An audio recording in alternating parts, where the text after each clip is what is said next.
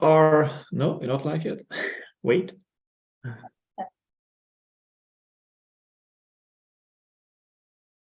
Hi, everyone out there around the world. We are live at the Health Coach Summit 2023, day number 2. Welcome, welcome. Everyone type in the chat box. Let us know where you're listening in from. Yeah, we want to get started right away. I mean, first I want to say one thing. Yesterday was amazing, and today is going to be even better. But yesterday, what I loved is the feedback, the comments you guys typed in, and someone that just posted right now, oh my God, I learned so much, not just from the speakers, which are amazing, right? But also from each other, like tips in the chat box. And that's exactly why we do the Health Coach Summit. So we as a community kind of talk. I mean, where else can we do that globally, right? To share, to learn from each other, and to build a stronger community, which I think we definitely need, because the mission here is lifestyle medicine and health coaching for everyone. And we need lots of highly qualified, well-trained, confident, certified health coaches around the world. Which brings me to our amazing first speaker. Now, she's the CEO of the UK and International Health Coaching Association, nutrition, lifestyle medicine, health practitioner with several health coaching certifications and credentials, 30 years in the health, wellness, and executive management space, health research psychologist in public health and medicine, health program manager and managing director in the NHS, which is the UK version of, I guess, in the US, I don't even know what the comparative is, but it's the UK healthcare system, the NHS, which she's going to talk about a lot more. She's an author, and as I said, the leader, especially in Europe, Europe, and around the world, to lead certification and make sure we bring health coaching into governments, into healthcare systems. So welcome, Izabella Natrins. Thank you so much for being here. Thank you so much, Johannes. Thank you for inviting me. It's a great honor to be here with you all today. I can't tell you how wonderful it is that Johannes is putting on this global event, because as he's just said, it is the opportunity for us all to talk to one another, to learn from one another, to learn what's happening on the other side of the pond, so to speak, or even on the other side of the planet, as it were. So yeah, as Johannes has said, I'm Izabella, and I'm going to be sharing with you a presentation that I've prepared, which I hope will help reflect what's going on around the world in health coaching standards. Now, clearly, I'm not an expert on every country's standards, but I wanted to give you a picture of that we are going there, actually, that standards are happening, and it's such good news. So that brings me to something I want to kind of start off with, which is, why am I here today, and why are we actually talking about professional standards? Well, for me, it starts with the end in mind. It starts with the public's health, because there can no longer be any doubt that global epidemics of long-term and chronic disease conditions are undermining every aspect of health, wellness, well-being, and quality of life and lifespan. There can be no doubt that our healthcare systems are failing our public's health. And there cannot any longer be any doubt that the powerful discipline of health coaching and a coaching approach grounded in the evidence base of lifestyle medicine, of behavioral science, is transformational. It's transforming people's health outcomes and their experience. It's transforming healthcare practitioners' practice, and fundamentally, it is transforming the delivery of healthcare itself. So that's why I'm here today. I'm here to discuss and hopefully to inspire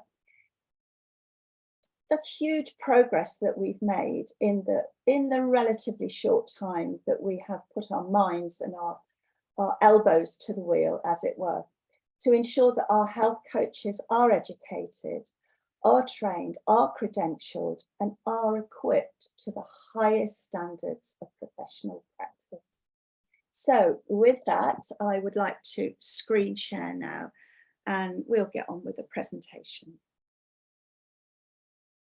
As Johannes has said, if you have questions, comments, please do put them in the chat, because I really do want to, I've started not at the beginning, there we are. I really do want to answer your questions. So if there isn't time, or I'm not sure what the answer is today, I will make it my business to make sure I come back to you with a response. So here we are, we're talking about the professional coaching standards in the UK, US, and globally. So as you've heard Johannes say, I am the CEO, and I'll just let you read that little bit of a bio.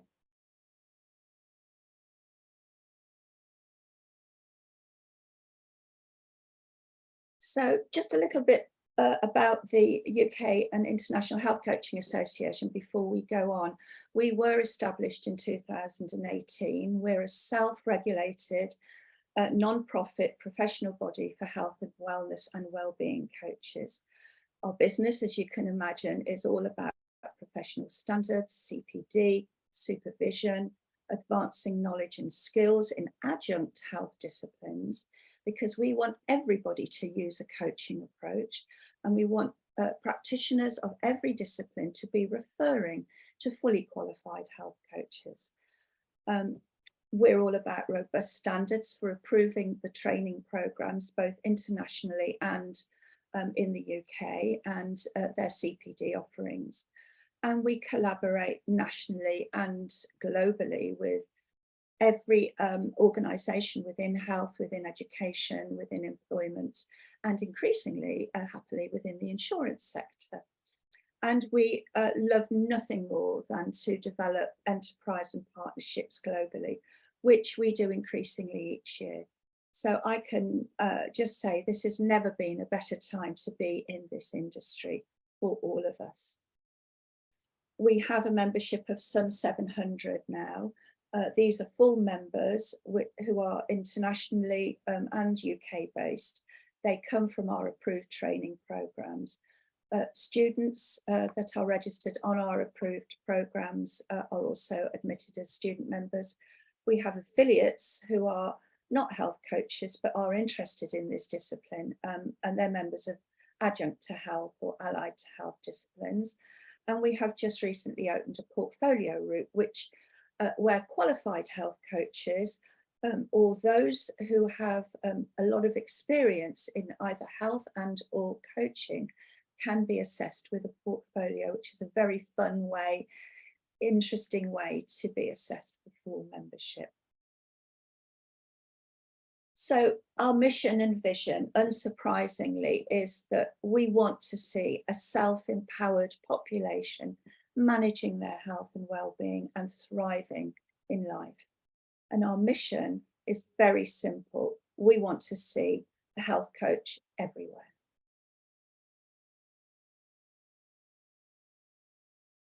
So a question first. Could you in chat tell me, are you a health coach yourself? Are you a potential health coach? Are you attending from another discipline? Are you a health coaching educator, an employer, or an insurer? So if you'd like to pop in the chat, that would be lovely to see the kind of mix that we've got today.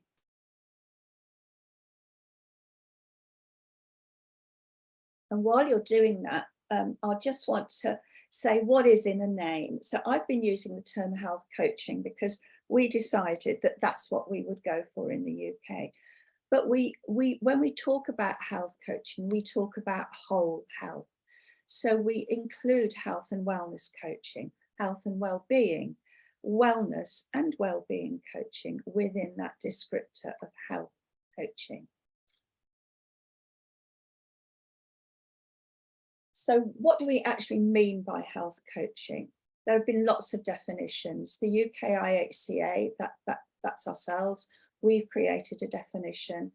The NHS, the National Health Service in the UK, its operating arm for education and training, the Personalised Care Institute, has a definition of health coaching. As you all know, the National Board in the States has its definition. Australia and New Zealand, the Health Coach Association there has its definition. And the Global Wellness Institute Wellness Coaching Initiative, of which I am a part, has also created a definition. So rather than take you through those, I just want to say we have a global vocabulary. So these terms on this little wordle that we've made are all the words that we use to describe what we do and how we do it. So the first thing to say that globally we are all on the same page with who we are and what we do. We have differences. It wouldn't be right or proper really for us all to be shoehorned into a particular model or a particular vocabulary. But as you can see, this is all about being people-centered, action-centered, proactive and supportive, and about behaviour change. So health coaching standards globally, who has them? Obviously, here in the UK, we have our professional standards for education and training, which we launched in 2019. In 2021, we revised them drastically, and we are going through another revision at the moment. So in 2024, you will see a set of standards that reflects the currency of where we are in the health coaching space.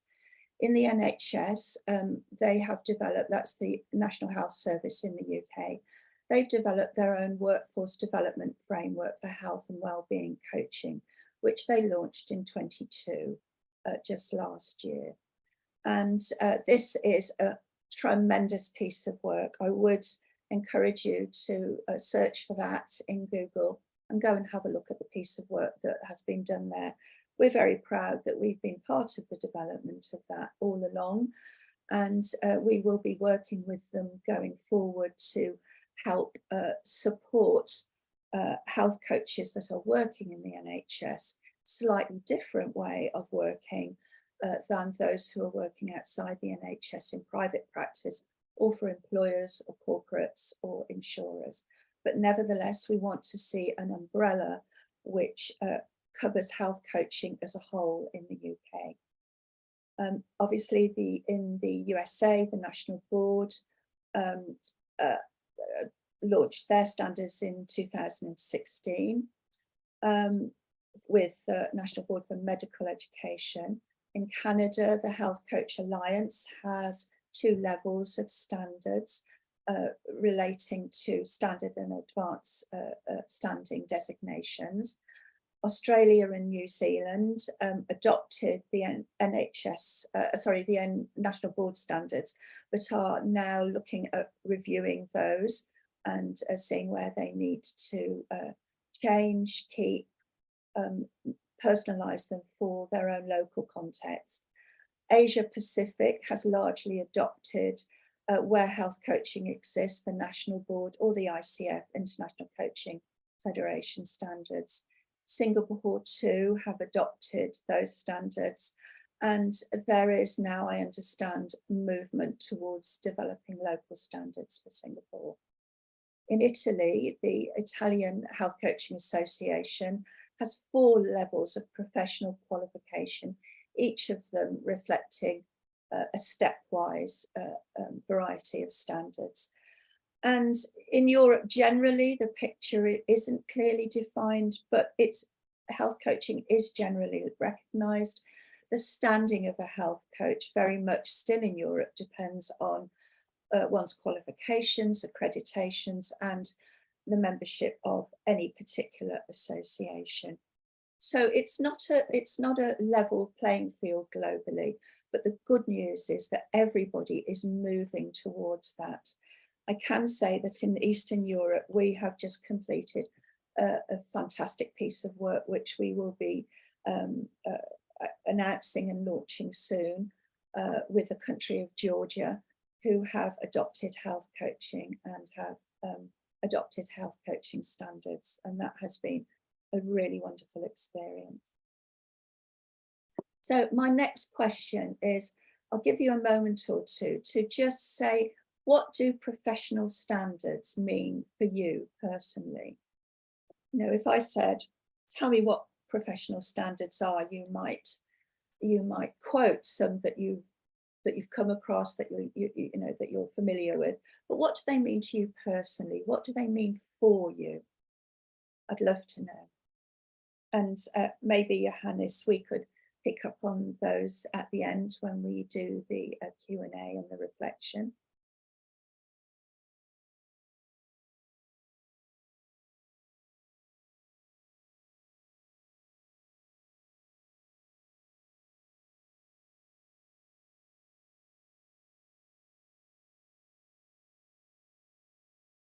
So while you're thinking about that, I thought it might be nice just to look at some actual definitions of professional standards. So the IGI, which is an international academic publisher, says that professional standards are the skills, knowledge, skills, practices, ethics and or qualifications set out by a professional body representing the respective profession or discipline. They guide the behaviours of the individuals as well as the collective within that profession.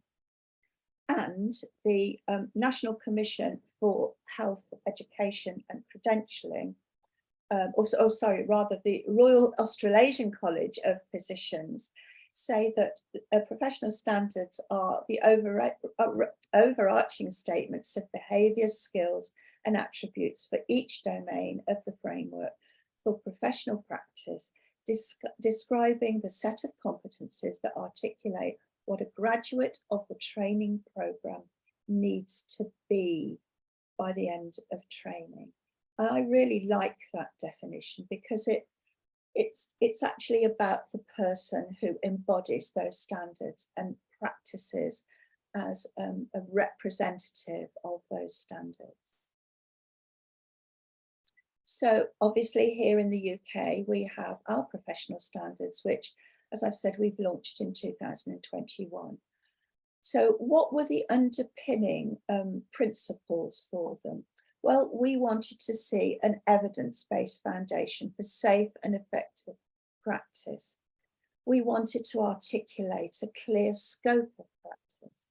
We wanted to define core competencies that we expected at the end of graduation from a health and wellness coaching programme. We wanted clear benchmarks aligning all education and training provision for health coaching. So these are not common standards and a common curriculum, but the benchmarks that actually align. So within our standards, there's a lot of freedom for our schools to express them in the ways that they prefer, but there is an underlying principle that is solid across that variety.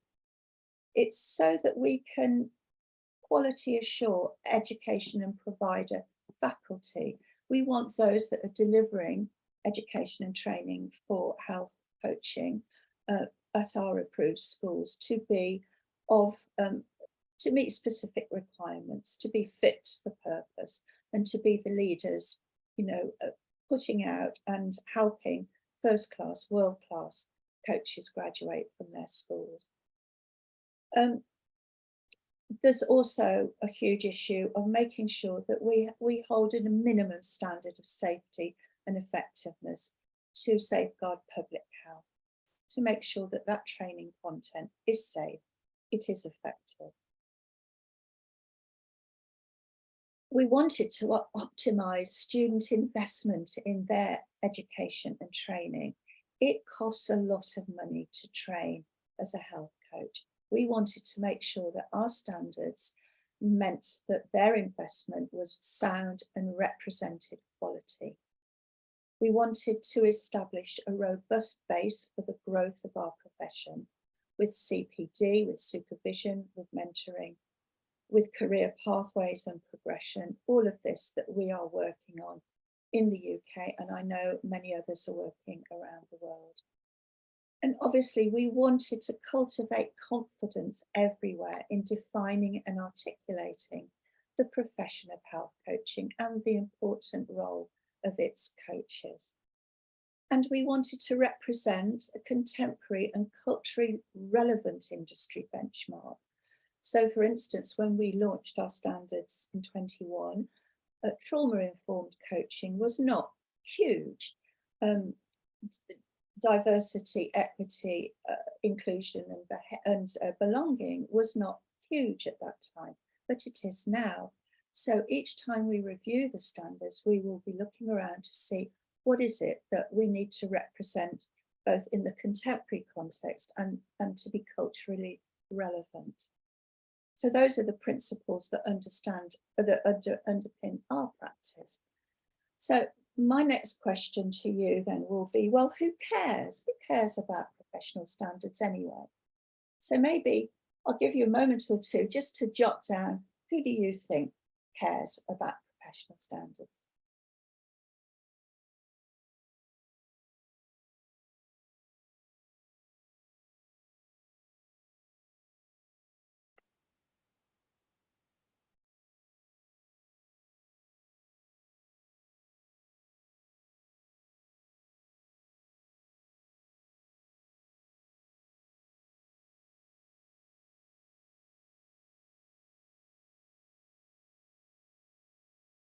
Okay, so hopefully you've got a few ideas. Well, I'll share with you now who I think cares about professional standards. Well, obviously the health coaching industry cares. We want recognition. We want the establishment of health and wellness coaching as a bona fide discipline. We want to be confident and competent in what we do. We want to advance. We want to specialize. We want to have career pathways, and we want job opportunities, and we want proper remuneration. Who else could care? Well, I think that the healthcare industry cares that we have standards.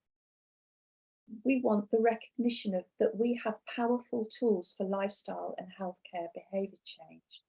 Increasingly, the healthcare industry, at least in the UK, and I know in the US, is recognising that health coaching plays a powerful part in supporting people's health outcomes and supporting the industry, supporting other healthcare practitioners.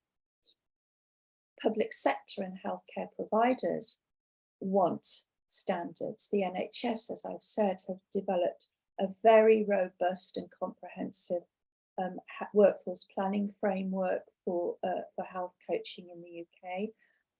It's a magnificent piece of work and very detailed. So please do go and have a look at that, those of you that are interested in comparing the kind of approach that, you know, maybe you have in the States or elsewhere in the world, and the approach that the NHS is taking. We are working, as I say, with the NHS to create a mapping of our standards, which have been developed independently with the NHS standards with which we've been involved from the beginning. But we want to provide that pathway and that progression from one set of standards to another. So that's going to keep us busy from September onwards. The private healthcare sector and healthcare providers are interested that we have standards. Adjunct health and care professionals want us to have standards. They want to accept us as trusted, safe and valued members of a multidisciplinary team. Standards contribute without question to public health education and literacy. So our health knowledge base within our standards, which each country will have that fundamental platform of health knowledge. This makes a huge contribution to our role as health educators, supporting and encouraging the public's health literacy, which, as you probably are all aware, is very sadly behind where it ought to be and needs to be going forward. And public confidence, of course, you know, the healthcare industry wants health coaching to have that public confidence, that uptake, choice, safety, and integrative and lifestyle medicine approaches are underpinned by a health coaching approach. In my view, and I'm sure many of you would agree with this and would share it, health coaching underpins everything. It underpins every discipline, it underpins public health.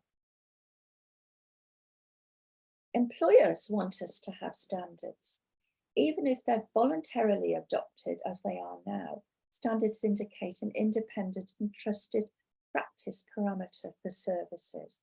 They want to know that the health coaches that they're employing and that are coming into their businesses are trusted, are competent, are safe. We want to support job opportunities in the corporate space, and increasingly, at least in the UK, and I know in the US, employers are saying, yes, we want to employ health coaches, we want to deploy them, and we want to create job opportunities, because I think everybody is seeing the vision for the future, which is that every employee is potentially a patient in the healthcare system, and everybody in the healthcare system, or many, many, many people in the healthcare system, are actually employees. Those two fields, those two areas need to come together. And I think that health coaching and lifestyle medicine will be the glue that joins them. Employers want to up-level quality and outcomes for their employee assistance programs, their workplace wellbeing programs. Standards underpinning the health coaching element there serve as quality assurance measures. In Canada, there's a significant deployment of health coaches in employee assistance programs. In Australia, health coach job opportunities are significantly driven in the corporate space. In Singapore, health coaching in corporate is established and growing. And in the UK and the US, especially, I know that, and as a result of the white paper that the Global Wellness Institute coaching initiative produced last year, we know that corporate interest in health coaching is growing fast. Insurers want standards. They want us to establish that professional standard for health coaching. It gives a stamp of legitimacy to the health coaching profession. We know that the national board standards have led to the achievement of the CPT3 codes for health coaching, and will take them further. So huge congratulations to the national board for leading the way there. It's made an impact across the globe, not only in America. So we are very grateful to that hard work and the representation that colleagues across the pond have made on behalf of our industry. It's given us all a very significant leg up. In the USA and Canada, insurance reimbursement requires certification from the National Board, or indeed the National Commission for Health Education and Credentialing. And they standards signify a global acknowledgement of health and wellness coaching as a legitimate and necessary part of the healthcare system. And finally, the public. The public want us to have standards because they support their health outcomes, their individual health outcomes. They want to trust us. They want to be sure that the coach that they're going to is working to a robust set of standards that are recognised and respected. Standards, without doubt, underpin public health outcomes. They enhance the individual's experience of personalised care. Across the globe, we're recognising that no one size fits all, whether it be diet or exercise or any other lifestyle element of lifestyle. The individual's experience of care is so important, that they're listened to, that they're that they have given time to express their feelings, that they're in that wonderful relationship where it is a very one-to-one personal relationship. This is the epitome of personalised care and the epitome really of that individual's experience. And I believe that health coaches and health coaching as an approach underpins that hugely for the public. They also, the public, want opportunities to experience an integrated approach to care. So this means all of those other disciplines that could come in to support them to, to have that integrative care. So, we've got yoga, we've got massage, we've got acupuncture, all of those other disciplines that are allied and complementary, to medicine. Create a whole experience. And I believe that the health coach standing by the patient is actually the relationship that allows that patient or client to be able to understand their opportunities, their choices, and what's available to them. So again, a huge educative component to our role with the public. And obviously supporting root cause resolution. So we know from the functional health and functional medicine space that it's not just about the symptoms, it's about the root causes. Many of those root causes have their roots in lifestyle, in lifestyles that don't support our, undermine our health rather than support it. So I think there's a huge opportunity for the public for us to be well credentialed with robust standards around education and information too. Supporting preventive health. Again, this is the way forward. It's one thing to support somebody going through a diagnosis and to regain parts of their health that are broken. It's almost, it goes without saying that it needs to start much earlier in preventing them from having to go there in the first place. So I think we will all be seeing a huge role for the development in public health, of health information, education and health literacy. And health coaches will be at the heart of that. And they will be in the heart of that in communities. Communities now, we know that people need people. The public aren't, we're not talking about, however many million people around the globe who are all islands. They live in communities, they live in streets, in neighbourhoods. We know that community health coaching is hugely powerful. And I think that the marriage of that and the role of the health coaching offering within that context will be very, very powerful going forward. And of course, public confidence and safety is at the heart of what the public want to see as a result of our profession working to these robust standards globally. So, who cares then? Who cares? Everyone cares. We all care that health coaching professional standards are important, should be established, and we should all be so excited about being part of that. So with that, I will stop sharing and invite any questions, observations, discussion, whatever it is that you feel you'd like to express.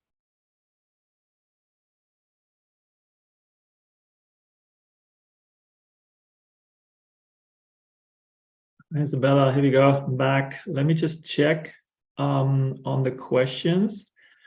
First one from Kelsey. What can we do as a health and wellness coach to provide statistics, records, or other information about efficacy of services for insurance companies to accept and pay coaches? Great question. Right, okay, it's a difficult job. I have asked this question many times myself. I've reached out to my colleagues over in the States and the response was, yes, interesting question. Why isn't anybody asking it officially? There is data, the data's growing. The national board have got fantastic compendium of evidence. There isn't so much, I'd say, cost effectiveness data there, but there's a plethora of outcomes-based data. Kaiser Permanente have got hard stats within their databases. We're working with the NHS at the moment. We're helping them collect hard data on cost effectiveness, cost savings. We are working with 2 or 3 lifestyle medicine companies who actually work in the health coaching space, led by doctors who've got some pretty impressive data of their own. I can't share it at the moment, but I would be very happy to let Johannes know the full extent of what we can find to go along to insurers and present this information. In the UK, we're just beginning to work with AXA Health to support their health coaches, and we know that that will lead AXA Health at taking very seriously the prospect of health coaches and their value actually to, you know, to their operation. So it is slow but growing. I'm not sure, Johannes, whether you have any. I know you have some data of your own that you've been collecting as part of your programs, so you might like to comment on that. Yeah, actually on Sunday, Dr. Yamani's talk, we talk a lot about data and the research we did, and it's especially focused on cost savings because it seems to be the thing that is interesting to insurance companies and in healthcare, right? How can we actually save? Which absolutely is the case, right, in an astounding way. And so Sunday, Dr. Yamani talk, whatever the time is, if you scroll down on this page, everybody can be there. And yeah, very important, I think, because we need to show cost savings, efficacy, and also I think on our website, on your website, there was a lot of research that is displayed. But I think the question, let me just go there again to the question, which I think is really interesting and it's part of the problem, I would think, right? I think it's specifically about insurance companies. Can you talk about that a little bit, Izabella, like your experience working with insurance companies, and what is the response, right? What are they looking for?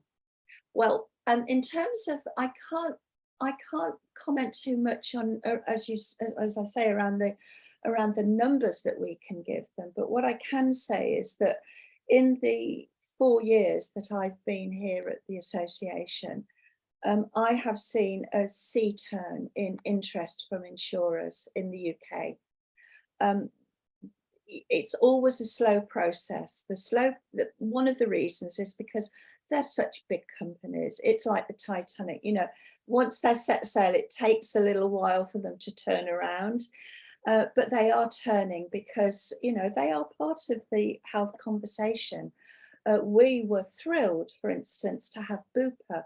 Bupa is a private healthcare provider and insurer in the UK.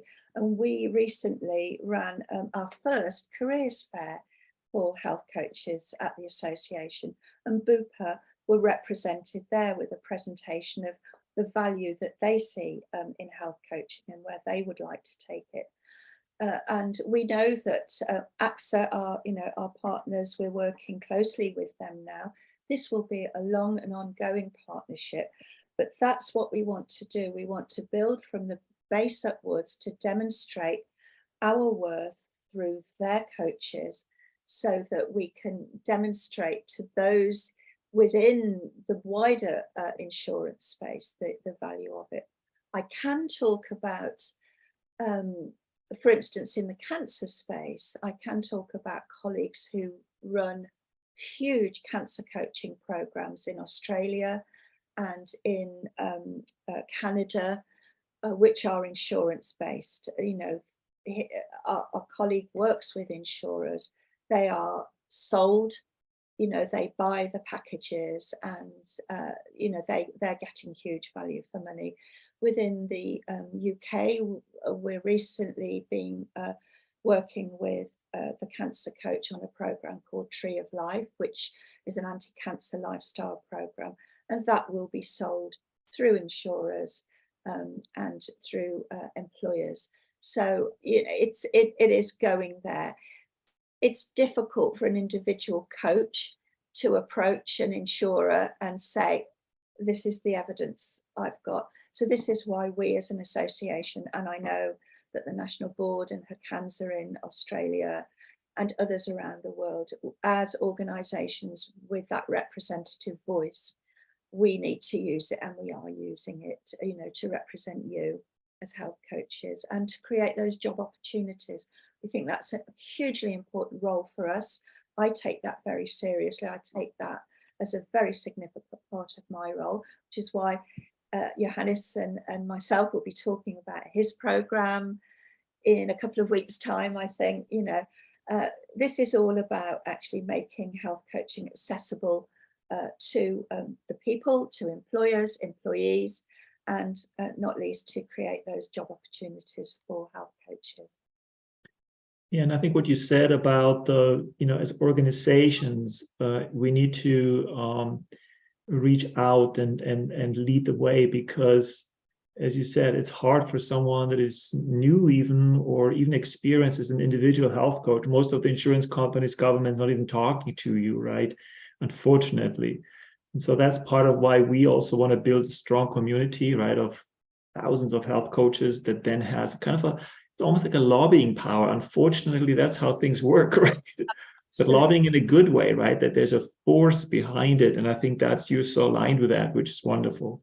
Thank you. Well, absolutely aligned, because I mean, I have to say, I have two advisors on our advisory panel, very experienced in the corporate space, very experienced in HR.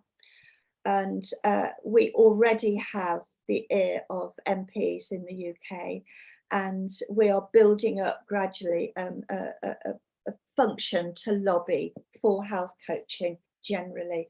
And it's through it works at every level. It's bottom up, it's middle up, it's top down, and it's a big gig, everybody. This is a huge gig. Progress that's made anywhere on the planet is good news for everybody, because we can then point to say, in America, they're doing this. Look at Canada, they've already done this. Look at Australia and New Zealand. Look at Singapore.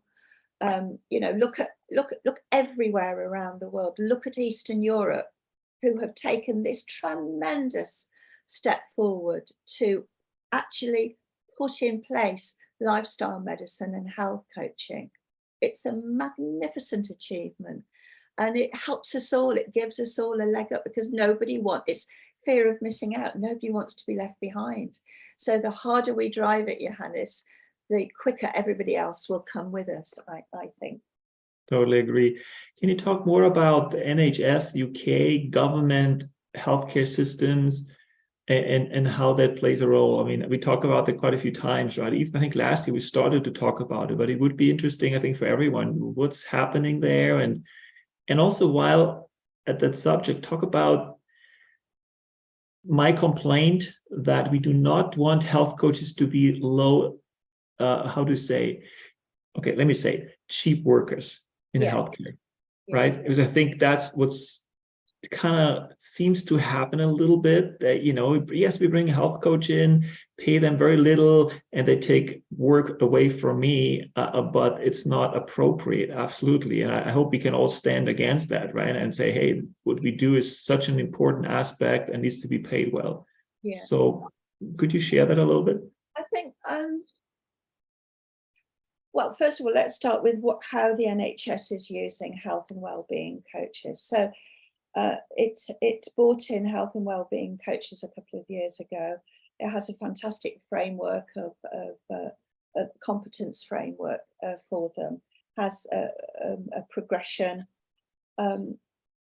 It has quite defined standards. It already has introduced supervision. And as a framework, it's a tremendous piece of work. We have, I think, I believe there are over 1,000 health coaches in the NHS. I think maybe about up to 1,300 or so now. These come from a variety of backgrounds. So some of them are clinicians, some of them are nurses that have decided that they want to health coach rather than nurse. Some are physiotherapists that have moved. Others have come from a variety of different backgrounds. They may be exercise physiologists. They may have got a degree in a health discipline. They may be personal trainers.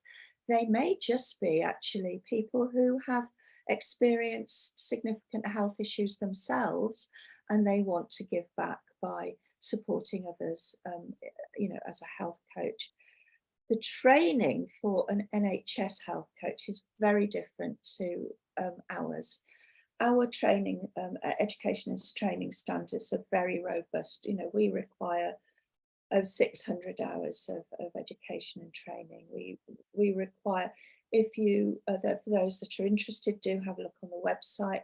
Under our standards, you'll see the full requirements in Pillar 1 or Pillar A of what we require of one of our approved programs. The NHS has started in a very different place. It starts where it has started, with something that is workable for this huge organisation that is the NHS. So it started with minimum training standards for somebody who has no background in health, of a 4-day training course. That's the minimum standard. It's not where we'd all like it to be. I believe that the NHS would like to have started with something different, but we had to start because the health issues that are facing primary healthcare, and it's like the primary healthcare, first tier of healthcare, is where most of those coaches, or nearly all of those coaches, are working. So, you know, it was an imperative to get people in place to at least start those coaching conversations. And we all know that that is not enough. So therefore, there's quite a well-defined development process within the NHS framework that will help preceptor coaches, novice coaches, move on up through the several levels. And there are those other levels of training have been put in place. They have started to talk about career pathways. They have started to talk to us about creating a national register for health coaches, which will bring the two sides together. Well, I'm not saying two sides, it's just two different approaches. We have a very good relationship with the NHS and with the Personalised Care Institute. And we're very proud of the way that we are all working together and the fact that we're all on the same page.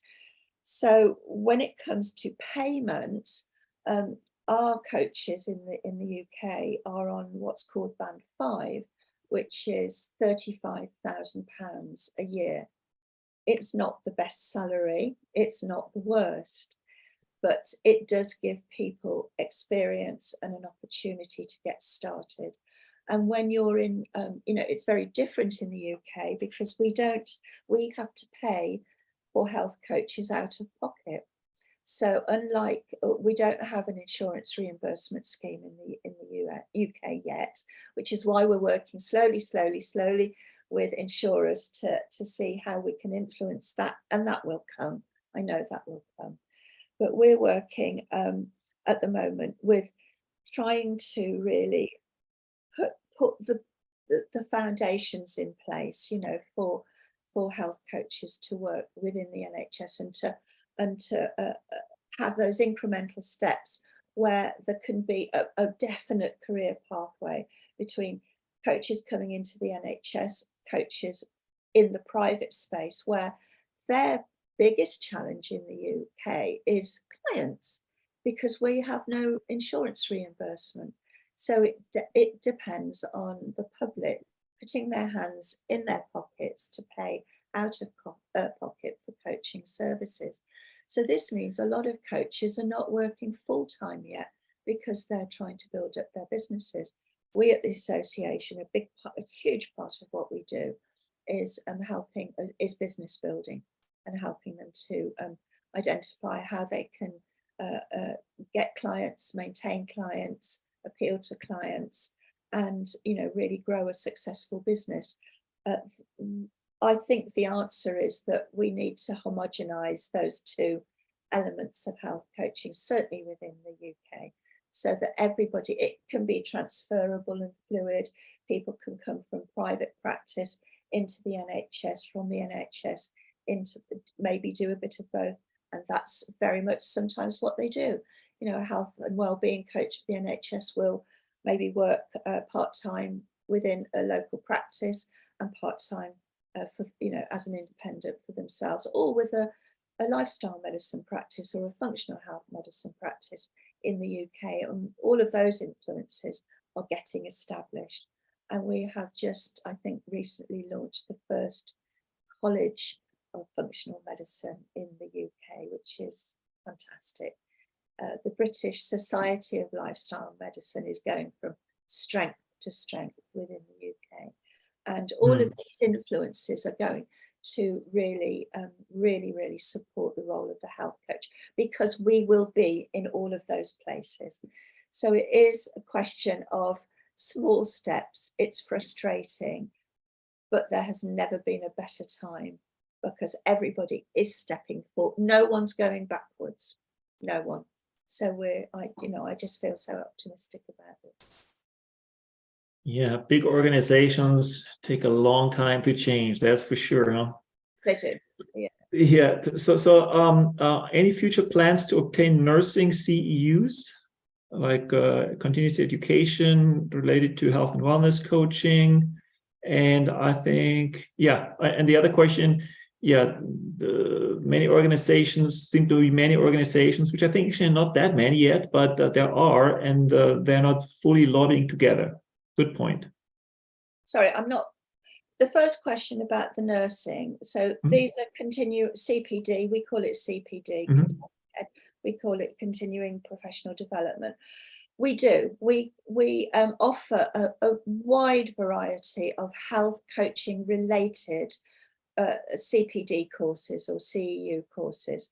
These are all on our website, and many of them are free if you are a UK IHCA, if you're one of our association members.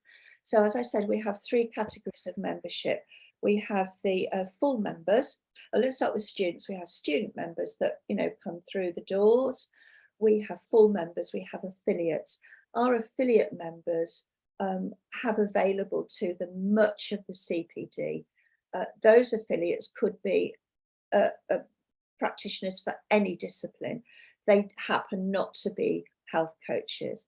We also have an increasing number. In February, we opened our doors to a portfolio route for assessment for full members. So these are practitioners that have mostly who have come from the health space with a pre-existing health qualification and experience in health coaching. That experience may have been gained through formal study, but not through one of our approved schools, or it may be self-directed learning and learning from experience or short courses.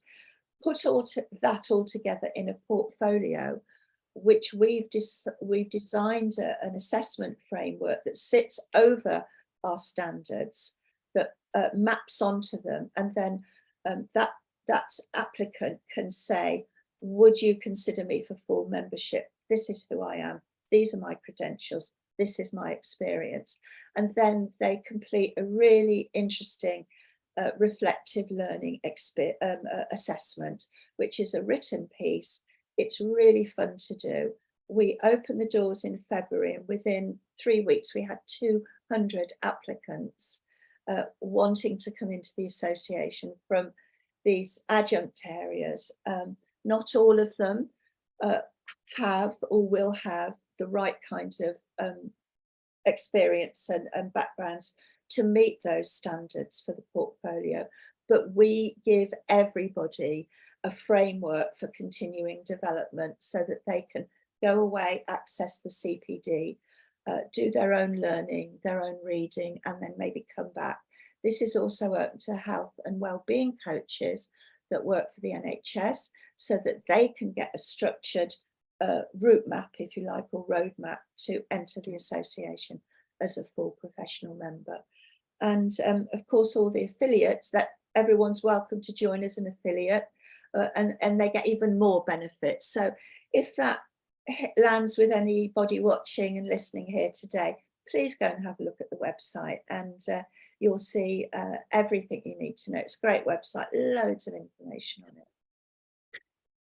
Thank you so much, Izabella. This was very informative. I think we answered most of the questions. A lot of them are US based, right? So that's a bit of a tricky situation, right? Because the summit here, we are international and every country is slightly different, or actually a lot different. Yeah. But you with the US NBC-HWC, you guys leading the way worldwide, really, as the accreditation bodies. So thank you so much for being here, for doing what you do. And I think UK probably can be a model for a lot of other countries in terms of government type of healthcare. I just, like here in Germany, actually, they said, oh, they're going to cut, it's just yesterday, big announcement, they cut the hospitals, they want to cut everything, right? And then who's going to help people? Yeah. That's what health coaches need to be, right? Where there actually is really support there.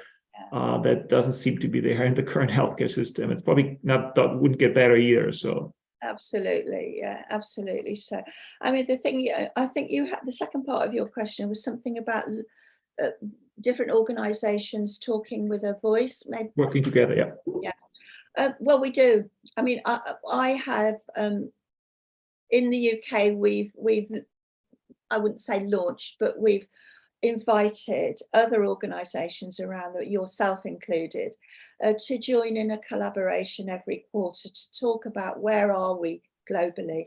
So it's a kind of international health coaching conversation of professional bodies, of providers, of businesses, all talking about, you know, let's shout with one voice globally and, you know, make some sense out of what largely is an unregulated profession, where the elements are very different. I mean, in the UK, for instance, the professional bodies such as ourselves and the statutory professional bodies actually do determine the standards, and they require membership of that body for one to practice as a practitioner in that discipline. In the US, it's different. It's the state legislation and regulators, and you don't, they require, that's what you need. They require that certification to practice, and actually a membership of a professional body is not required largely. It's different in different countries. There's something between the, you know, the professional body saying, we are the guardians, and the government bodies saying, no, we are the guardians. So it's very difficult to, this is why I don't think we can have an international standard, but we can have international organizations that work across boundaries and frontiers, certainly. Unfortunately, we have to go. Izabella, thank you so much again. Really, really appreciate it. Everybody in the chat box, say thank you with emojis, whatever you say. Thank you for being here, sharing your passion also about making this happen, right? And the nice thing is we all align actually very, very much. It's just the regulatory part is the difficult thing, right? To align in every country. So thank you so much, Izabella. I would like to just leave people with one thought on a personal level. If it is to be, it's up to me. So if each one of us remembers that, then we're going to get a long way before very long. Absolutely. Thank you again. Thank you. And we're going to be back, guys, everybody. We're going to be back in like about 30 seconds to a minute with another amazing speakers. Thanks again, Izabella. See you soon. Back here. Bye.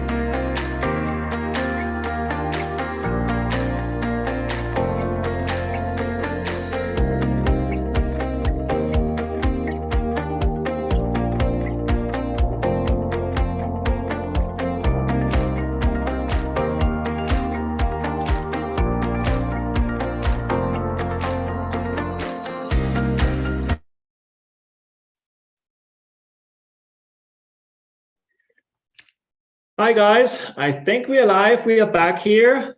Hi Erika, how are you? Good to see you. I'm not hearing you. Oh, you're not hearing me? Okay. Let's see. Can you hear me? Okay, let's try now. Yeah, better? Okay, yes, thank you. Yes, here we go. Here we go. Here we go. You were like, oh my God, where's Erika? I'm here. Thank you so much for being here. Great meeting you. And Me too. yes, so thanks for participating. And let me introduce you because you have such an amazing history and credentials. So Erika Jackson, VP of Operations of Well Coaches, certified NBC-HWC practitioner, degree in psychology, master's degree in labor and human resources, highly experienced in corporate also, government, and Well Coaches obviously trained millions of health coaches. No, I'm joking, but a lot, right? Which is great. 15,000, yeah. 15,000 and growing since 2002. So you were very, very early on, a co-author of several books. One, I think that is really interesting, a good one is a Coaching Psychology Manual and others. Okay, I stop here. Could go on, but anyways, it's great to have you here because I was wondering, right? I mean, you started so early, and your way of coaching is very interesting, and you have a great topic also that you want to talk about. But I'll let you introduce yourself or talk about the topic. Oh, and wonderful. I'll be back in about 40 minutes talk roughly, and then the questions again at the end, if that's okay. Okay, terrific. Thank you so much. It's certainly my honor to be here today. And I am in the United States in a little town in the state of Ohio called Carroll. It is almost a one stoplight town. I love building efficacy in new coaches. And aside from what I've done in the workplace, I love to sing. I ran a community theater here locally for 16 years. I've just retired from that. Love to take long walks and enjoy ice cream on my front porch. So today we'll be talking about the ways that coaches and clinicians can be social resources for health. Supporting our patients and clients and moving from ambivalence about behavior changes to a willingness or even an excitement to engage in those behavior changes once we are aware of the factors that influence both ambivalence and a willingness and excitement. So I'm thrilled to be able to be here with you today to talk about that. We will examine some popular wellness models really to create an awareness of our own biases for well-being and the lens through which we provide our coaching and healthcare and education. And I want to also identify some strategies for meeting psychological needs, which will build the trust that's needed to support the expansion of a client's social resources and enable that behavior change. And since this is a webinar, you won't get to practice, but I will identify some ways that you can practice skills outside of our time together that will enable you to be a resource for well-being. The bottom line is that well-being needs to be considered through the lens of the client's circumstance, their experience, their perspectives, their biases, beliefs, and values. And that well-being is often rooted in circumstances of privilege and of life choices that not everyone has. So for me, well-being is about spending time in nature amidst wildflowers. It's a Sunday afternoon on the porch with my family in peace and anticipating having a home-cooked meal for my husband. And it's enhanced for me when I'm able to spend time with my family and learning about folks from different countries and cultures and belief systems. And I also feel really well and thriving when I've put in a long day of work and I've received acknowledgement of my ideas and have had the opportunity to work while walking at my desk, on the treadmill beneath my desk, or even taking a walk outside.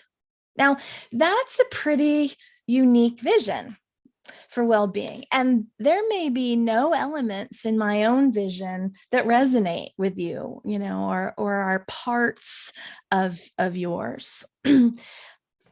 That includes cornfields and wildflowers because I grew up in the country in a really sparsely populated area. And it includes Sunday afternoons and not mornings, because Sunday mornings for me are work days, because I am a leader in my church. And I've had the privilege of, relaxing and the rest of the day.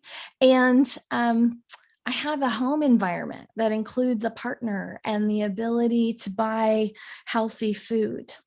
And I'm nourished by diversity in people because I spent a lot of time as a child around other cultures, when if I'd only experienced my own small town, which was a small white culture, that may not be something that I would have named. But I also named that I want to experience peace because I grew up in a home that had violence in it. And lastly, I have the life circumstances that allow me to have choice in my day, including where and when and how I work.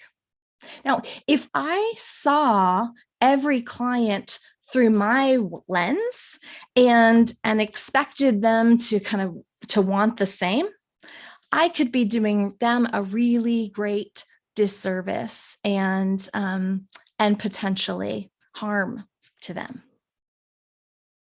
So keeping that in mind, I want you to ponder for a moment how you define well-being and what has influenced the definition of well-being for you. Perhaps you'd be willing to put that in the chat after you've taken some time to ponder that.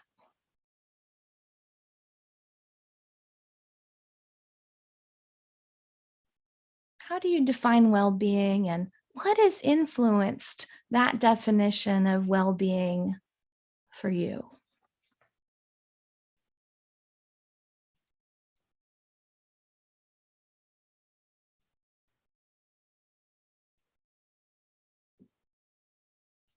I'll take some time to come back to that. There may be a bit of a delay in my inquiries versus when they're live streamed, so I'll watch for that in a moment.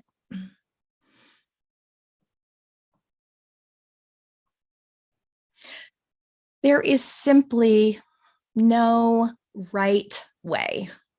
So I want to quickly review some of the most prominent standards around well-being.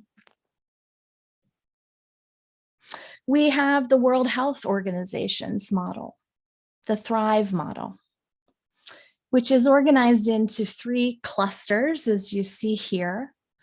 People, the social and cultural environment, the place that people are in, the physical and built environments, and then equitable opportunities, which includes the economic and educational environments that people are in.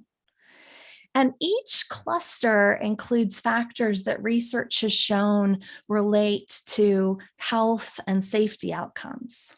And when we have these things at the individual and community level, people have a greater opportunity for well-being. So that's the first model. And then, of course, there are the theories under the umbrella of positive psychology. When we're positive, we have more resilience, and therefore we have greater life satisfaction.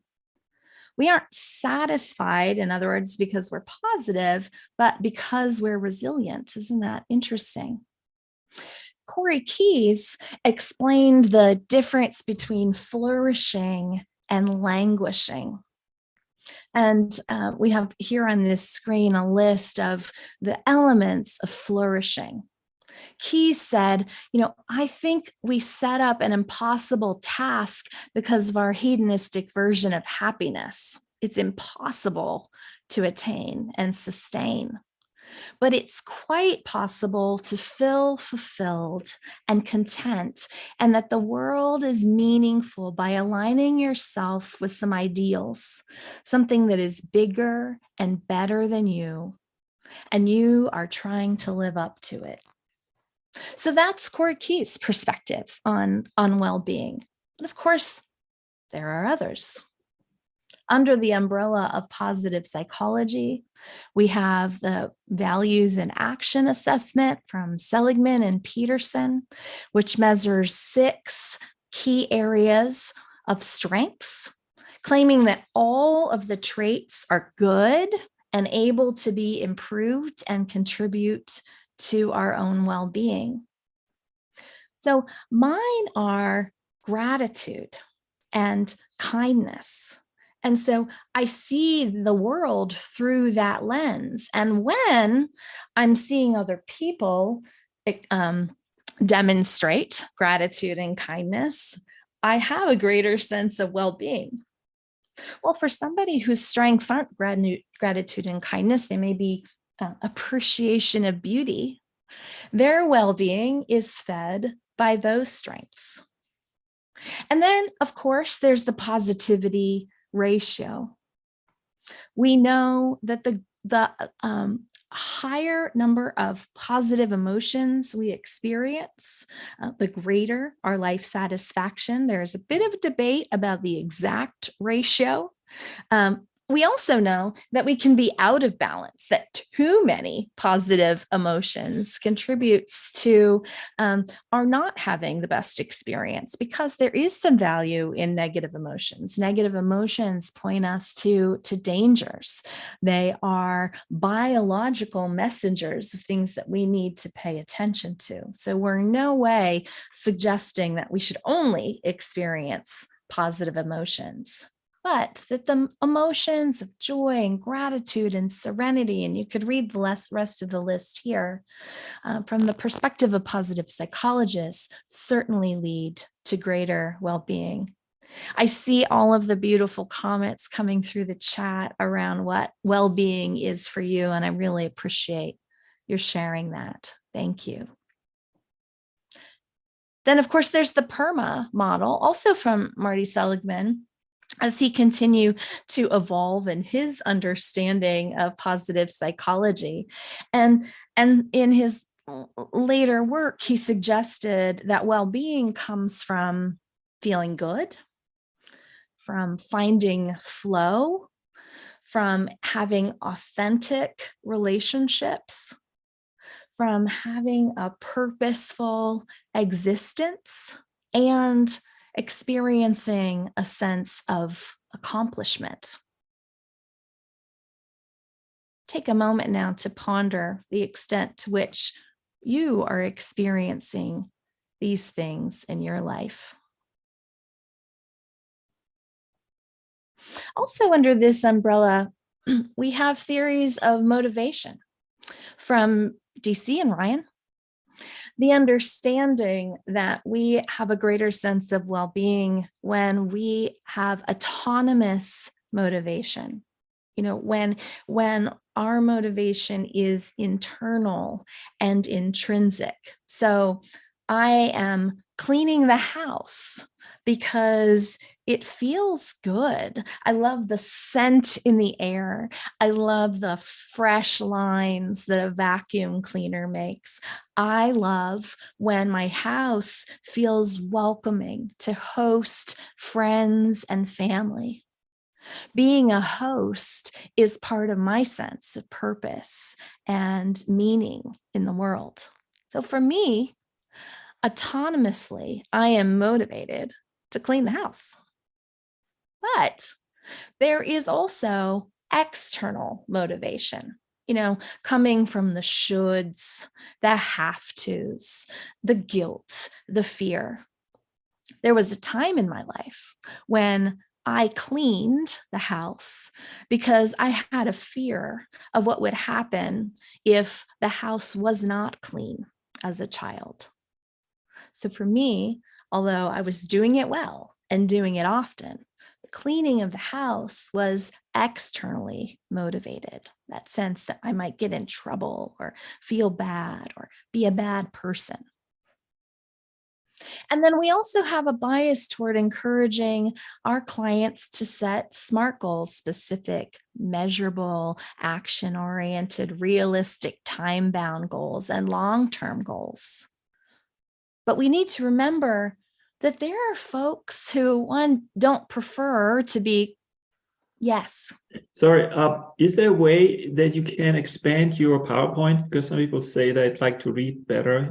I don't know if it's possible. I'm just asking quickly. You make it full screen. Yeah, that's better. Here we go. Is it? Okay. Okay. Even sure. More if you can. Yeah, I can. Is that better? Yes. Thank you so much. Sure thing. Thank you. Thanks for helping manage the chat for me. So there are folks who prefer not to be committed so strictly or not to be committed to long-term goals because they have trouble thinking about tomorrow, let alone a year from now or 5 years from now because of the environments that they're in. We also have psychological capital. And this refers to the internal resources that we have available to us to manage through, really tough and challenging situations.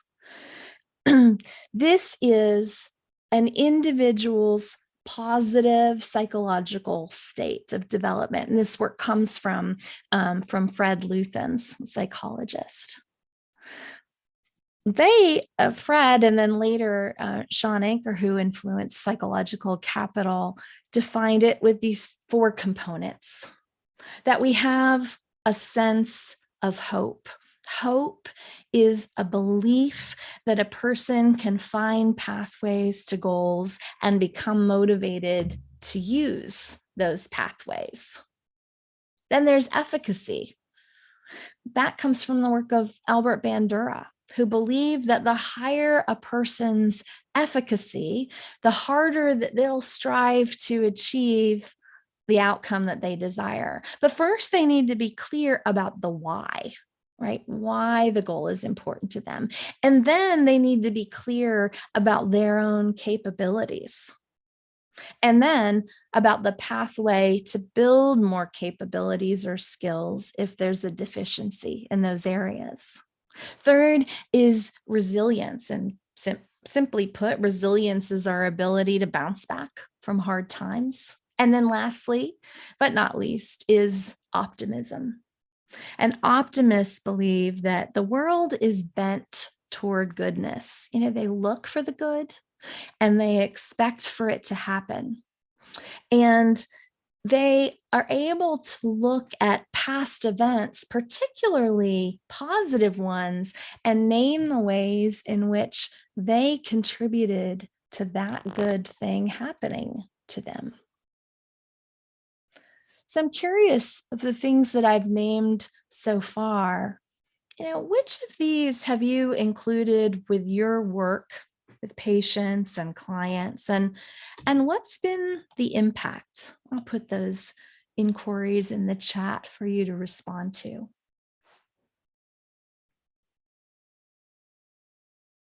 Now, of course, I don't want to jump over self-determination theory. Self-determination theory is really critical to the work of coaches, and it tells us that 3 things need to be in place if a person is going to be motivated to engage in a particular behavior. First, autonomy, which means being in charge of our own choices. Second is a sense of competence or believing that we can be successful. And then third is relatedness, which is about us having a connection with one another. So in self-determination theory, we believe that these three things need to be in place in order for someone to have a sense that they have the ability to make their own choices and to even be able to move into things like meaning and purpose and hope. So I'd ask you to just take a pause and consider which of these three areas you spend the most time on in your work with your clients.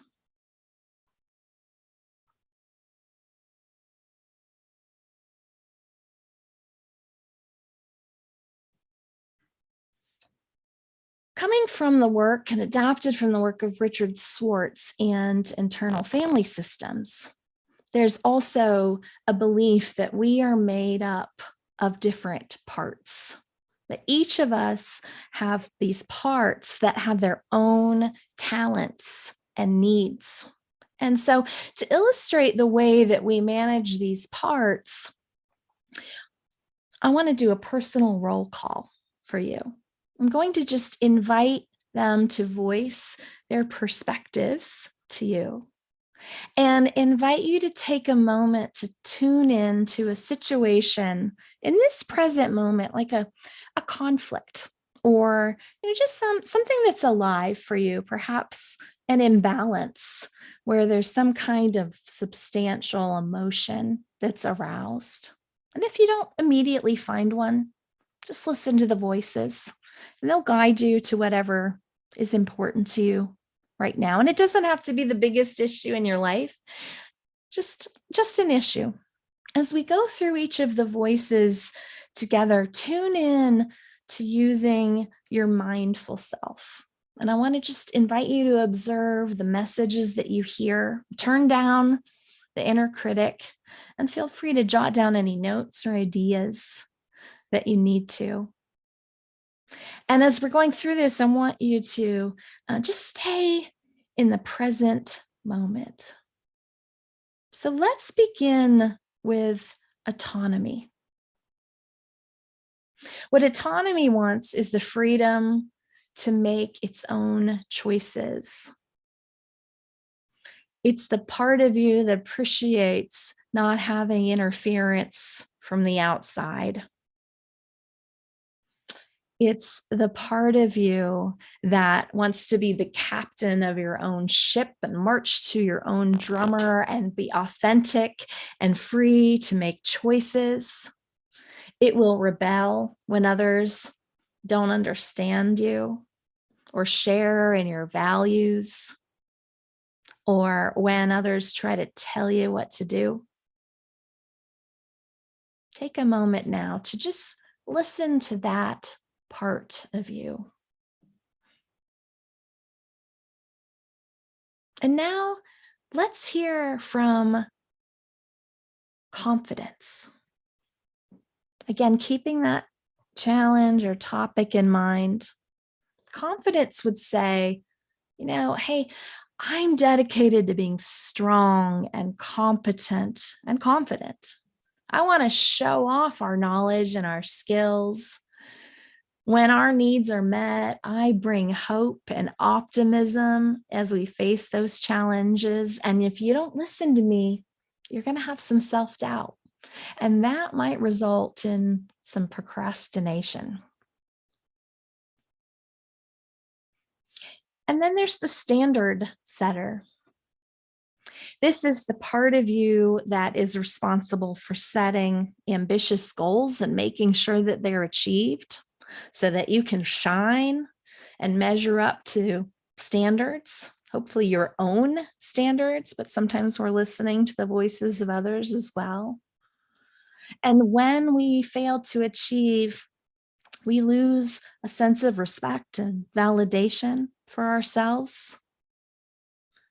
And we can be really hard on ourselves through the standard setter, can be a hard taskmaster and a tough critic, mostly to prevent ourselves from suffering embarrassment and letting ourselves down. But This is also the part of us that makes us persistent and push through the ups and downs to accomplish big things. So pay attention to what that part of you is saying now about the situation that you have in mind. And now let's tune into the body regulator. And it's the focus of the body regulator to keep us safe and stable, balanced both physically and emotionally. The body regulator is down to earth and grounded. It values sustainability for ourselves and for others and even for the planet. The body regulator is the source of intelligence about the body, the source of wisdom for what works best for us, and it seeks equilibrium. What does that part of you say? And there's the adventurer. Let's tune into that. The adventurer is the fearless explorer, and it thrives on opportunities for new. It loves surprises. It loves to be a part of the world and be curious and open-minded. It's inquisitive. It loves novelty. It isn't afraid of risk and change. It's a vital source for resilience, especially when things aren't going well. And it's this part of us that helps us recover and learn and adapt really quickly. And then there's the relational part of us. It's the part of us that is here to serve others. Sometimes even putting others first to our detriment. This is the part of us that is enabled to extend empathy, to have strong, positive connections with others, that thrives on supporting others in performing at their best. It's the part of us that's able to show up as a team player. It has the know-how and the social and emotional intelligence to build trustworthy and loyal relationships.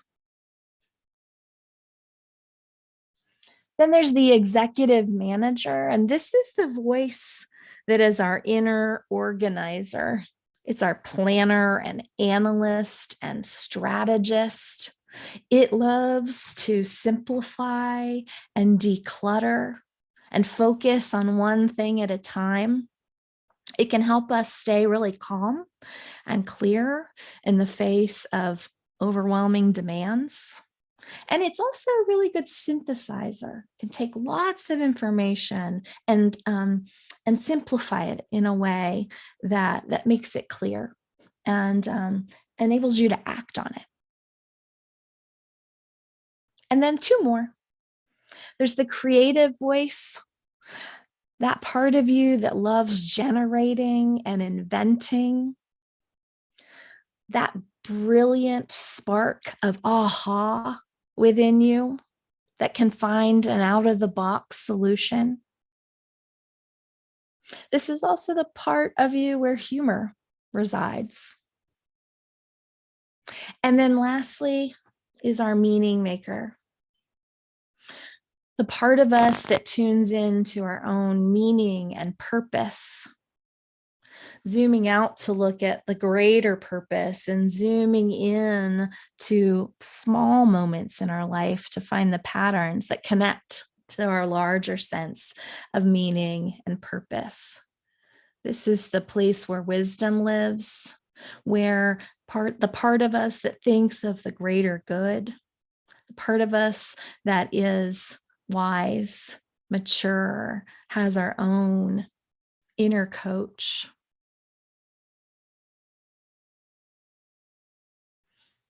So just take a breath and come back. And I want you to just pause and consider what that was like for you to do that kind of roll call around our 9 advocates or parts of ourselves. Who were the dominant voices? Who were quiet? Who maybe haven't you been in touch with inside yourself? And more importantly, consider how these show up in your conversations with your clients when they're talking about matters of well-being. How might one part drown out the other parts so that someone is not in balance?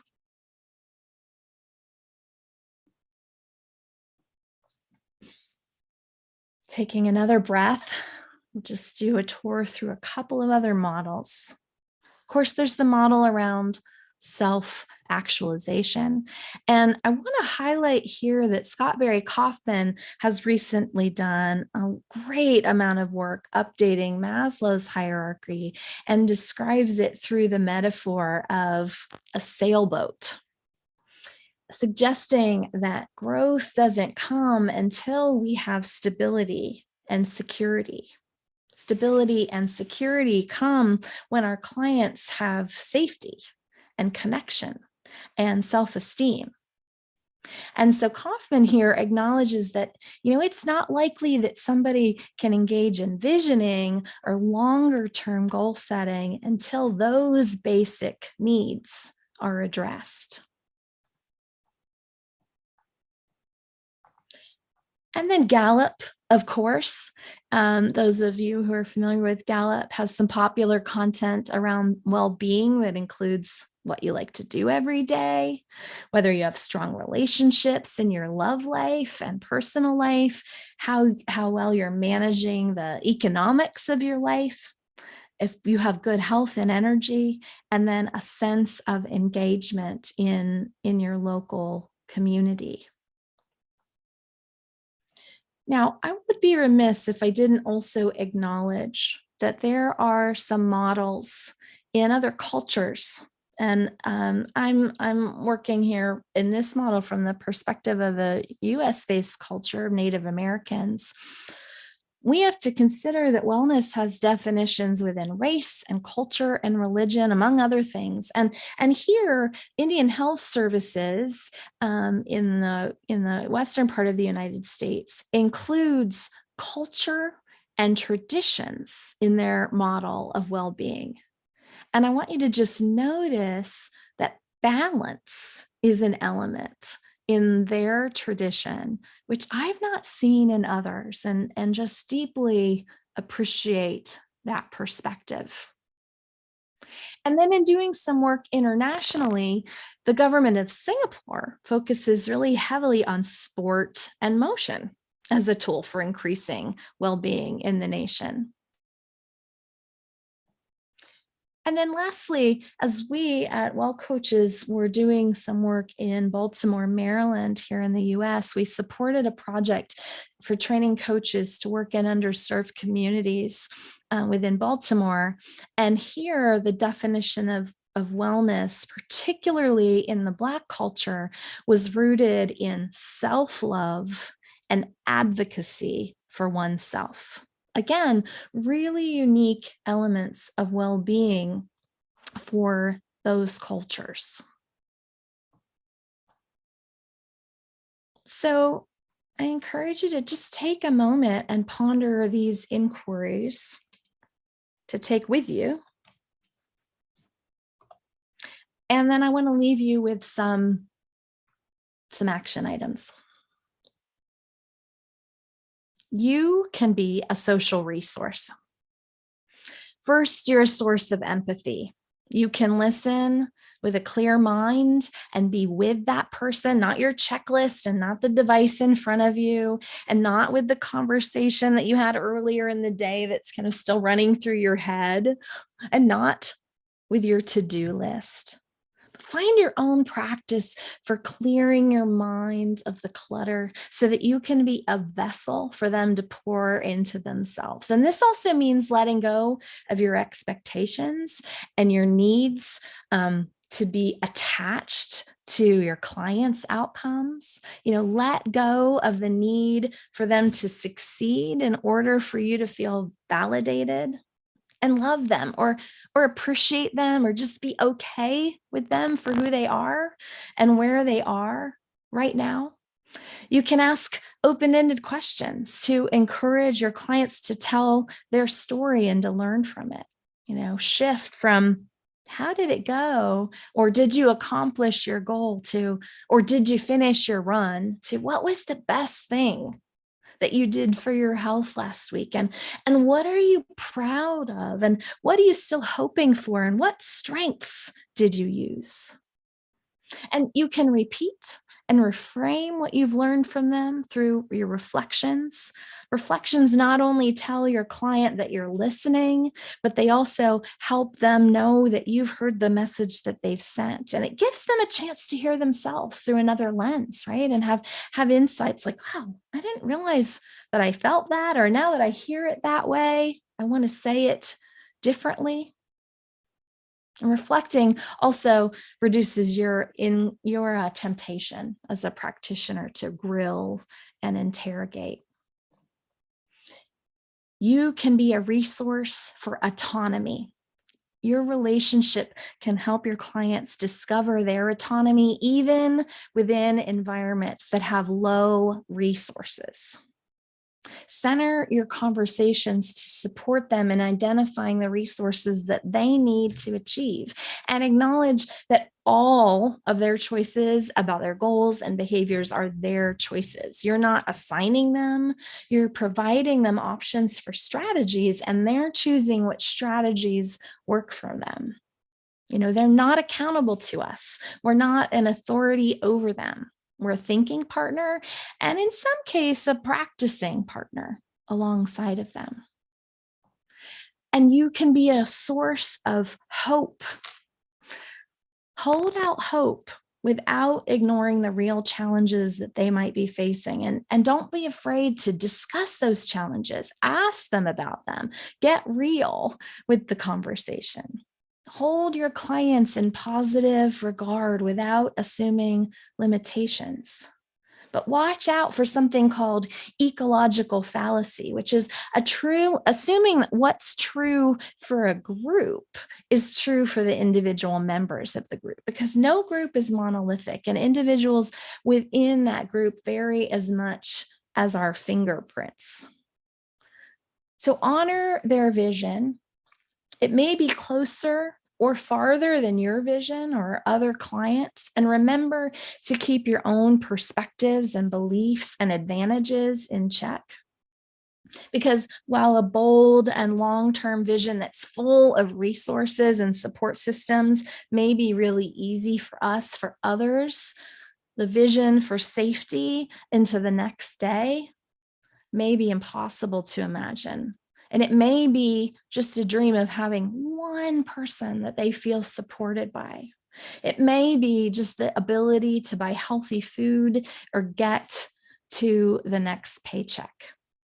So what is their meaning and purpose? And let go of what seems right or big enough for you. You are a social resource for efficacy building. Build their competence. When you're working together to identify goals, take the time to explore what it'll mean for them to be successful. Ask them, what are the internal and external resources that they need to have to win? And learn about their strengths. What are they good at? What do they enjoy doing? Where do they shine? What comes naturally? Build challenging or new behaviors on the foundation of those things. And you're a source for authenticity. Be real. Build a relationship. As I mentioned on the slide about visioning and acknowledging the realities, be sure to give space in your conversations for the expression of their fear and doubt and uncertainty. Because remember, what may be easy for us, accessing healthy food, exercising outside in a safe space, finding time to get in, physical activity after work, may be a near impossibility for some people. So don't be afraid to explore those limitations.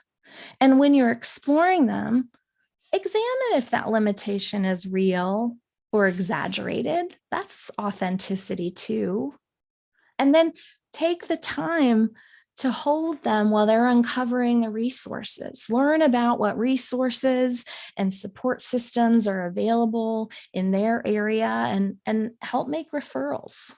Support them in finding national resources if they're not local to you. And then to close, I just want you to be aware of social determinants of health. Here are some resources around that. All of these things that can impact one's ability to have access in the way that many of us do.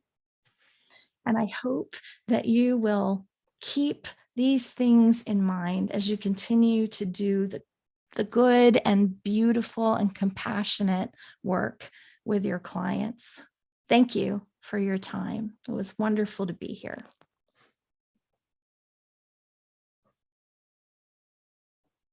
Thank you so much, Erika. Thank you. Thank you. It's great. So you're ready for a few questions? Yeah, sure.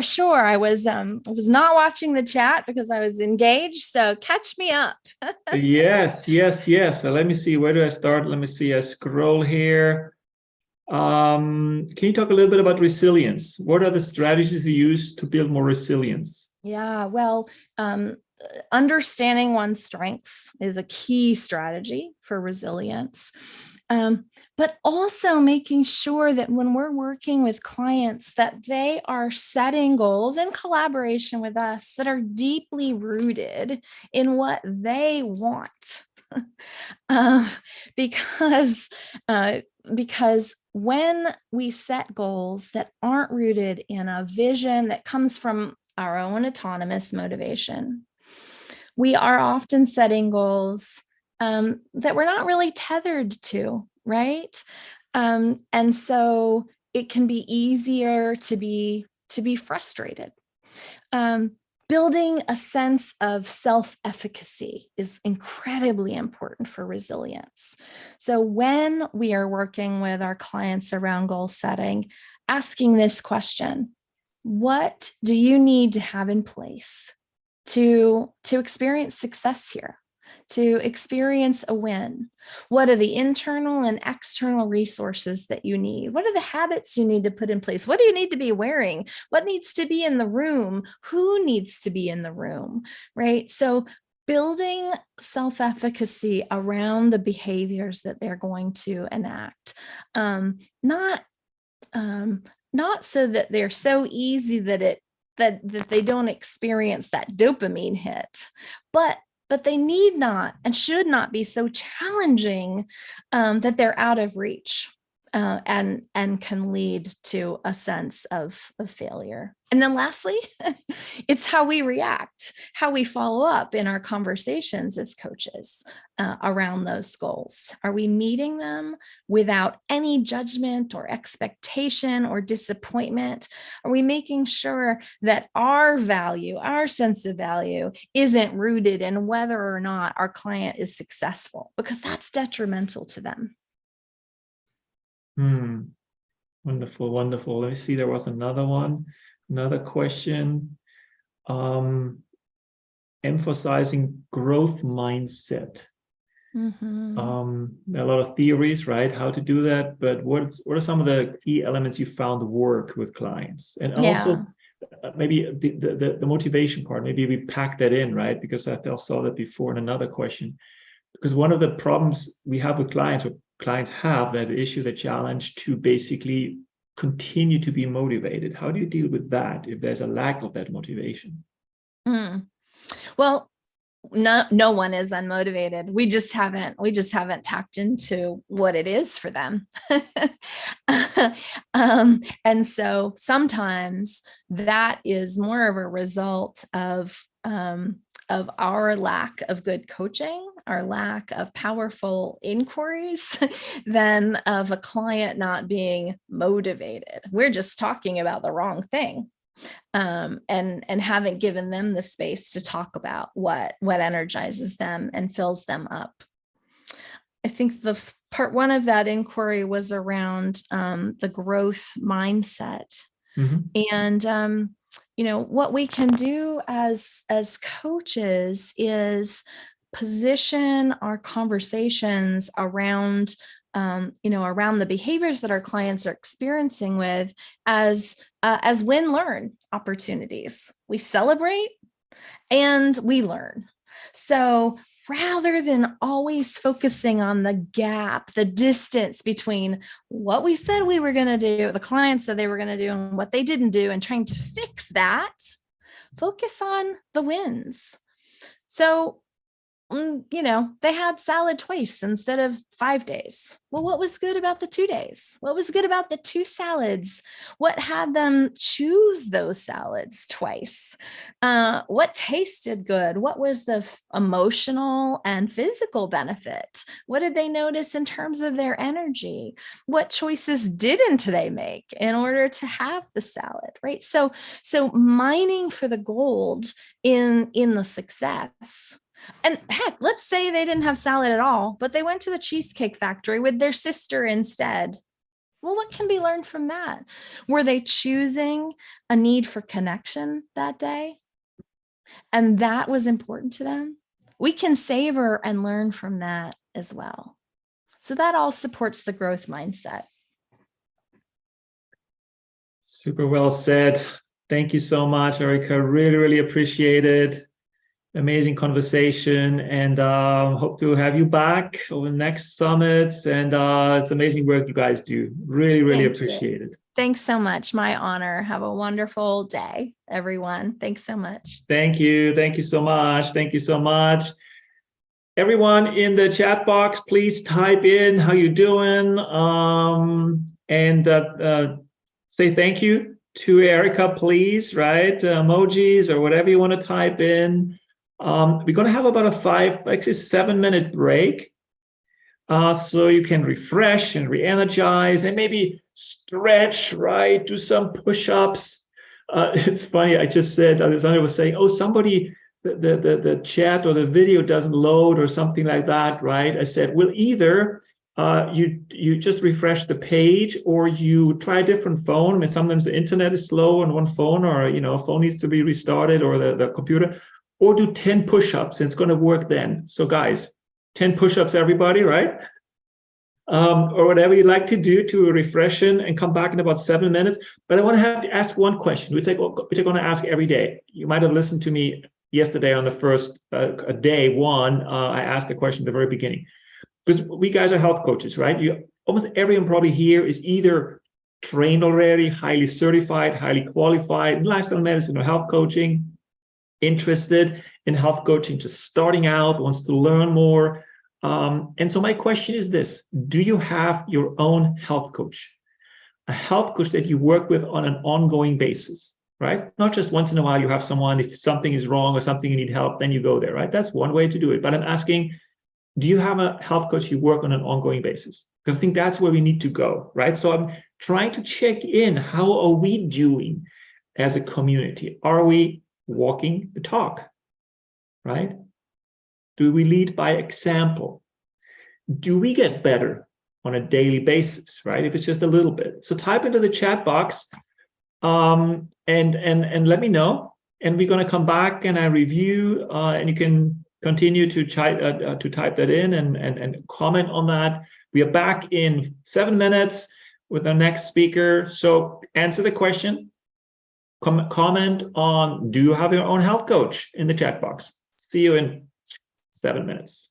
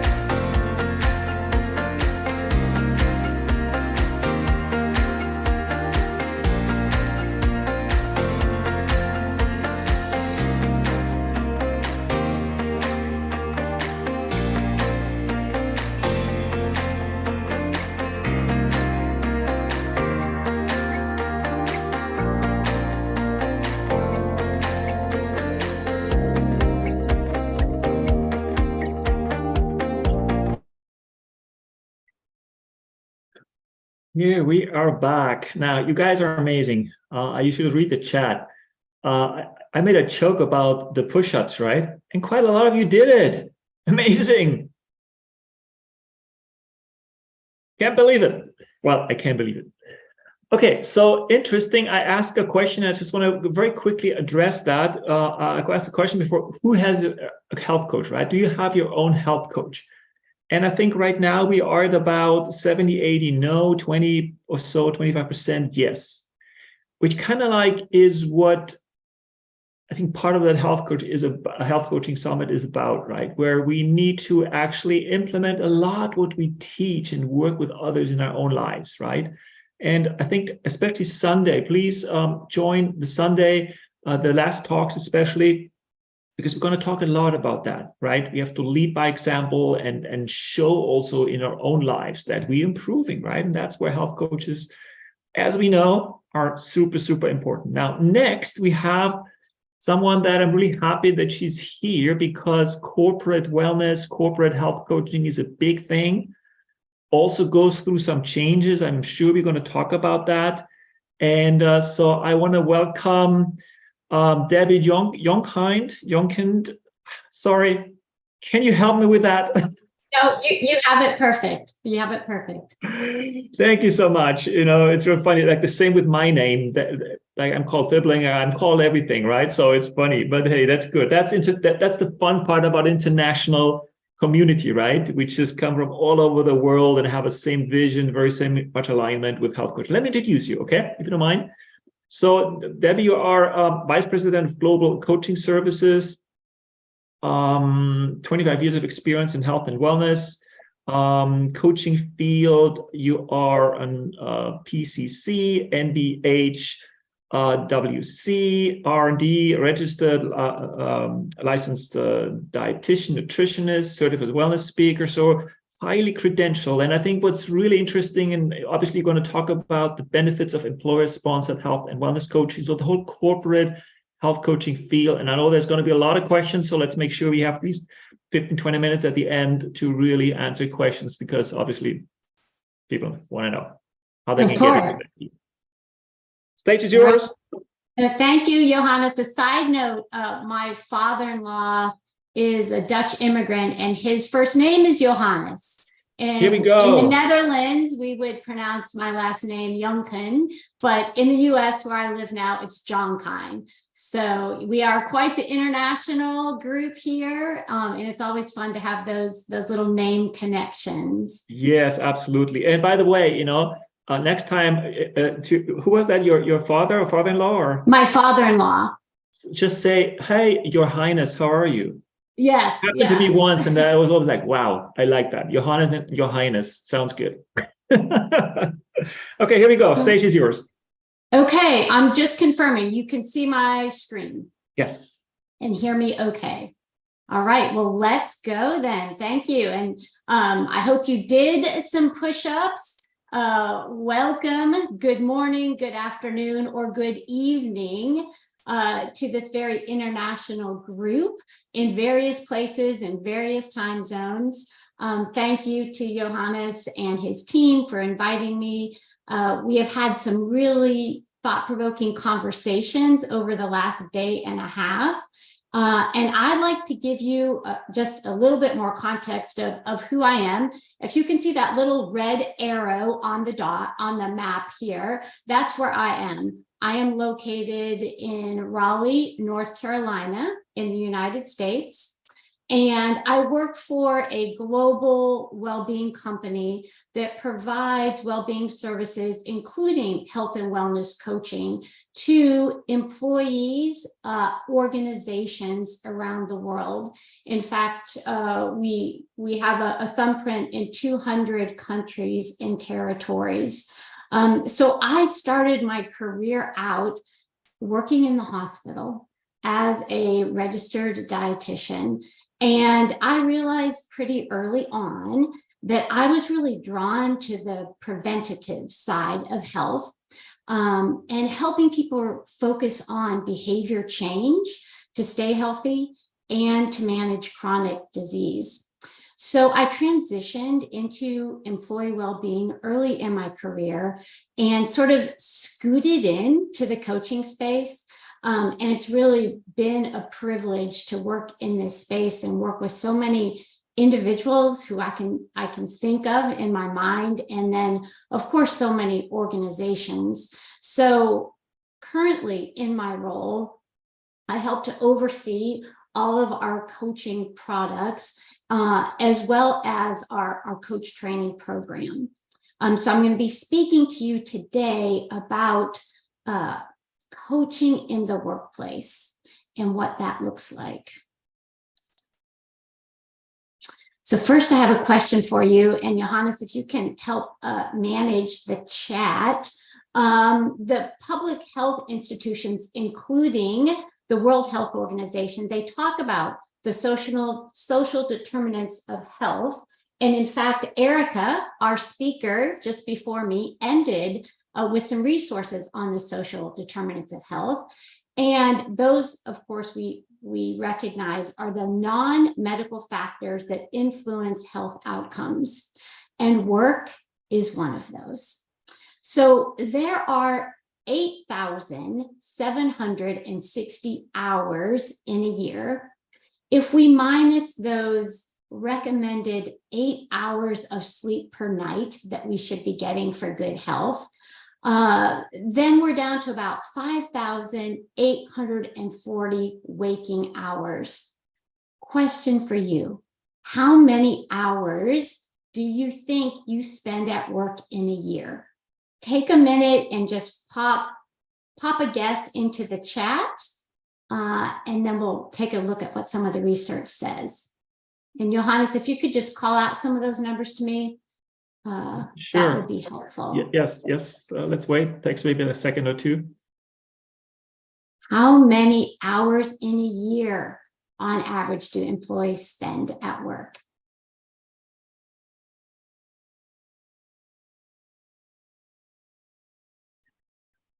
I think our audience is not working or spending any time at work. Joking. 2,700. Okay. Great guess. Any others? 3,200. People are probably doing math, right? You're figuring out how many hours you work in a day, work in a week, your vacation time. Well, just to share a little bit of information, on average, it really depends on where you're located in the world, but we spend about 23 to 36% of our waking hours at work. Some countries here listed, you can see the number of hours that people are spending. Look at Denmark. I don't know if we have anyone here from Denmark, but they spend on average about 1,363 hours per year at work. And then if we look at the right side of the screen, look at our friends in Costa Rica and Mexico, where the average hours per work per year are much higher. So we can see that this can have a significant impact on our health, and we're spending a significant amount of time in the workplace. And coaches embedded in the workplace can have a real positive impact. And that's what I want to talk about in our time together. And I want to look at this from 3 perspectives. And maybe depending on who you are in the audience, this will resonate with you. First, I want to talk about how this impacts the sponsor of the coaching program. I also want to speak about how it impacts our coaching client, and then of course, the impact on the coach ourselves, if we're finding ourselves working in this space. And just to pause for a moment and make sure we're all on the same page in terms of the definition when I'm speaking about the sponsor, the coach, the client, who are these people? I'm going to use the terminology as defined by the International Coaching federation, that the sponsor is the entity, including its representatives, who are paying for or managing the coaching services that are provided.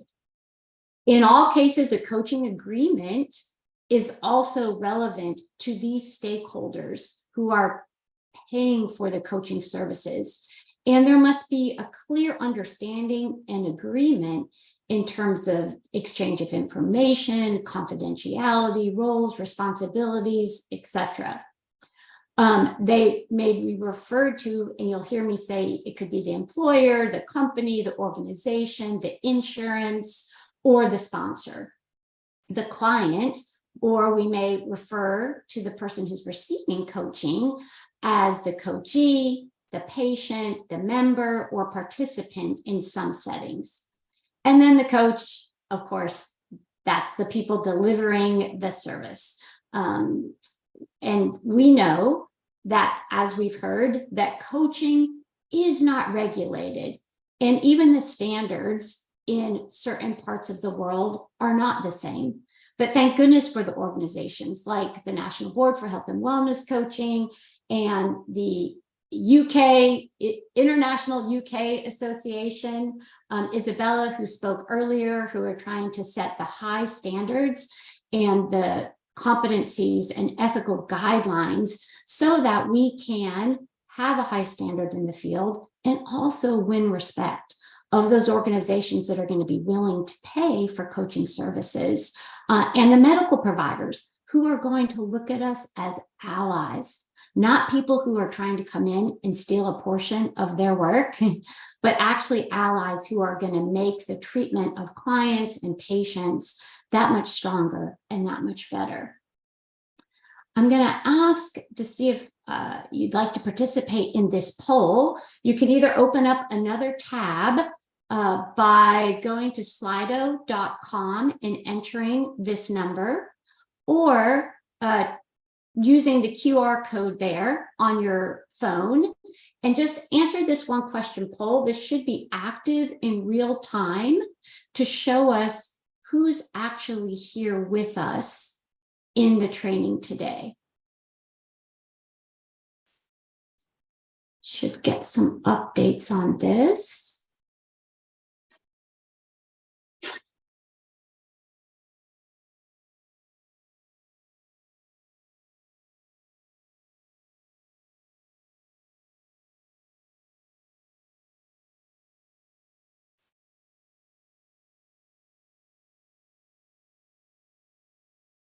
Hoping that you are able to access this. It should just take a minute.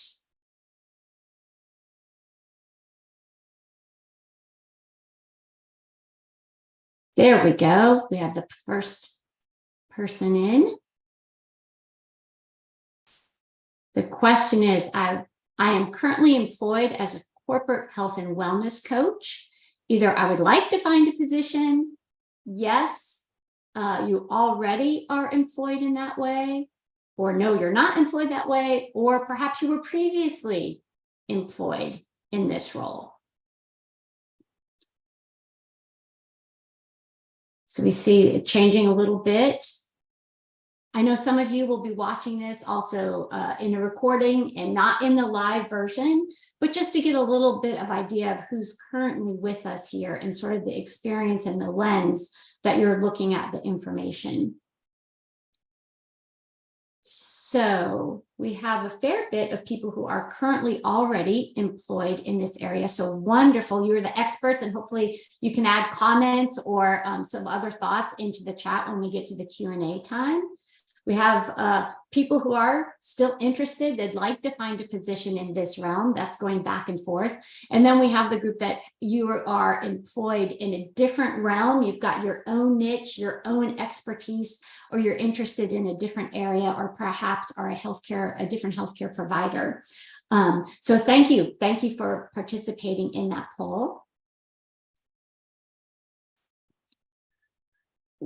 One of the most fulfilling things when you think about delivering health and wellness coaching through organizational sponsored benefits is the broad reach that we can have, bringing coaching to many individuals around the world who would otherwise not have access. They might not have the means to pay for coaching services. Johannes mentioned earlier, I think it was yesterday, the need to democratize health coaching and make it widely available. And I can say that's one of the things that I'm most proud about in terms of being able to be involved with this, where we're touching so many different people in a corporate setting or an organizational setting. So let me expand that to services also might be embedded within universities and serving students. So nonprofit organizations, but touching everyone from an entry-level employee to a seasoned 10-year employee across the lifespan of various ages.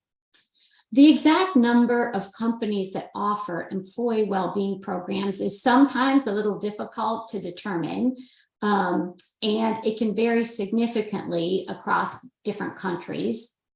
We know that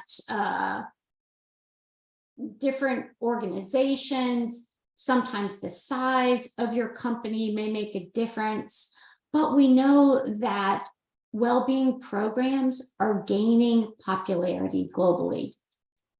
And organizations are beginning to recognize the importance of supporting not only the physical well-being of individuals, but also the mental and the emotional health of their employees.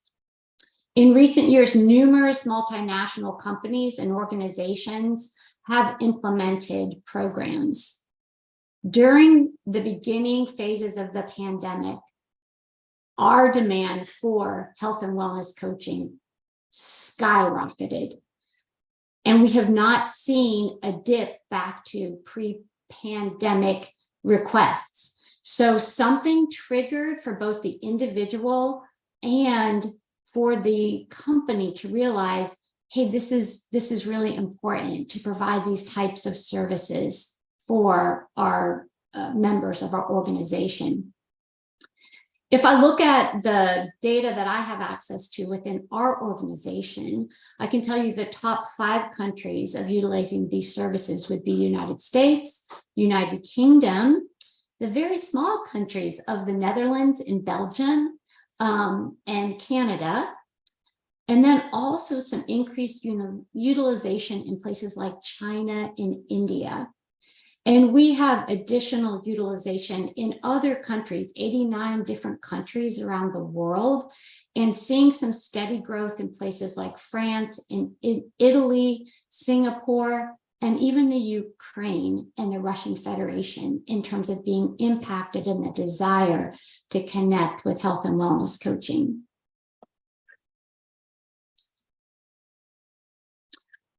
A 2020 health coaching survey by the American Psychological Association found that 60% of Americans wanted health coaching. We're not surprised by that figure, I don't think, but 80% reported that they never had it offered to them. So even though it is spreading out there, not everyone has access.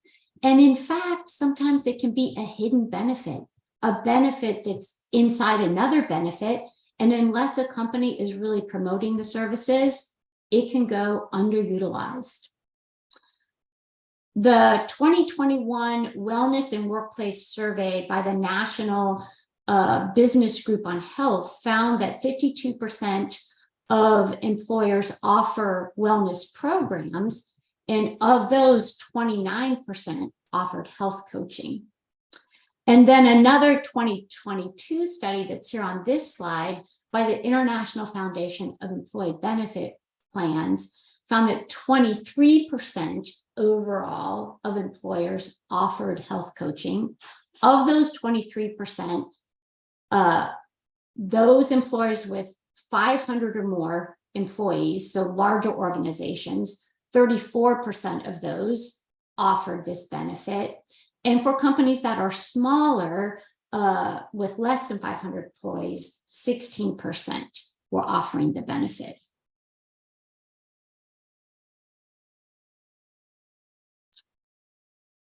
So there is a growing body of evidence, and I know I'm preaching to the choir here in terms of the positive impact that health and wellness coaching can make. And I think that it makes a positive impact on not only the organization, the client, but also the coach. So here listed on this slide shows the positive impact to organizations, improved health outcomes, an impact on the morale of employees, how engaged someone might be in the workplace, productivity, absenteeism, recruitment and retention, and reduced healthcare costs. So really understanding what's important to an organization can help figure out how they can most benefit from well-being programming, and in particular, health and wellness coaching. So this could look different for a small organization, perhaps a small startup company, or a big, large-scale organization.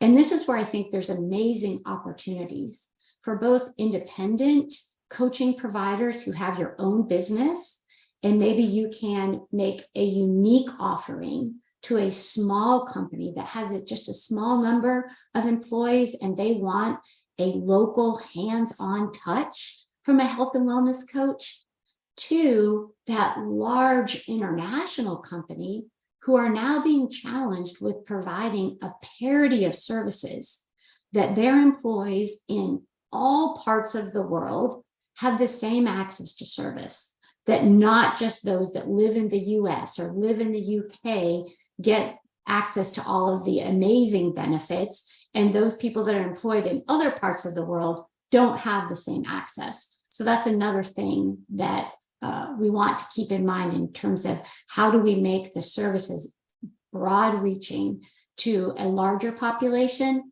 or customize them down for a really small company when we're thinking about providing these services. So as I mentioned, I've been in this space for a long time, 25 plus years. After it's been more than 25, you just start using the plus, but 25 plus years. And I've seen and been involved with a variety of benefits that have been offered. Some are listed here on this slide. And just rhetorical question here. Do you notice anything about these offerings, things that are listed here? Just answer for yourself. One thing to note is that many of these services were built on the idea of coming together in a traditional way within an organization, where you can go to a classroom, or you can go onto the on-site fitness center, or you can visit the cafeteria for the healthy food options. And that those have been very powerful, very positive impacts on a corporate culture. But we all know that the COVID pandemic has changed things forever in terms of how we work and where we work. So as an organization, companies have to look at what were they offering to support employees' well-being and what makes sense now. They need to rethink their benefits and perhaps look at more of an individualized approach to supporting employees' well-being and health. Of course, some people are returning back to the workplace, but some are not. Or some are only, coming in to an office that used to be full and robust, but only a few days with less people in the workplace. So maybe the corporate gym is not so busy anymore. I know that's even the case at where I work, where we moved to a hybrid model. And the gym used to have people in there every day because people were in the office 5 days a week. But now we're only coming in 2 days a week. So even those on-site benefits look different.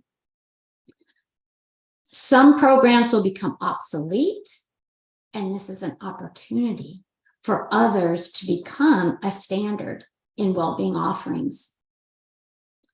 So the new reality is that many people have not returned to the office, and there's even less separation between work and home life. Corporate health and wellness coaching, though, can transcend location, and it can focus on individuals or groups. The coach can meet the employee or the member of the organization or the student wherever they are, whether that's juggling things and working from a home office, working in a coffee shop. I heard the term officing in the park. Wherever that mobile office may be, a coach can still think of the ways of connecting with an individual that are meaningful and purposeful. Offering coaching services can meet people where they are, and we need to keep in mind, how do we make that easy? How do we make it valuable? And how do we make a positive impact on both the employee and the organization that is actually the decision maker in purchasing the health and wellness coaching benefits for its employers, employees, students, or members of an organization.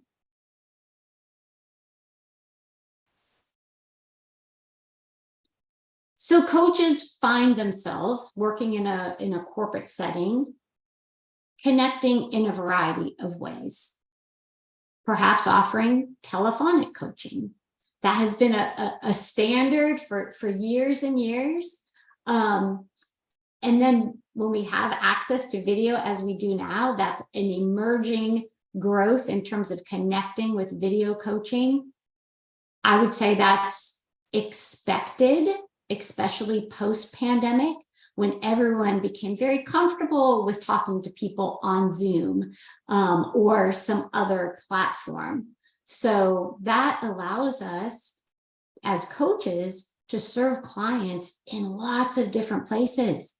You can broaden your reach and your customer base to lots of different places, not just where you can go on site. But on-site coaching and in-person coaching, we've all done that.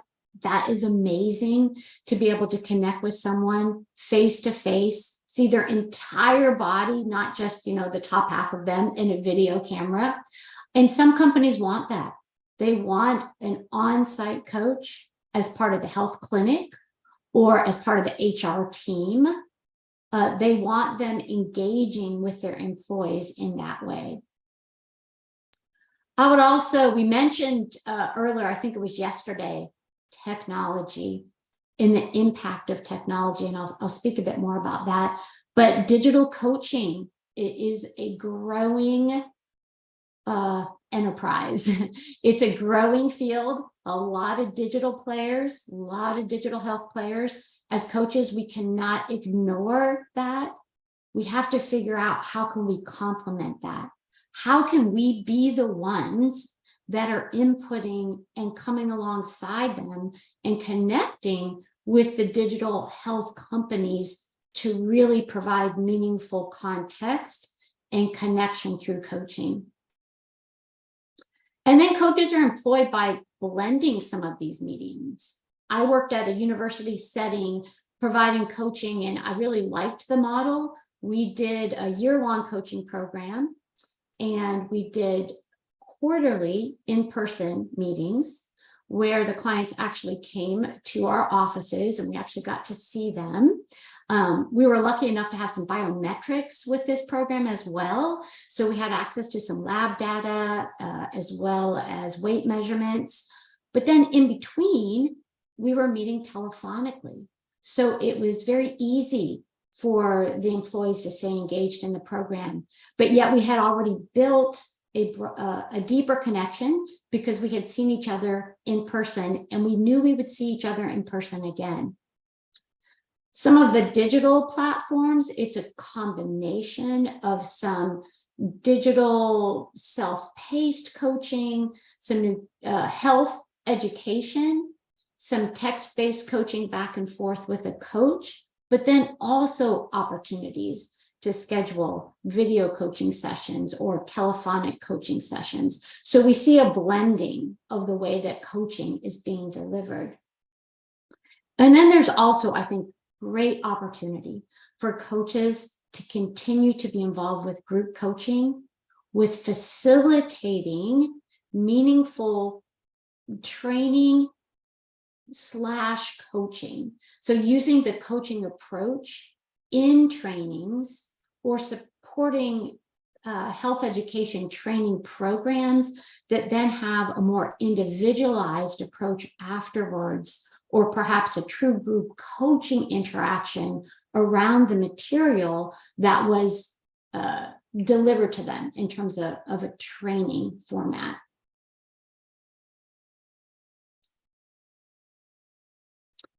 So yesterday we did hear about the importance of human connection, and I 100% agree that the human connection cannot be replaced. But we need to make technology our friend and not be afraid of technology or stick our heads in the sand and think that technology is not going to impact us. I think the greatest place that technology can impact us is right here, in the connection, in the initial contact.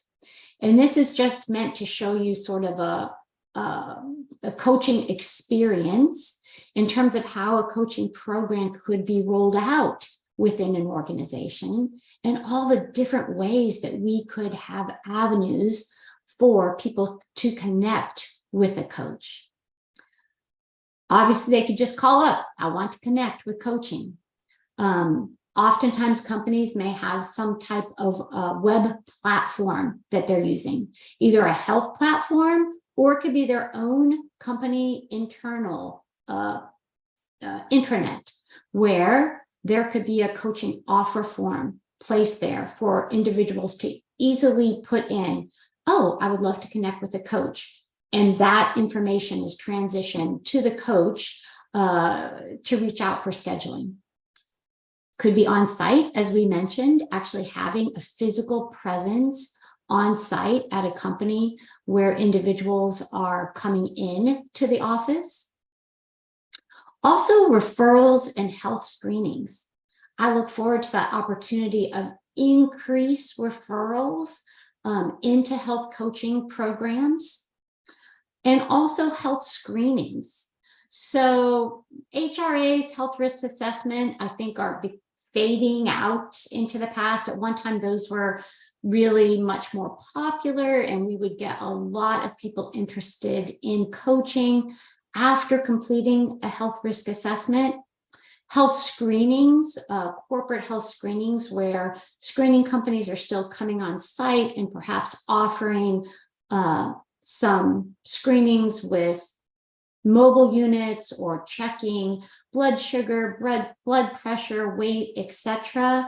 Oftentimes merging coaching into that offering can really be helpful, especially when someone gets their results and they have that aha moment, like, what do I do with this information?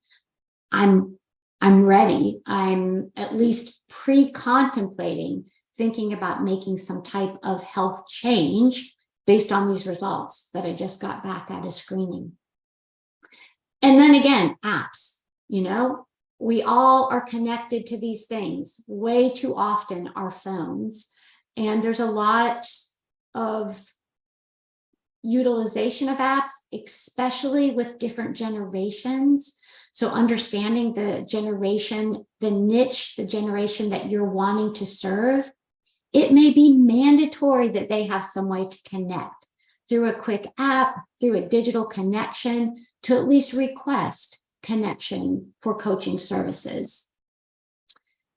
Scheduling that coaching service, most often we're all working on scheduled sessions to really carve out that meaningful time. Coaching is less of a in the moment, on demand type of interaction. It's not really a hotline for coaching generally, but it's a thoughtful, scheduled interaction where the coach is carving out that time and creating that coaching presence and meaningful conversation. And the individual as well has the expectations set where they are coming into that session for their focused time. Just a list of a variety of common coaching topics that I'm familiar with and that we deliver at our organization.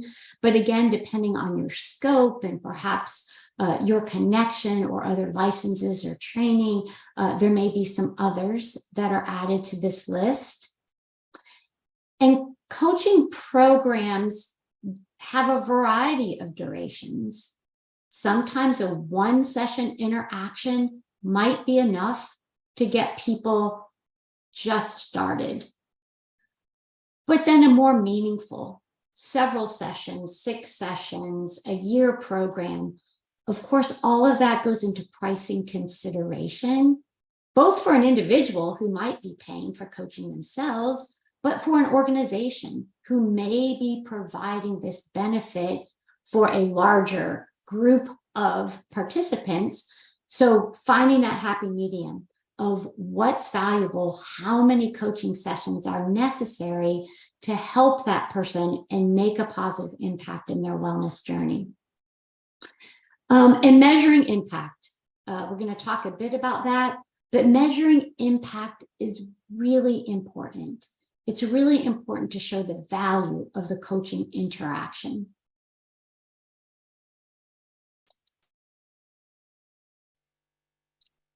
So as a coach, we have that privilege of walking along someone on their well-being journey, and you realize the positive impact that your coaching conversations had on a life.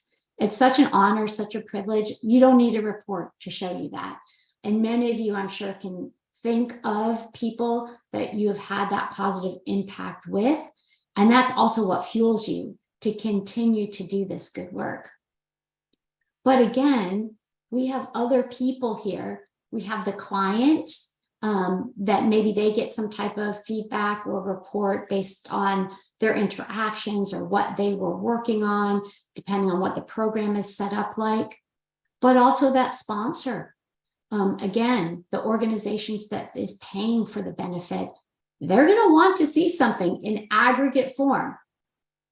Confidentiality, of course, is important, but if we can give feedback with bigger numbers showing bigger impact, then the employer is going to want to continue to pay for this. There's been a lot of conversation around getting insurance reimbursement. I do believe that will come in certain parts of the world. I don't think it's tomorrow. And so looking to organizations that are willing to pay for this benefit is really a great benefit to bringing coaching to the masses. And then the coaching program provider, we need data. We need to see what's working well in our program, what's the satisfaction, what kind of tweaking do we need to do, what kind of information can we use to provide coaching supervision back to our coaches so they can continue to grow and develop and to become the best professional health and wellness coaches that they can be.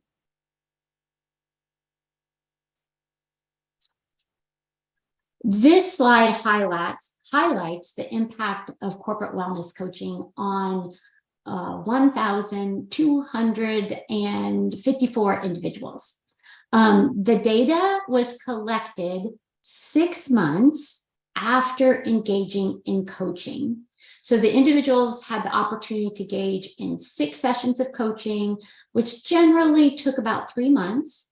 But then 6 months afterwards, we would reach out to them by phone to actually have sort of a final mini coaching session. The coach who delivered the initial coaching would not be someone who was collecting this data because we would want it to be unbiased, but reach out 6 months afterwards to ask some information.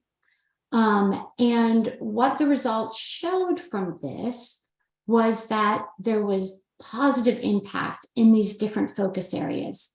85% of the individuals had progress with the wellness goals that they had set for themselves. 86% reported that they had a sense of improvement in their overall well-being.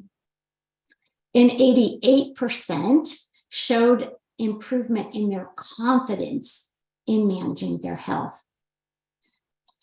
99% showed satisfaction with their interaction with the coach and with the program.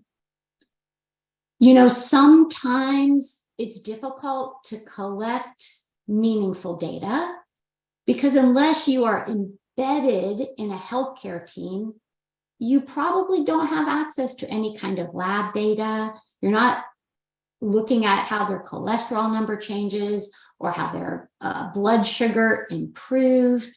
You're also not able to measure the heart attack that did not happen. So trying to find out what are meaningful measures is something to consider if you're involved in delivering these type of programs. So as I get ready to close, I just want to try to make it personal and share with you a story about one of our clients. And let me tell you a little bit about Laura.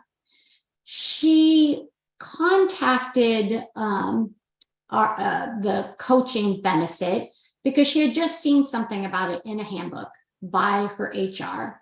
Just a very small blurb saying that she had access to health and wellness coaching at no charge.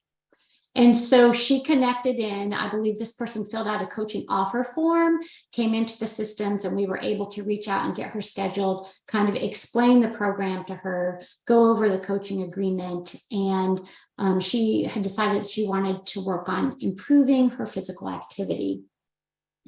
In her session with her coach, she established this wellness vision. You know, she wanted to see herself here in the first person saying, I'm an active person. I feel good mentally and physically, and set a good example for my children. I have increased energy. I feel confident and I age well. We all know the importance of connecting with someone's values. That's what makes those habits want to stick. Going back to the conversation yesterday where Atomic Habits and Charles Duhigg's work was mentioned. Habits are important, all the different tricks and tips to do that, but connecting to someone's values and vision is what helps them continue the good work to move forward. So working with her coach over those 6 sessions, it took about 3 months. She's set up some small steps for herself related to walking. She also hadn't seen her GP in a while, her doctor, so she scheduled her checkup. During the time with her coach, she started strong, but she had a little bit of lapse, but was able to kind of get back on track, was able to gain some refocus. We learn a lot more by our slips sometimes, right? Than by just always hitting the mark. And she completed all 6 sessions. And then at 6 months, gave feedback on the program. And this is what she said. The program was a life-changing experience for me. I recently had a checkup with my doctor, and they were very impressed with my progress. I have lost 15 pounds, and my blood work was in normal range. I can see my health moving in a positive direction. I feel better, and I move more. The coach helped me fine-tune behaviors and change my attitude. The support was very helpful and so easy to access. I hope my employer continues to offer the benefit. And there are pros and cons to working in a corporate setting as a corporate health coach. I've listed some of those here. And just to note, this isn't a typo, job security, job security. I think that's something that we all wonder, whether you're an independent person trying to make it on your own with your private practice. Sometimes that can feel like you don't have a very secure job. Sometimes working for an organization and you're not in control, you can feel like, I don't know if I have a very secure job. But a few things to consider in terms of how I view some of the pros and cons and what I have heard from individuals. And then lastly, just to be mindful of time, items to consider if you would like to think about becoming a corporate health and wellness coach. Some things that I think are important, and perhaps others would have information to share on this, but complete the approved coach training programs and get the credential wherever you're at in the world that makes the most sense and sets the highest standard. Build your professional network, just like we're doing now, and connecting with one another, and what you can do beyond this conference to keep those connections. Continue to gain your relevant experience. Think about, what is your own philosophy? That's a question I always ask when I'm interviewing coaches. What's your coaching philosophy? What other trainings do you need? Do you need to become more savvy in a certain health area and behavior change, or maybe even technology? Continue to grow and refine your coaching skills. Get confident in navigating technology, and learn another language. We are only becoming more global and more connected, as evidenced by this conference. So those coaches that are bilingual, you are a hot commodity. Trilingual, I have some of my team that speak multiple languages, and for me, who only speaks English and just a really tiny bit of German, I am so impressed by that. But language skills can be very, very valuable in the corporate health and wellness coaching setting. So with that, thank you so much for your time and your attention. I hope we have some questions. Johannes, I'll let you see what we have here, and I'll see if I can stop sharing my slides. Yes, thank you so much, Debbie. This is amazing. And would you mind going back a couple slides if you still have them there? Actually, you don't have to. It's okay. Because you pointed out this pro and cons, right? Mm-hmm. Pro and con in terms of corporate health coaching. I think there was a question earlier in there, and I guess I like to ask the hardcore questions, or the ones that often we don't ask. But in terms of income, right? You said it's less. Is there a range that you can suggest or know that is typically being paid for corporate? So let me answer that vaguely. And what I put on that slide was, it was less per hour, but it may not be less annually. I've hired a lot of coaches in my career, and I've hired some who have tried having a private practice and realized a few things about themselves. They weren't entrepreneurial, and they were spending more time doing websites, marketing, going to connection meetings, trying to sell themselves, but they weren't getting to do what they loved, which was coaching. But as a private practice coach, you see these large figures out there of what you are charging per hour. You're not going to make that same hourly figure in a corporate setting, but you're going to have an annual salary and benefits and access to other things like continuing education, et cetera, et cetera. So it's a big range. It depends where you're at in the world. So I can tell you what we do is compensation studies based on the data that's available for where in the world we're hiring coaches, and we try to be competitive. But I can't say an actual figure. Okay. Appreciate that. Maybe the more questions going to come, because I think that's in part what people want to know. And I guess what I've heard is between 25 to 50 an hour or something like that, right? Wherever you are, and credentials and all that. Does it sound about right? Yeah, well, I think what was it? I'm looking. Was it Izabella who mentioned the UK rate? Was it £35,000? I think is what I heard her reference. I would say that's probably spot on in terms of UK, maybe a little low in terms of what we would be seeing in that region. It does depend on a few things. If you have what we consider a strong coaching credential, so that would be a National Board Certified Health and Wellness Coach, a certification with ICF, a member of the UKIHCA organization, and Australia also has one. So if we know that those are in place, and then depending if you have another credential that's needed in your organization. So if you are a nurse, if you are a dietitian, if you are a physiotherapist, like if you have another license that is needed, then of course that may mean something.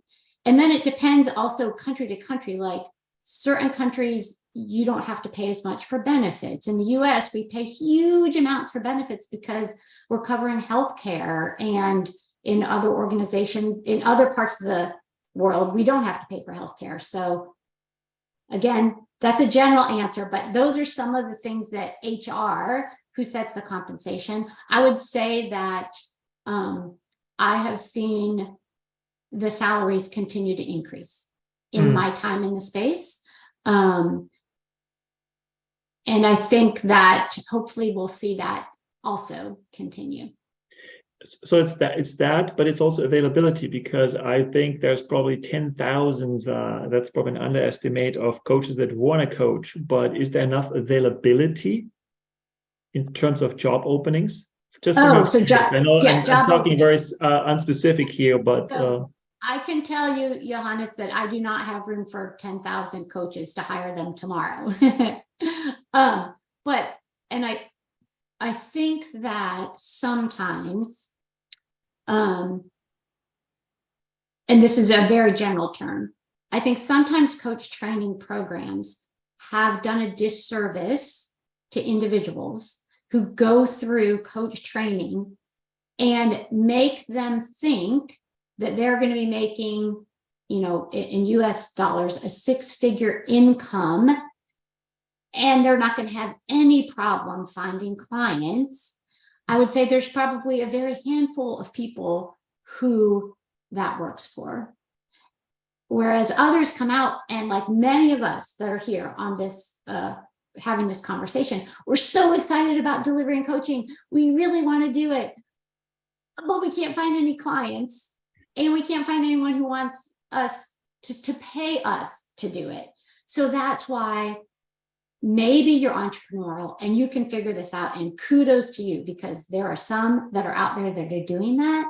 But we need to figure out where else can we get our foot in the door and show our value, show how professional we are, and collaborate, be part of an integrated offering. So I fail to offer that, coaching is just one of the services that are offered where I work, but so is counseling, so is other type of services. And so offering, just like if you are part of a healthcare setting and working in a medical clinic, which I think we have someone talking about that later today or tomorrow, you are part of a group. And so it's the combined value of what someone is coming towards that then can hopefully increase and carry our wages a little bit.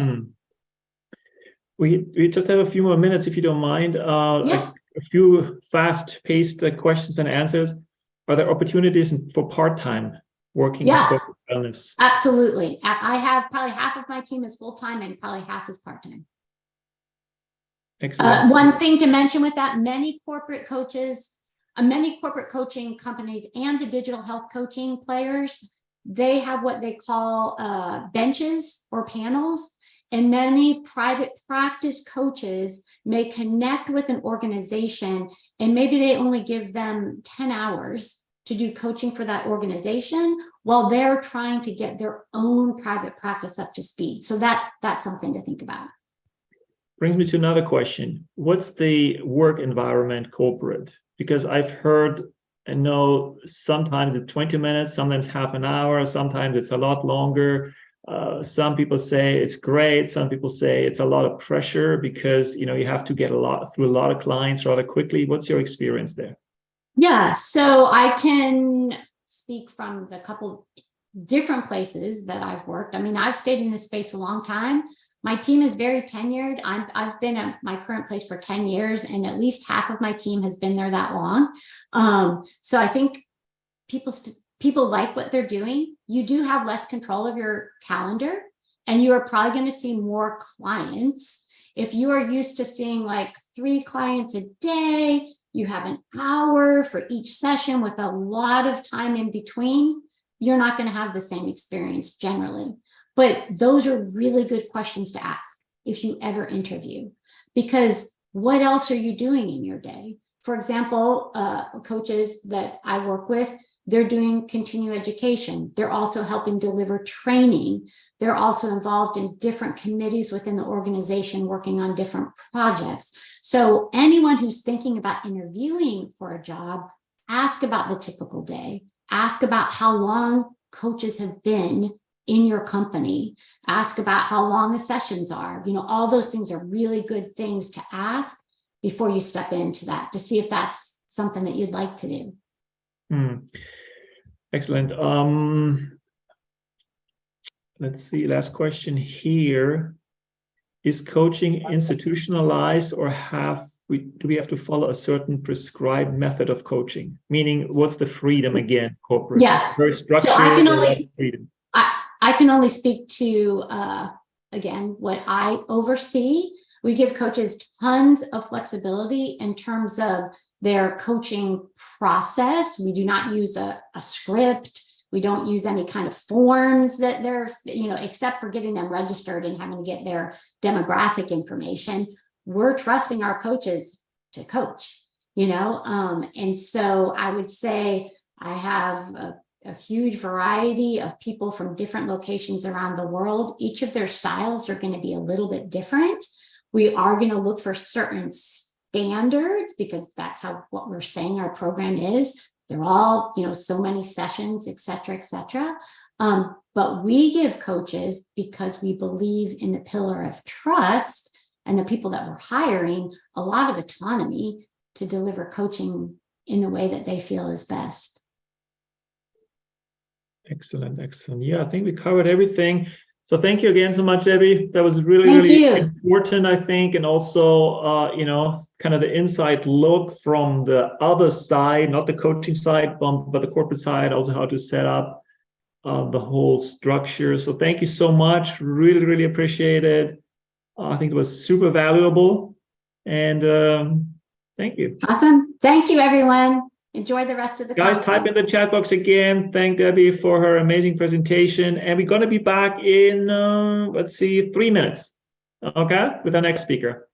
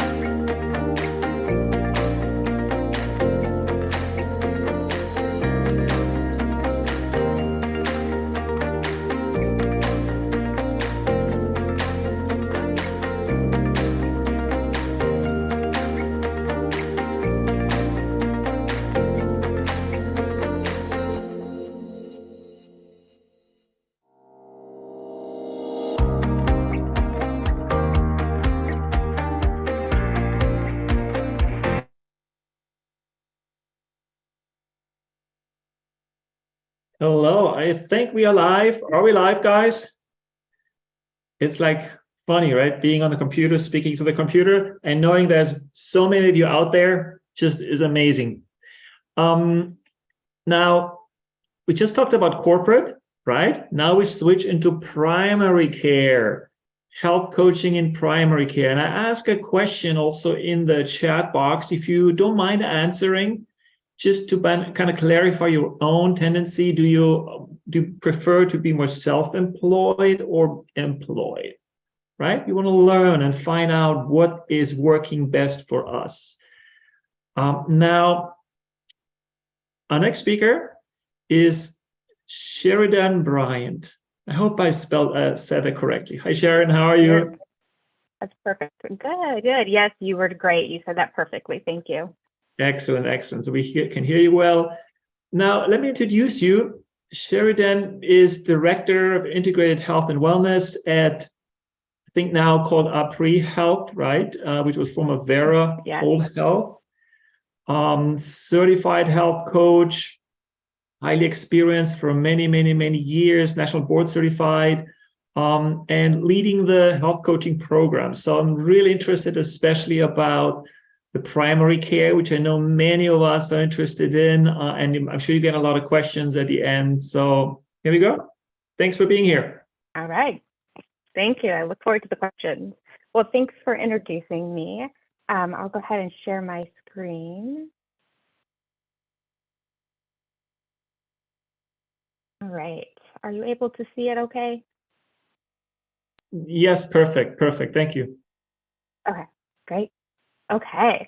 Well, thanks again for the introduction. So I'm Sharon Bryant. I have worked in corporate well-being in the past, but the majority of my career has been focused on primary care. The last 9 years, I have been focusing on integrating coaching into our primary care setting. So I currently work at ABIHM Health, like shared, it was previously Vera Whole Health. And we open on-site or near-site clinics for employers and offer an integrated care team. So I'm really excited to be here to talk about this. I'm really actually excited to not have to explain what coaching is for the first time ever. So I'm excited to speaking to fellow coaches who understand what that is, and we can dig a little bit deeper. And I also am very honored to be selected to be here, and thank you everyone for the work that has been done to put this on. So for today, I'm going to be talking about integrating coaching into primary care. Just to level set, this is really going to focus on the United States. And it also, I know many people have a private practice that work with a primary care provider. But for this conversation, we're really going to talk about being part of that integrated care team. So working day in and day out with that actual care team. So hopefully today you'll walk away with at least 3 key reasons of why health coaching is essential to be part of primary care, define what primary care health coaching is, and name some qualities of our primary coach. So pop quiz. So I was curious of what everybody thought, what is primary care? So go ahead and you can put it in the chat or you can write it down, but just curious of what everybody's understanding of primary care is.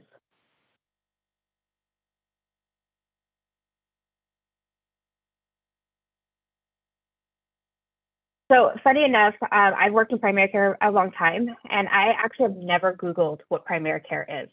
So I did that for this presentation because I was like, oh, I'm curious of what the actual official, how do actually people talk about it? Because at ABIHM, we talk a lot about advanced primary care, and I can talk about that till my face blue, but really was curious about what the industry says.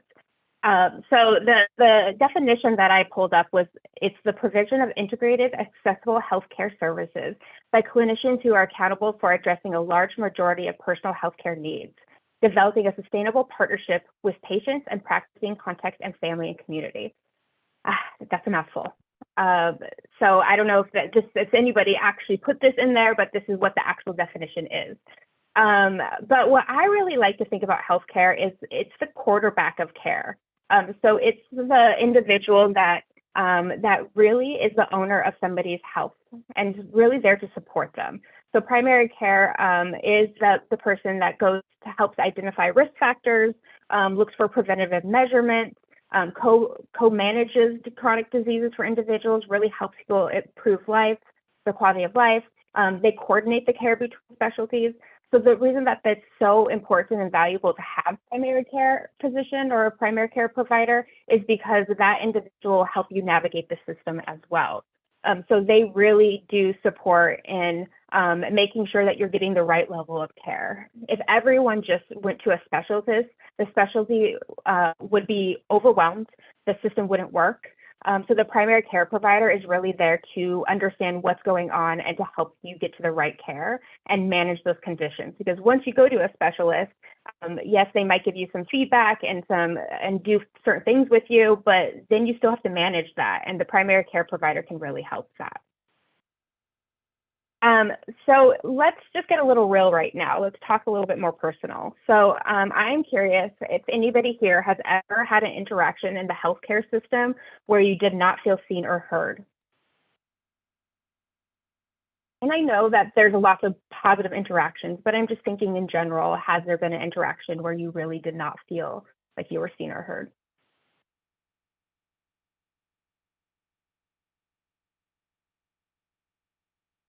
So I'm going to tell you a little bit about my journey with primary care. So I lived in Seattle for many years, and that is actually where I got introduced into primary care in twofolds. One is that I started working for a company in primary care. So I started being a primary care coach and really learning about the ins and outs of it. On the flip side, I've never had a primary care provider, which I am embarrassed to say, but I hadn't had one before. I'm sure I had a pediatrician at some point, but I actually have never had a PCP. But one of the privileges we had from working with that company is that we got to see our care centers, and we have multiple in the same city. And so I was able to see one that I didn't work at to make sure there's no any conflict of interest. But I established care with a primary care provider. It was great. Like I felt like whenever I went there, they always like listened to my needs. They're always making sure that I had all the resources I needed. But then I decided to take the journey and move down to California. So we didn't have any clinics in Southern California. And so I was leaving my primary care system and going into the big world of healthcare system. And when I did that, I decided to stay with my primary care in Washington. And don't worry, there was no level of licensure breach. I would fly to Seattle a couple times a year, and I would see my primary care provider.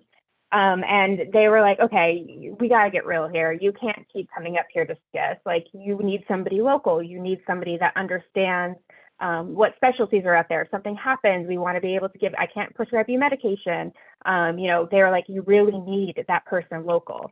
And so even though I was kicking and screaming and didn't want to do it because I felt so seen and heard, I did make that shift into working towards another primary care provider. And that primary care provider that I had in Seattle actually helped me get my primary care provider, which is amazing because that takes out a lot of the challenges finding somebody. So when I went to go schedule with my primary care provider in California, it was going to take 3 months to get in. And at that point, I was like, that's fine. I'm healthy. There's nothing going on. It's not that big of a deal. But then, unfortunately, I had in February, when I was getting ready to go to my visit, it was on Friday. On Monday, I got some horrible news that my aunt passed away. So my aunt was killed unexpectedly, and this is her right there. So I was going into this primary care visit in a different perspective. I was grieving. I was in shock at this point and didn't really know what to do. So when I actually went into that visit, I didn't want to cancel it because it's taken me so long to get there. I went in there and I shared with the provider what I was experiencing, and they listened to me, and I felt so validated for what I was feeling, or actually what I was not feeling, because I was in such shock. And they went ahead and did the PHQ and GAD. So the PHQ is a screening tool for depression, and the GAD is a screening tool for anxiety. So they went ahead and did those, and I scored high on both, which makes sense. I am experiencing a traumatic event in my life. My life is just turned upside down. So we talked through that a little bit. We talked about what it meant, and we talked about like what are the next steps. And they recommended that I go back with my therapist and that we work through that. But that grief happens, and I'm in shock right now. So at this point, let's not talk about medication. And we'll meet back in 2 months. So 2 months later, I went back in. I did the CAD and the PHQ again, even higher. And we had a good conversation about it. And she's like, you know, it takes about a year for grief to really, like, it's always going to be there, but it feels like it takes the first year so hard. And I was functioning. I was still going to work. I was still doing all these sort of things. So there, she was like, okay, come back in three months. So I hit my bottom of my grief. I was still functioning. I was going to work. I was feeding my family, but I was blurred. Like, I was just stuck. And so I went to my appointment. It was a provider wellness visit this time to establish care more. I did my blood work, and she comes in and she's like, oh, great, you did your blood work. Everything looks good. She's going through my chart. She's like, hey, I see that you're due for your PAP. And I was like, oh, okay. And she's like, do you want to do it? And I was like, well, I'll do it another time. She's like, well, you know, if you come in a different time, you're going to be charged for it. So I'd highly recommend, if you're okay, we do it now. So, okay, we did our PAP, we did my physical, and then I left. And I got in my car and just cried because I was ready to talk about it. I was ready to get extra help. And I just wanted them to ask me how I was, and they never did. And I was even upset with myself because this is what I do. I advocate for people. I try to get people to advocate for themselves, and I couldn't do that. And I work in healthcare. I cried even harder because I also know the stats out there. And I also know that if she would have done my FA or PHQ, a question on there is question number 9. Are there thoughts that you would be better off dead or hurting yourself in some way? Luckily, I wasn't in that space, but I know so many people are. And I happen to know that because right before this, we were putting together a suicide prevention program. And so these stats like were blaring in my mind that 80% of people who commit suicide were seen by their primary care provider the year before their death. And 44% of them have actually, that completed suicide, were seen by their primary care provider the month prior. And many of these people were never diagnosed with any sort of mental health condition.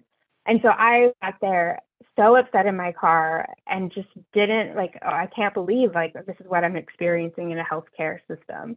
And I'm privileged. I can't even imagine for everybody else. I took a breath, and then I also realized like, wow, like if I was at my primary care that I work at, this wouldn't have been missed because this is a standard procedure. And if by chance that provider did miss this and didn't ask me how I was, part of our provider wellness visit is you see a health coach. And I know that health coach would have asked me, how are you? And I would have been able to breathe and tell them what's going on. And I'm not saying that coaches are there to do suicide risk. I'm not saying they're there to manage anxiety and depression fully or treat it, but they are able to listen and make sure. One of our jobs as a health coach is to be able to shift our perspective and also be like, okay, thank you so much for sharing this. What kind of support systems do you have? What do you need? And coach them around getting the right sort of support. And if they would have had a coach in this primary care setting, that coach could have talked to my provider and said, hey, like this, this is what's going on. Can we get her back in? Can we talk through this? So it was a really big miss, and it's not just me. And I'm, again, very lucky that where I was still functioning. But many people are missed in the systems because they don't have somebody asking them questions and really evaluating where they're at. So I know this is like a really tough topic to just start off with. So I would love everyone just to take a breath and exhale. And then we're going to kind of transition into, I don't want to say a lighter topic, but maybe something that isn't so alarming as well. So a reason for a coach in the primary care setting to really be able to check in with patients to see how they are, to really hear them. But we also know that 8 out of 10 adults in the US have a chronic disease, and 4 in 10 have 2 or more chronic diseases. And then about 80% of those chronic diseases are driven by lifestyle factors, such as diet and exercise and stress management and all the things we do as health coaches. So it's pretty amazing that 80% of diseases can be prevented by lifestyle factors. And this is why lifestyle medicine is so important. This is why coaching is so important, because this is exactly what we do. And then less than 5% of adults engage in the top health behaviors. Around 20% of adults are actually thriving. So most people are just surviving, and coaching really does help people get to thriving. We have so much on our minds all the time. We have so many checklists and things to do that it's very easy to let our health go to the wayside. And if somebody's not there, championing us, inquired, advocating for us, it's much easier to put ourselves on the back burner. So talking a little bit about coaching in primary care. So the illustration right here shows all the care team members, and depending on what kind of team, there might be behavioral health clinicians, there might be RDs, there might be diabetes educators.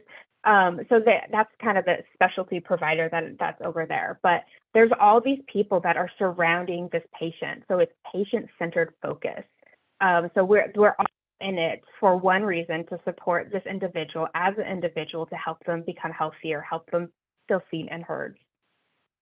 So a value of having health coaches within this setting allows providers to focus on what they do best. They are able to focus on their medical care. They're able to elevate it to those patients that need more intensive focus from their primary care provider. And it also allows all care members to work at the top of their scope, meaning that they're doing what they are trained to do to support their patients. Having a health coach also helps reduce barriers, so provides a direct pathway to providers and keeps patients engaged. In one of my previous lives, I worked in corporate well-being, and I would talk to members and they would be like, well, my doctor said this, or I have this and I don't really know. And it was like, I was like, oh, I have no clue what, like, it was such a gap. Like, I didn't know what they heard. So much research out there says that a lot of times patients, when they leave their visits, they have no clue what to do next. They haven't been able to digest it, and they're just like, I don't know, I have a piece of paper and this is what I'm supposed to do. And I saw that firsthand when I was talking to patients, and I was like, and so coaches helps really bridge the gap between providers and patients.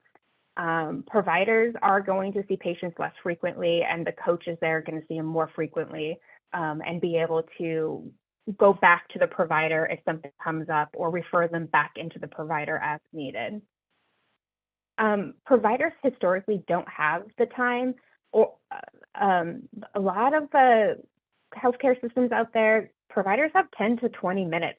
I got my numbers done, my biometrics numbers done and reviewed. I got my PAP and I got my physical all in 20 minutes. So my provider was very efficient with their time, but they forgot about one important aspect of it, was asking what I wanted and asking how I'm doing as an individual. And that's the system, right? She was very tentative before, and she had an off day or whatever was happening, or maybe she was seeing 20 patients, which some primary care providers do see. And typically they're not trained to facilitate behavior change. So they're really about, this is what you need to do. I know this about this disease. I know what you need to do. But behavior change, as you all know, is complicated. And it takes time, and everyone's a little bit different, and providers just don't have that time to do that. So by having a health coach as a partner and somebody that they trust, they will be able to spend more time with that patient. One of the coolest things is, at least for us, is our coaches chart in the medical record. And so that provider gets to see that person's vision statement, their goals, their core values.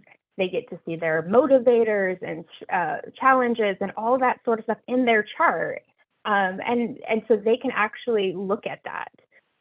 Another key thing is that people don't usually see their primary care provider on a frequent basis.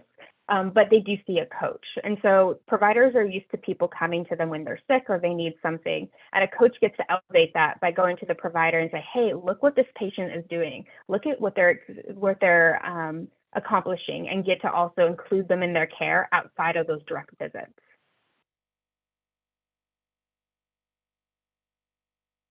All right, so let's talk more in depthly about what it looks like to be a primary care coach. So let's talk about scope of practice. And again, I'm talking really about the United States, especially with the National Boards for Health and Wellness Coaches, but there's other entities in Australia and UK that are also helping keep industry standards. But when working in primary care, it's really important that that coaches have some sort of standard. And for the United States, that's the nationally board, being a nationally board certified health and wellness coach. So the industry is not regulated, and so having this this board certification is so valuable for the industry and for patient care to make sure that we're all focusing and abiding by the same scope, that we do have the skill set to do this, and providers love it. Like when we, because the board has only been around for, it's been around for years, but the exam has only been around for 6 years or something. And I remember when we made the push to get all our coaches board certified, and it was a shift in perspective, because that primary care provider was like, you are at the top of your industry, you know what you're doing. And little secret, if your provider doesn't understand, doesn't see the value, and doesn't trust you, they're not going to refer to you. And because it goes back to them as the quarterback of a person's care. If they refer out to a specialist or to somebody and that person doesn't have a good experience or get what they want, then that's going to come back to the provider. And so they are prideful about making sure that who they refer to, they trust and support. And being a board certified coach helps with that greatly, on top of also, building that trust and rapport with that primary care provider. It's also really important to be able to understand that you're part of a collaborative care team. So that means you work directly with the provider and the patient and all the other people to support that patient. So I talked about earlier the patient-centered approach that we do, where the patient's in the center and we're all around working together to support them. That's so important, and really important to make sure you have the right team players and that you're all working together, and making sure that, if you do reach your scope, that you do ask for support and work with your team or get them into the type of care that they need. It's really important to include the primary care provider in all of that too, so that they can make sure that they understand what's happening, because ultimately they're the one that, if you will, is responsible for that patient. So it's really important to have that clear communication with the team of what's going on and working together. Also, working in primary care, you have to have some sort of medical comfort. So in primary care, we, especially here at APRI, we work at the biopsychosocial model, so the whole person approach. So when this person comes to see me for X, I'm still responsible to understand and make sure they have the tools and resources and information to care for all their health. So if a person comes in and let's say they're due for their screening or due for their colonoscopy, as a primary care coach, I am still responsible to ask them about it. And I know that seems weird, and people do they're like, I think that's out of scope, but if you need to lean into that, because you see this person on a regular basis, and it's all about their approach and how you take it. So if Joe comes in and he's due for his colonoscopy and I'm coaching him, and I pull up his chart and it pops up and I say, hey Joe, I just saw that you're due for some screenings. Can we talk about that? And if he says yes, then I say, great. So it looks like you're due for your colonoscopy. You're actually overdue for it. So tell me a little bit about that. And he's like, I just hate those things. They're just I just don't want to do it. And so I'm like, well, okay, so it sounds like this is not something you're excited about. And he's like, yeah. And I was like, well, what's holding you back? Well, it's so hard to get an appointment. It's so uncomfortable to drink to prepare for it. And so I can coach him around that. And whether that's coaching on like how to mentally prepare himself, or like maybe I might say, hey, Joe, do you want Dr. Carl to call you and talk you through this a little bit more? Seems like you're uneasy about it. So there's so many opportunities to help bridge those care gaps. And so I said here, closing care gaps, and that's a wide term in the medical world. And it just means making sure that people are getting the care that they need, and especially the preventative. So colonoscopy, mammogram, all those sorts of things. Seeing their provider, any of those sort of things that are preventative, or maybe they're at risk for something and they have to keep up with something. Another important aspect is that it's super important to use the provider's recommendations as a jumping point. And I know what that sounds a little bit is like, but what if that person doesn't want to work on that? Totally. We definitely want to make sure that we are focusing on what the patient wants. But what I mean by that, if Dr. Carl refers to Joe to me for his A1C, I'm going to talk about it. I'm just going to ask him, like, what do you know about it? What was your experience with that? And kind of see where they are. What stage of change are they at? Are they ready to tackle this? And if Joe's like, no, like, yeah, I know I need to lower my A1C, but like, it's just so stressful. I have so much on my plate right now. And like, my kid's getting ready to college and I'm thinking about those finances and I'm super stressed. I'm going to step back and say, well, Joe, like, what is the most valuable thing for you to work on at this point? And he might say, my stress. So I'm going to work with Joe on his stress. I'm also going to keep in mind that his A1C does need to go down. That's really important to go down. But you all know this. Likely when he's working on his stress, he's probably building up some tools that will lead to his A1C lowering. So maybe he's exercising, he's eating healthier, he's doing all these sort of things that are managing his health. So when he does feel like he has that self-efficacy, that he is taking ownership of what's happening, then I might have that conversation and say, hey, Joe, look at all the wonderful things you've done with stress management. Like, look at you, like you are managing your stress. You're celebrating your kid going to college because you have, you've worked out a plan. Dr. Carl did mention your A1C. I'm just curious, where are you at with that? And that might be referring back to get his A1C checked again to see if all those things that he's been doing has supported that change, or maybe it's unpacking it more to be more specific on what he can do to lower his A1C. Another important aspect is documentation. So we all as coaches need to document a chart, but as a primary care coach, you're using a medical record. At least you are in our circumstances. And so it's super important to be able to be clear in the notes, to be really thoughtful about what you're putting in a medical record, because it is a legal document. So nobody wants all their life story in a medical record. So as a primary care coach, you really do have to zone in and make sure that you are being clear and concise, that you're only putting what the patient shares, not your own perspective. And as being part of a care team, others are reading that. So it's really important that they also can understand what you're doing in your charts. And with everyone, confidentiality is important, just like everywhere, even if you're doing private practice or you're working in well-being, but confidentiality is really important in the medical world. In primary care, you might be working with multiple family members. And so it's really important to keep that scope and keep that privacy. You might know a lot more about that person's life than you would if you were just working on one-on-one, but you have to be able to keep that confidential and focused on them. One of the most important things is understanding the social determinants of health. You don't know what's going to walk through the door when you're in primary care. It's a very diverse population.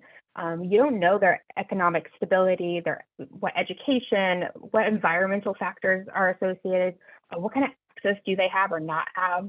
So it's really important to be able to understand that and get to understand where that person is coming from, because you might not be able to offer certain things based on what they already have. And we don't want to make assumptions about what that person needs or has. So coming with the mind of curiosity, really making sure that you understand where they're coming from.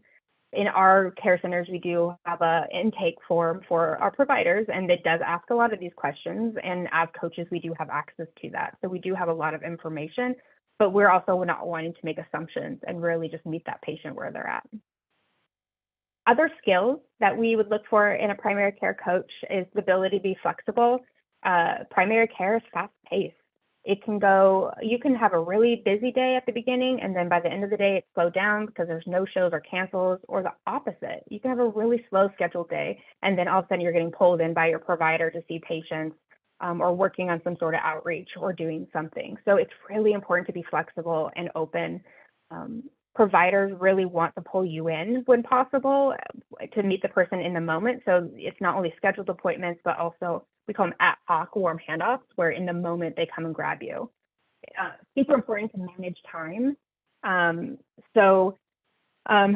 You know, in our setting, we do 30-minute coaching sessions to meet the needs of primary care. And so it's really important to be able to manage that time, and not only caring for patients, but charting properly and getting that out time. I don't know about you guys, but I was just at a dentist appointment and it was like waiting for 30 minutes to be seen. And when I go to the doctor, it's waiting another 30 minutes past my appointment to be seen. And so we want to make sure that we're not doing that. We really want to be there for our patients and be on time and make sure that they have that space, because people are pausing their life to meet with us, and we want to make sure we're respectful of that. Important to have a learning and growth mindset. So the national board does require you to have some sort of health education learnings. However, just like continuously learning, keeping up to date with things, you're not going to educate people on that, but you will need those for red flags or just for awareness. So it is important to know that things adjust and to keep learning and growing. It's the really cool thing about coaching in primary care is that the person that never knew about coaching would never do coaching has the opportunity to do it. So people that might have not even like known it existed. In private practice, people come to you for a reason. You know, they have some sort of change they want to do. They thought about coaching. In primary care, I would say 80% of their people, when they first meet you, they have no clue what coaching is. So really, we have to be able to coach people at their various stages of their life, but also various stages of change and with very diverse population.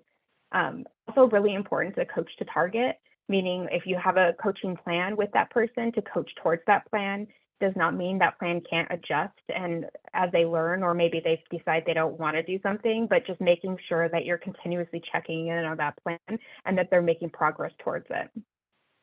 And then lastly, it's super important to be a team player. You know, as a coach in a care team, you're not just coaching one-on-one. You are also doing side consultations with your providers. People call in sick, and when people call in sick, doesn't mean life stops, right? So you might have to go greet patients or clean an exam room or whatever it might be. Obviously, all of it within scope, and make sure you have the right training, but there is a need to kind of be a team player, especially in primary care. So you all know that coaching works because you're all coaches and have experienced it, but it's really important that we have the research behind it, so that if you are talking about why you're coaching in primary care, that we have some data that we can present to those VPs and those executives who are making those decisions. So I've highlighted here 4 of the top evidence that has to do with working in healthcare or primary care setting. And I like these a lot because they're longer durations. The ones that I really want to highlight here is the 5% weight loss sustained for 2 years, and then another one showing 3 years. The word sustained is really important because that means it just didn't work in the moment, that it continued to work. So really understanding like what actual labs or disease state or anything that we can measure in order to show the value of coaching, even though we know it's much more than that.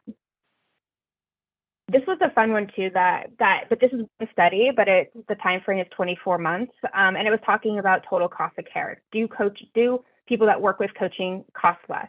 And so this is this study does point out that there is some flaws in it, and that we need deeper research on it.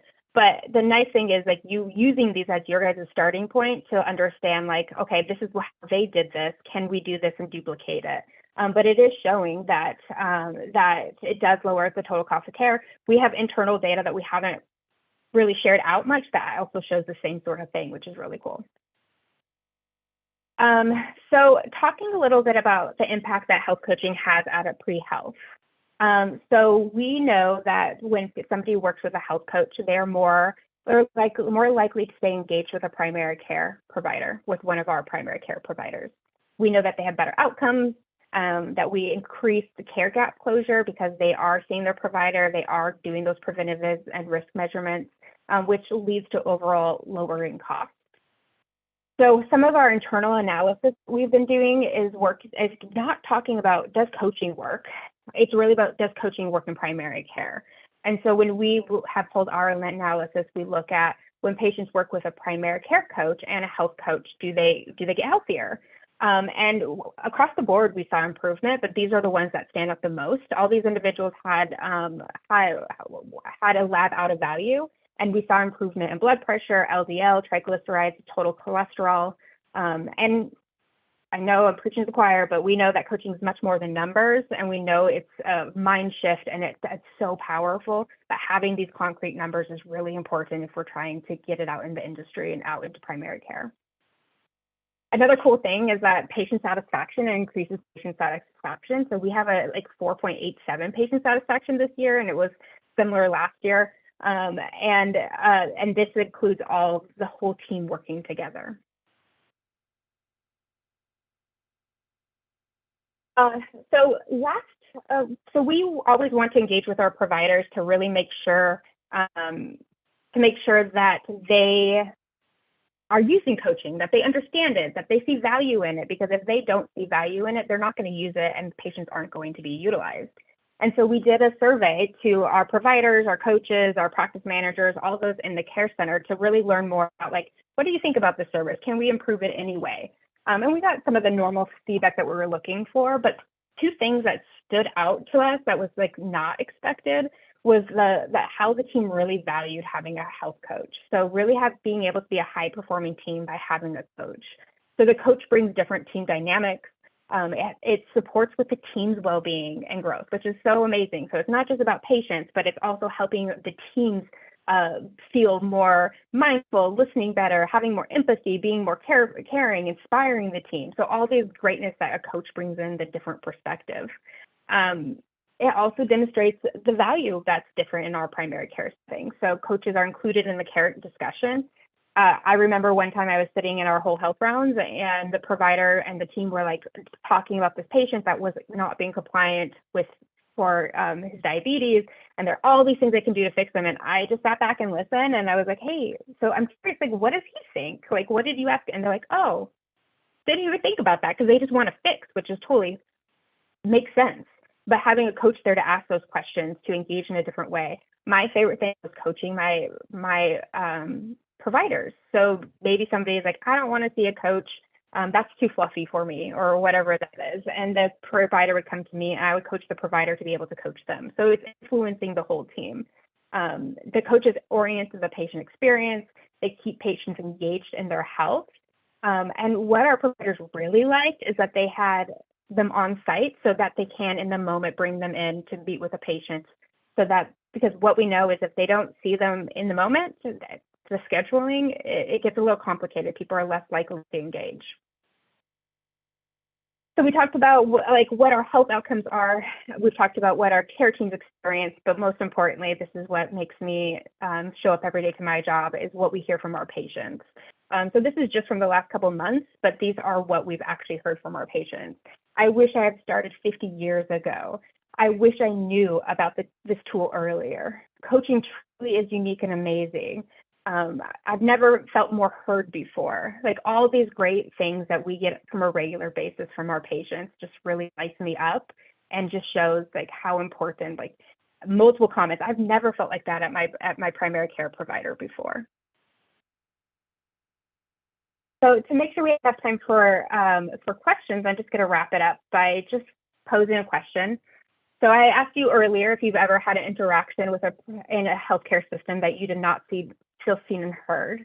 So I'm curious now, if there was a health coach in healthcare interaction that you were thinking of, what might have been different for you?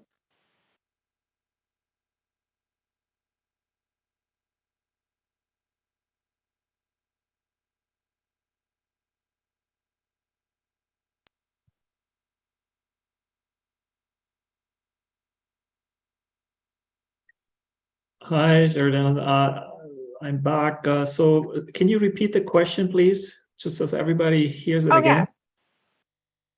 yeah, sure. So I was curious if you would have had a health coach a part of your interaction with the healthcare system, what might have been different for you? Everybody type in the chat box, and also questions, please, okay? So questions for Cheridan to answer. While everybody types, because there's a little bit of delay, how to ask this question? So primary care is rather unique, right? It's not necessarily like a hospital. I mean, let me ask this way. So is it typically smaller kind of doctor's offices, or do you see, or are there a lot of the primary care practitioners in hospitals? Explain like the situation a bit more, if you don't mind. Yeah. So for us, we have primary care centers. So they're family practitioners that work under the same roof, and then people come in for their standard care. There are primary care physicians that work in hospitals and other entities, but you really want people to see their primary care provider because it is going to save money in the long run. Because if you're going to see that specialist, it's super expensive, right? But a primary care provider will help make sure you're getting to the right specialist. And ultimately help save money because you're helping them be preventative and you're talking about their whole approach. And also continuity. So a lot of people pop around to lots of different providers and then have to tell their story all over again. And so having the same primary care provider reduce costs in that way too, because they already know your story, they already have your information, and they can really address it now rather than having to repeat it over and over again. Yeah, and I think, isn't that a unique US situation? Because like a UK GP is where everybody goes pretty much. In Europe, like in German-speaking countries, it's like Hausarzt, right? It's like the GP basically that people go to. In most countries, it is like that. So is that US, has that changed a lot, that they don't have the value in a sense that they used to have, and specialists get all the attention? I think we're seeing a change. I'm thinking insurance companies are recognizing that primary care is going to save them money because they're paying so much for those specialties and stuff. So I think you bring a really valid point that I'm talking all about the United States. So our healthcare system is very different and than other places. I think that we are seeing a change where people are really seeing the value in this preventative measurement and having somebody that really supports you and like somebody that you trust as well. Do US primary physicians providers prefer online, on-site, or a mix? Yeah, this is a really good question, especially with COVID, right? I would say if you asked 4 years ago on site, like they want to touch you, they want to be, like make sure that you're present here. But there has been a shift. There's been a shift of more openness to having it on video. There are things that you don't need some physical awareness around, but it depends on the provider that you ask. There's a lot of different discussions going on, and it will take a little bit of time for us to see how effective it is. Is it just as effective to do it virtually, or do we really need that in-person approach? And honestly, it's important to have both, because you're going to be able to see more people, because those who don't want to come into the care center, or some people that don't like technology. So I think it's going to be continue to be both, but effectiveness of medical care, I think we'll learn more about that in the next couple of years. Excellent. How do you, in your environment, how do physicians that have I fix someone, I use a metaphor here, right, versus a coach in primary care, how and aren't there conflicts? I mean, obviously the health coach is supporting the physician, or how do you consolidate that very different approach? And are there conflicts sometimes, or different opinions of ways how to work with a client, patient? Yes. It's very nuanced to have health coaching into a medical system, and the fact that how we coach, like we coach that person, even so if they don't want to do what the provider says, we're not going to force them to do that, right? But we want to keep them engaged so that they are continue, so we at least have our a pulse on it, and also can support them on what they would like. And providers have a hard time with that sometimes, because they're like, well, I just want you to fix them. Like, why are they seeing you if they're not X, Y, and Z? And not understanding that behavior change takes a long time, and it's very different depending on the person. So we do a lot of education to our providers about that. And we're like, we're not here for the short game. We're here for the long game. And if we can get that person invested in their health and wellness in any way, that's going to prevent further cost or further implications.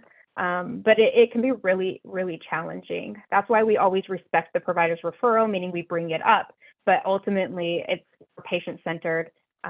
Research shows that you have to have patient-centered decision-making in order to make progress, right? So if I'm lecturing you at what you need to do and you don't want to do it, or I don't fully understand your situation, they're not going to do it. So you're wasting your money doing it that way. So it does take a lot of education, a lot of compassion, a lot of time for providers to really understand that. So pre-health is that you provide everything, like the primary care plus the coach and everything around it, or are you bringing coaches into doctor's offices, primary care offices? Because I would think that's a big difference. If you can educate everyone as kind of a whole unit and you kind of manage it, it's different than a coach wants to go to a primary care practitioner, right? Do you have some suggestions on that? Suggestions? Yeah. So for us, our coach is literally on site with the provider. So they're in the huddles, they are in the meetings, they are passing in the hall, they're sitting in the back office, if possible, to like really like kindly eavesdrop and be like, hey, pick me, I can help. So that's where we find the most success, is when they're integrated. But that's not always going to be possible. So we are working on other solutions on how do we, if we have a remote coach, or if we're caring for providers that aren't under our house, like how do we do that? How do we influence it? So it's really tricky. It's much easier when you're a team, they see it day in, day out, rather than trying to help somebody change their behaviors and change their practice to refer to coaching. A couple more questions. So how is the interaction physician, primary care provider with the coach? Is the coach, the physician saying, oh, you need a health coach, and kind of refers them to the coach? How is that interaction work in your situation? Yeah. So in our situation, we think of coaching as preventative. So when people do their yearly preventative exam, they automatically meet with a coach. So that way, that whenever the provider shares, the coach can be there to celebrate their successes and what's going well, and then also invite them into coaching if they need extra support. So that's a common practice of ours. Otherwise, the provider, even for an office visit, might pull in the coach and say, hey, like, I would like you to meet Joe. We've been talking about his sleep. He's still not able to, like, he was already doing X, Y, and Z, but needs more support. So they can do it in the moment. But we also allow them to self-refer. And then our goal as coaches is to bring them into the primary care. So if they just come to me for coaching, then I might ask if they have a primary care provider. If they don't, then I'd say, hey, what are your thoughts about coming in, just so we can get an understanding about where you are with your health. So it's kind of a full circle. I hope you don't mind if I drill you with all these specific questions, because I think some of the questions come from chat, and I think it's really helpful for everybody to understand, because it seems so easy to work in healthcare, but it's specific, right? There's a lot of procedures. Who's going to pay for all this? Let me expand. What I mean is, so in healthcare, right, is that then the doctor, I mean, if it's value-based, it's another thing, right? But if this is, I guess, fee-for-service, right? So it's all on the insurance. How does that work, as one example of how you work? Yeah, so our current circumstance, we are value-based. So we, employers, so we open up clinics for employers or like-minded insurance companies that want preventative care. And then there's a per member per month fee that the employer pays. So there's no coaching is a preventative service, so there's no cost. The national boards is really working to get CPT codes so that coaching can be submitted to get reimbursed. So it's complicated. Some insurance companies will take there's a category 3, meaning that we're gathering information and we want to give to category 1 where we can get reimbursed. Some insurance will take it and some won't. The national boards is doing an amazing, really big lift to try to shift that. But right now it's really dependent on the company. But for us, coaching is a benefit added into the system. They don't have to actually pay for it, which helps us reach many more lives, right? That people don't have that fear of cost, which is really lucky. So it's, in this case, it's value-based. It's a fee for a month that they pay for the whole setup, basically. Interesting. Let's see, more questions, guys. We have another 3-4 minutes. Let's see, older adults, Medicare, how does that work? What's your experience in terms of being open to work with a health coach and lifestyle changes? You're smiling. Yeah, we do have some. Yeah, it's complicated. It's hard. And it's a different kind of coaching because you are coaching people depending on their age range. You might be they might be losing people. You might be coaching them on retirement or whatever it might be. So we do that. We have a couple of clients that have the elderly population, but it is harder to get people engaged, especially if telephonic or virtual. They really want it on site. So we do that, but I think there's a long way for us all to go to be able to do it well and to enter into that system. Good. And I think there was one question in terms of lots of attendees here. They're always obviously looking for opportunities, and I guess they go to your website if if there are openings. I think that's probably the best way to go. And so last message for any health coach that wants to go into primary care. What's the big kind of message you would suggest them to look for? We need you. Coaching is what's going to shake up healthcare, and it's going to be not only for patients, but for team members so that they can take care of themselves. It's a full circle. So if you're interested in primary care coaching, it's definitely needed. And I feel like we're just scratching the surface. That was amazing, Cheridan. Really, really appreciate it. Your fast-paced, very specific answers. I love it, right? I think that's what we need to do. And I totally agree with you. And that's what our movement is about, right? Bring us together. And last year in the Lifestyle Medicine Summit, Dr. Robert Pearl from the Kaiser Permanente, 20-year CEO, amazing guy. You should follow him. He said the role of primary physicians needs to be raised up to a huge degree because they do a lot of the work that somewhat matches with what we're trying to do, preventative. And so, love it. And let's take that away. Let's help them, right? Let's take more pressure off our primary care providers so they can do what they do and we support them. And that's what we're trying to do is to take some burden off of them because they do have a really tough job. Yeah, I know, tough job. Thank you again. Really, really appreciate it, everybody. Yeah, thank Cheridan. Sorry. Sorry, right. Posting here, so I'm blanking out. Thank you again, everyone. Really appreciate it. See you back very, very soon. Thanks again, everybody in the chat box. Say thank you. Emojis. Thanks, Cheridan, for being here, for talking about primary care health coaching. Now we're going to have a 5-minute break and I'm going to come back. Fun stuff, guys, fun stuff with a panel. 3 amazing speakers. I have my new co-host here, so I can take a minute breather. Magdalena is here. Hey, Magdalena, are you there? Let's bring you in right now. Just say hi to everybody. Here I am. Yes. Hi. Yeah. Where are you? Let's see. Your video comes up from Australia, so it takes a little bit longer. Yeah. Can you hear me? Yes. Perfect. Wow. Interesting photo back there. Whoa. Yes. Love it. It's yours, but it's good. Well, we'll see you soon. I'm so looking forward to it. Yeah, see you in a minute. Everybody, be back in 5 minutes, okay? Take a nice little rest.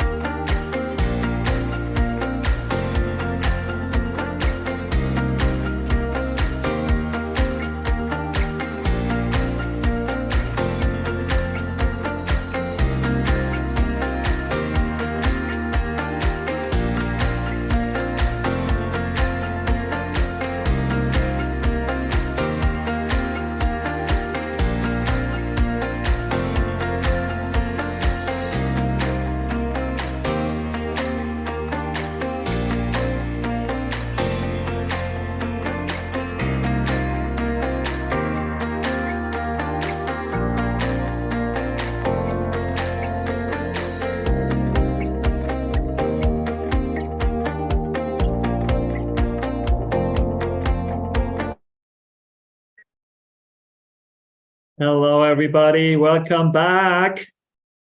Exciting, exciting. Type in the chat box if you're excited, right? Day 2. Oh my God, our speakers are just the best. Hi, Magdalena. Good to see you back here. Thank you. Thank you. Didn't realize the camera was a bit skew. So It's all good. It's all good. I just want to early. quickly introduce Magdalena Lyle, certified health coach, lifestyle and prescription health coach, healthy, wealthy coach, physical therapist, clinical hypnotherapy, and, right? She's going to have a talk in about 2 hours. But I really look forward to this panel. So thanks, Magdalena, for letting me sit back and just enjoy the talk in a minute, okay? Good, With enjoy. 3 amazing speakers here. So you introduce them, and like everybody, type into the chat box. Magdalena will take the questions throughout the hour and feed them back to our panel. So thank you. And I think the topic, love it, evolving into your best coaching self. Don't we want all that? Yes. Here you go. Take it over. Thank you. Thank you, Johannes. He's been working hard today. So I would love to take over and really introduce this great topic. The topic's so important for everyone in the coaching world and the health and fitness. So I'd like to start off with the person that's at the top of the screen, Mark. Now, please, I don't want to introduce your surname incorrectly. So please, Dreusicke, is that correct? So close, and I've heard much worse. So that was Dreusicke, Mark Dreusicke. Dreusicke. Perfect. I love it. Thank you. And I'll just introduce everyone, and then I'd love to get a bit of a background on yourself, if that's okay. So thank you, Mark. And Michele, Ray, thank you so much. I think that this is going to be a great talk. And of course, Karen Lawson. Thank you so much, Karen. Nice to be here. Lovely for you to be here. So, Mark, was it all 3 of you who actually got this topic? Is it based on the backgrounds? If you'd like to talk more about your background and the reason of the subject.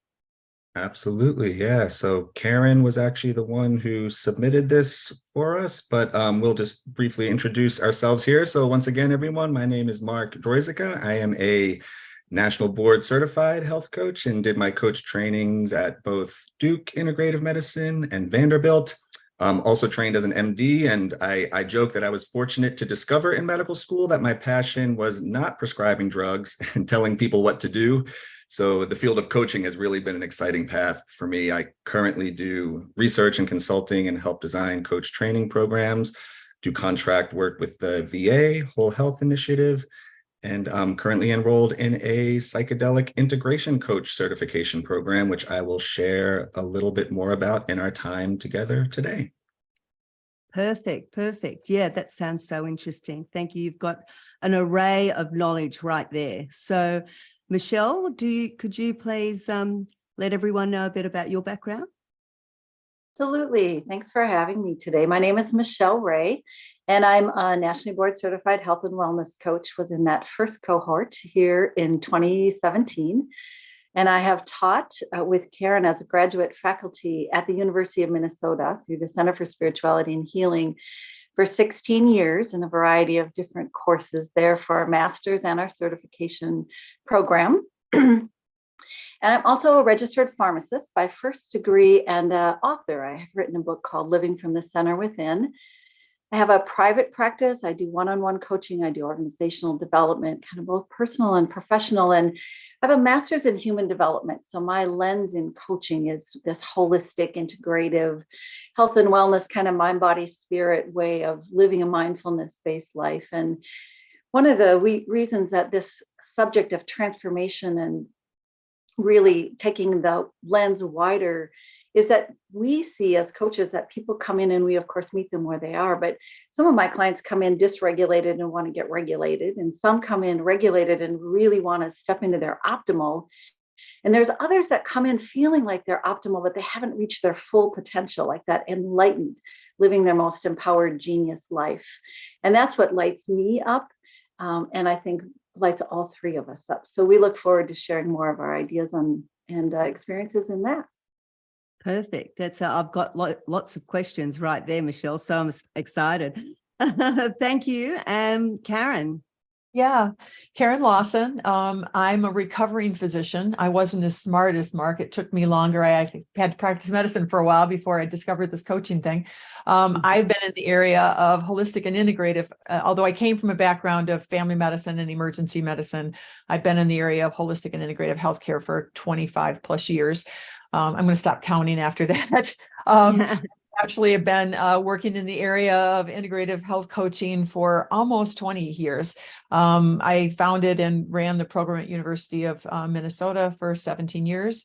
And currently have my own business, IHWC, Integrative Health and Wellness Coaching Productions.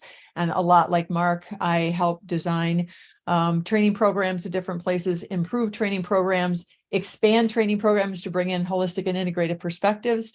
I also I'm on some research grants, do some research work, and I also teach for the VA in their amazing transformational efforts that they are making with their systems. So, and I love to do everything with friends and colleagues. So when an opportunity came up to speak, I'm like, only if I can bring some buddies along, because it's way more fun for the panel. So I'm thrilled that Mark and Michele can be here and we're willing to jump in with me.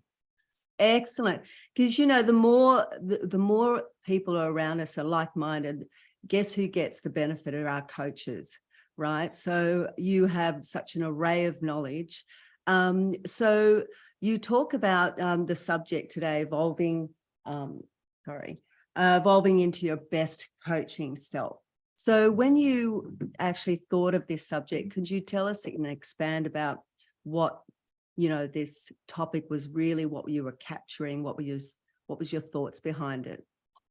Yeah, and my thoughts evolved too after I brought others in, but I can certainly start, which was when I did the program at Minnesota, we were very dedicated to it not only being a holistic and integrated perspective, but also having a very strong foundation in supporting not just the health, but the expansive well-being of the students who are becoming coaches, because we really felt like coaches can't take clients further than they've gone themselves. And it's not like we ever reach the pinnacle and woohoo, we're done. But that we're always committed to that lifelong process of growth and expansion. And I know because I'm a founding board member at the national board, and I've been on the program approval committee since its founding, and I see applications come in from programs that are focused on just hitting the basics of what coaching is, but what is often is left out are those two aspects of it's not necessarily bringing a holistic lens to the coaching dynamic. And it's also really not focusing on how we as coaches become our best selves so that we can support others in becoming their best selves. And so I really felt like this was a topic that people that come from all different training backgrounds might want to think about, because their program might not have necessarily focused on that. And then these guys came in with all kinds of great, crazy ideas that they'll share with you. Wonderful. So who's going to start first? Karen, Mark and Michele, what do you want to put in there first? Because I'm sure that, you know, coaches want to be the best. So is it your experience? What is lacking? What is the best? I can add a few things. The three of us had put together kind of a list of questions that we thought we'd throw in the chat. So I've offered one here as people think about this for themselves. You know, what does it mean to them? Because I think for us, part of it means, yes, we start at the beginning, right? We start with this place of the wellness wheel, you know, as Karen was saying, with the basics. But then we also really want to emphasize the mindfulness part of it, because the only way we make changes is if we can notice, right, where we're, say, dysregulated or triggered, find the space, the pause, and then be able to make different choices to make these practices. And we talk about foundational practices to take that deep breath, to be able to take a moment. What am I thinking? Where are my emotions, right? Where am I triggered? What are my stress symptoms? And then I can apply a practice of movement, let's say, or reading or studying or being in nature or doing ritual, right? We can find time in our life to create more harmony, more regulation, more homeostasis, activating the parasympathetic and sympathetic nervous system. And we also then can find ways throughout our day to go ahead and bring ourselves back through these foundational practices to our best self, to our balance. And that might just be a breath or a stretch, right? I have a fun little thing that someone taught me a while ago where you can hold your thumb that has lots of acupressure points, and just even, right, doing that, bringing our attention back into the present moment, out of the past and future. And the other part for me in the foundational practices is the intelligences. So thinking about a wellness wheel, again, kind of beyond the basics to where are we at personally, as well as developing as our clients develop in spiritual intelligence, emotional, social, environmental, right, cultural, conversational. And so these are some of the thoughts that we have on this expanding idea of coaching. And as Karen said, we can only sit with and meet clients to the level that we are developed. Mark, How about you? Absolutely.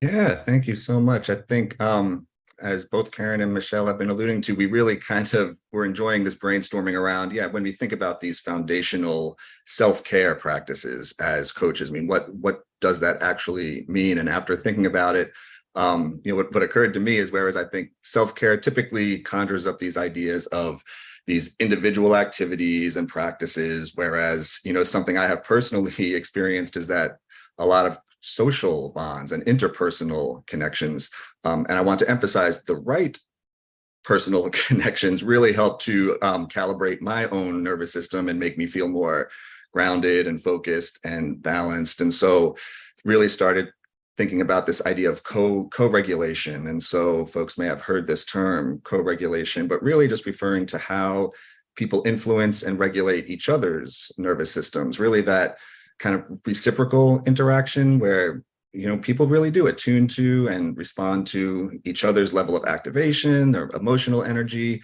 and even behaviors to maintain a state of balance or regulation. I know for me, I've always really enjoyed even the research around this, even back to a lot of what we know about attachment theory, which suggests that those secure attachments, characterized by those sensitive and responsive caregiving, really does promote better emotion regulation in children and increases their capacity to co-regulate others. Also really exciting work in the field of interpersonal neurobiology, which again really emphasizes that role of relationships on brain development and regulation of emotions.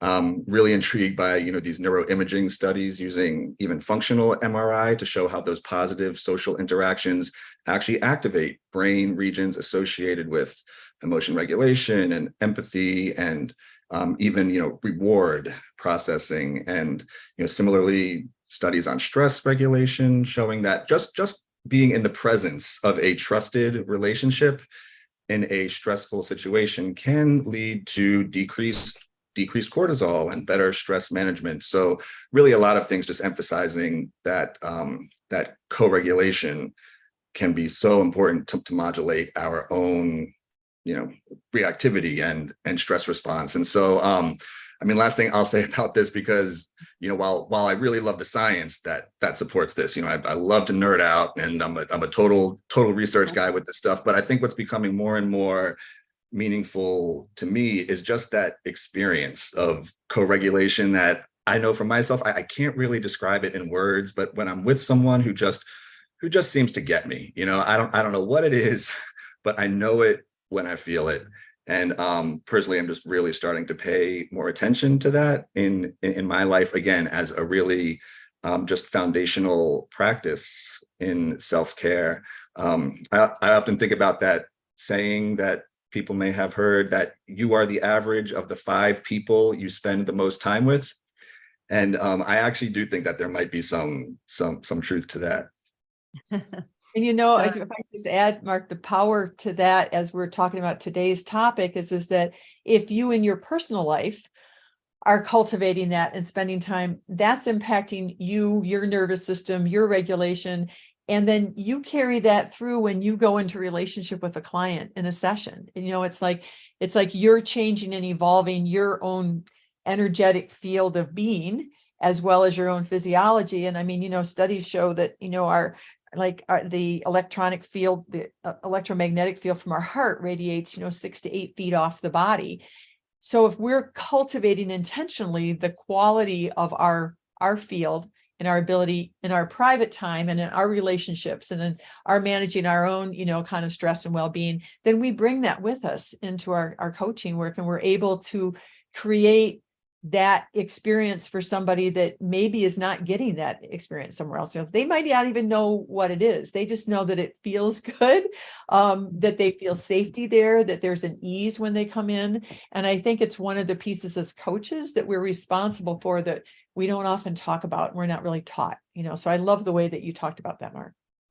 Yeah, that is so important. I love that, Mark, definitely. And Karen, that is exactly right. And I was going to say that when you have that feeling, you know exactly how it feels, and you want to, you know, portray that to your clients, because ultimately that's what we're trying to do, is get them to that lifestyle, that coaching experience, the health and wellness from within. So we as coaches need to absolutely experience that. Yeah, very true. You know, one of the things that we had thought about today's content a little bit in the area of like the foundational practices, and, you know, what are those for you? And I love the question that Michele has posted there for you guys to consider for yourselves. And we also like to think about the bigger, more expansive, what's beyond the basic, right? And we were kind of calling that the idea of expanding, like, what's your worldview perspective, and how do we really foster mindsets, not just for ourselves, but for our clients. And I would love, I know, you know, Michele, you are really eloquent in talking about this. I'd love for you to kick off for us, maybe talking about that bigger worldview perspective expansion. Yeah, thank you. We came up with some questions for everybody joining us today or in the future as well around transformation, because that's a piece of it. People come in and they want to share their stories of transformation where they had an experience where it sort of was mind-blowing, or it shifted their belief and their horizons. So can think about that for ourselves, but there is this model of human development where we think that we end at the end of our skin, right? And we're an individual. And then we have these breakthrough experiences of synchronicity that are undeniable, or intuition, or just this ability to notice more, have a revelation or inspiration, right? And with that kind of interconnectedness, there's Lynn McTaggart has this book on meta study research, right, on the field that you were talking about, Karen, this morphic field, this quantum field that we all tap into. And when we have enough of our attention in the present moment and are able to co-regulate, right, and have high quality relationships, that cultivates our coaching presence, is one of the languages you were talking about it too, Karen. We gain more confidence, right? We are more able to take risks or stretch ourselves or explore a new idea and really maintain that beginner's mind. So it's been fun to be able to practice that. I know in my own life, I recently went to a conference that was about expanding our awareness to access higher levels of consciousness. And I spent 3 days immersed with people in a ton of different professions, talking about this, coming at it from history, coming at it from what we're learning about photonic light and, right, quantum physics. It was fascinating to keep learning for me. And for instance, I, just like what we're talking about, came back, and I'm in the middle of co-facilitating a 6-month master course for coaches about transformation and this process of human development, and to bring through those stories and to encourage our participants to share stories of their transformation has brought a depth and breadth to that experiential program. And so it's really cool to be offering it for 30 CE credits. And it has this component that we, all three of us in particular, really appreciate. So I'm going to pass it to one of the two of you here to continue. Yeah, thank you, Michele. Wow, this is such a cool segue, because I know in our conversations about different ways to expand our worldviews and those kind of shifting mindsets, I just thought that I would share a little bit about a coach program that I'm currently enrolled in around psychedelic integration coaching. And so I'll give a little more context for psychedelics here in a moment, but why I'm really interested in them from a coaching standpoint is because psychedelic practitioners and researchers widely agree that the outcomes from psychedelic work largely depend on the preparation that happens before one uses psychedelics and the integration afterwards. So already this may be reminding you all of the coaching process, right? Like, how do we prepare clients for the work of coaching, right? That self-awareness, those moments of self-discovery, and then how do we help and support them to integrate those aha moments into the daily behaviors and decisions. But let me just back up first and just really kind of broadly define, what are we talking about when I mention these psychedelic medicines? So psychedelics, very broadly, are substances that alter perception and consciousness. So they're known for their ability to induce these really unique and profound psychological experiences. For those of you familiar with Andrew Huberman and his podcast, Huberman Lab, he's been doing a series of podcasts on psychedelics. And I just heard him say that in the research literature, participants commonly report psychedelic experiences being the most profound and positive experiences in their life. And so just a quick disclaimer here, because not all psychedelic experiences are going to be pleasant and positive, right? In fact, just that word psychedelic derives from the Greek words meaning to reveal the psyche. And so even the name implies that it will expose whatever the psyche is needing to reveal or process. And just for clarifications of what medicines we're talking about specifically, some well-known psychedelics you may recognize include psilocybin or magic mushrooms, LSD, MDMA or ecstasy, and others like DMT and peyote. But again, why talk about these in the context of expanding worldview perspectives and really inducing these transformative changes in mindset? And it's because these substances really help to explore consciousness, right? To really challenge people's deeply ingrained beliefs and broaden our understanding of reality. So let me just dive into that a little more by focusing on really a few categories of potential benefits through our lens of coaching. And the first to talk about is around this idea of just being able to temporarily disrupt those cognitive filters and perspectives in the brain. So these cognitive filters I'm talking about, which are really formed by societal norms, right? The cultural conditioning, our personal experiences really do shape our perception of reality and often limit our worldview. Whereas under the influence of psychedelics, these filters are just momentarily lifted, just enough to allow people to perceive the world with this heightened clarity and that reduced bias. And so, in other words, kind of the dissolution of these cognitive filters enables people to examine their beliefs and assumptions from a fresh and unbiased perspective, leading to a more just expansive worldview. The second benefit that I think is interesting in terms of the coaching is this term ego dissolution, which is a temporary loss of sense of self and identity. And now for me, this is where things can start to get a little woo-woo, right? So for me, the easier explanation here really uses the word, and Michele, I love how much you talked about this, but this idea of interconnectedness, right? And so what ego dissolution really means is allowing someone to transcend their personal boundaries, right? This perception that I am a self-contained, I am separate, I am perhaps not influenced by kind of external factors. And instead, people are able to experience this connection with all things in the universe. And by really experiencing that deep sense of interconnectedness, people also tend to develop a deep appreciation for the interdependence of all living things, really helping to kind of, again, shift that mindset from the individualism to a much more holistic and interconnected perspective, which again, just aligns so well with the kind of coaching the coaching models, and really seeing the interconnection of all aspects of behavior change. And then just the last thing I wanted to mention, again, specifically in regards to coaching, is that psychedelics really have the potential to challenge those deeply ingrained beliefs and assumptions.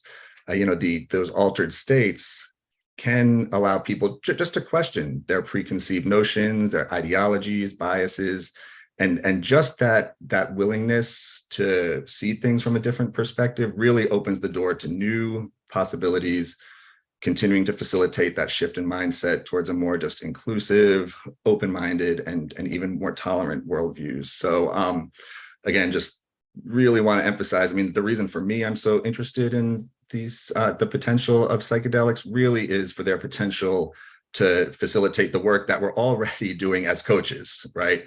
I want to be really clear that, of course, there are risks, both clinically and of course, legally around psychedelics. So I'm not personally, condoning or advocating for the use of psychedelics. However, I do absolutely advocate for coaching. And I think that the work that we do as coaches can be transformative and life-changing.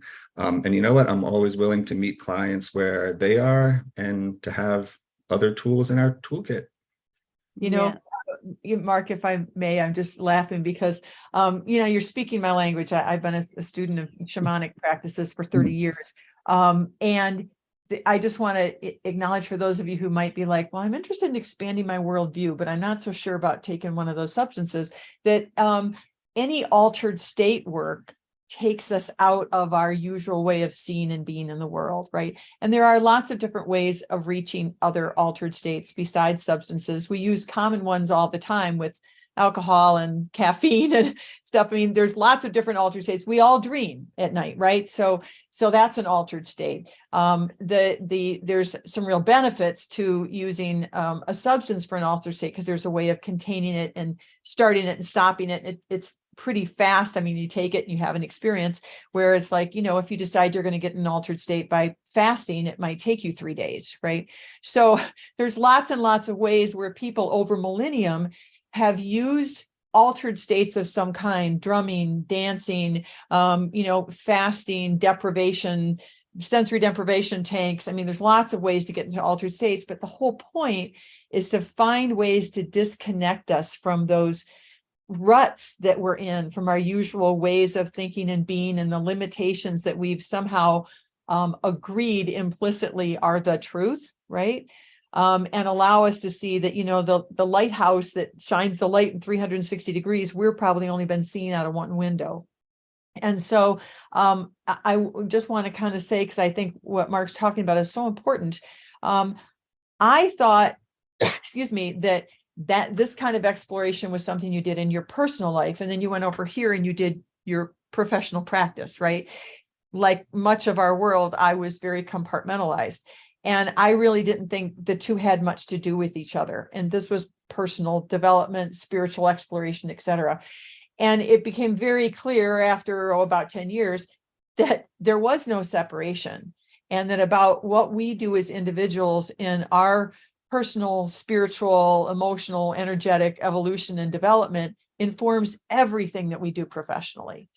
And if we aren't committed to and willing to take risk and grow and out there when we're not in the office coaching clients, we'll never be the full potential of what we can be as coaches when we're in the room with clients. And so to me, it's almost I don't get CE for it, but it's like a professional obligation that I need to be continuing to be out there to crack open the places where I'm stuck, to explore into new areas, because the fascinating thing, and I know Mark and Michele and I have talked about this before, of that whole, as we were talking about kind of that morphic field, that idea that there's energetic fields and we interact with each other and we interact with the earth and we interact with the plants and the animals around us. We also set up a field that attracts certain things to us because beings like to be in resonance, right? We're like a tuning fork, and other tuning forks that are vibrating at the same pitch like to be with us. If we are setting up that resonance, then when we're with clients, we call in, I think, people that are ready to work with us, people that are kind of vibing at the same level, people that need the vibration we're offering. Sometimes that can be really challenging because sometimes it means the area that we're working on in our own life. We always joke, yeah, if you're working on, I don't know, my issues with my father, you're going to have 5 clients walk in that's what they're dealing with. That we just, there's a like to like connection that happens.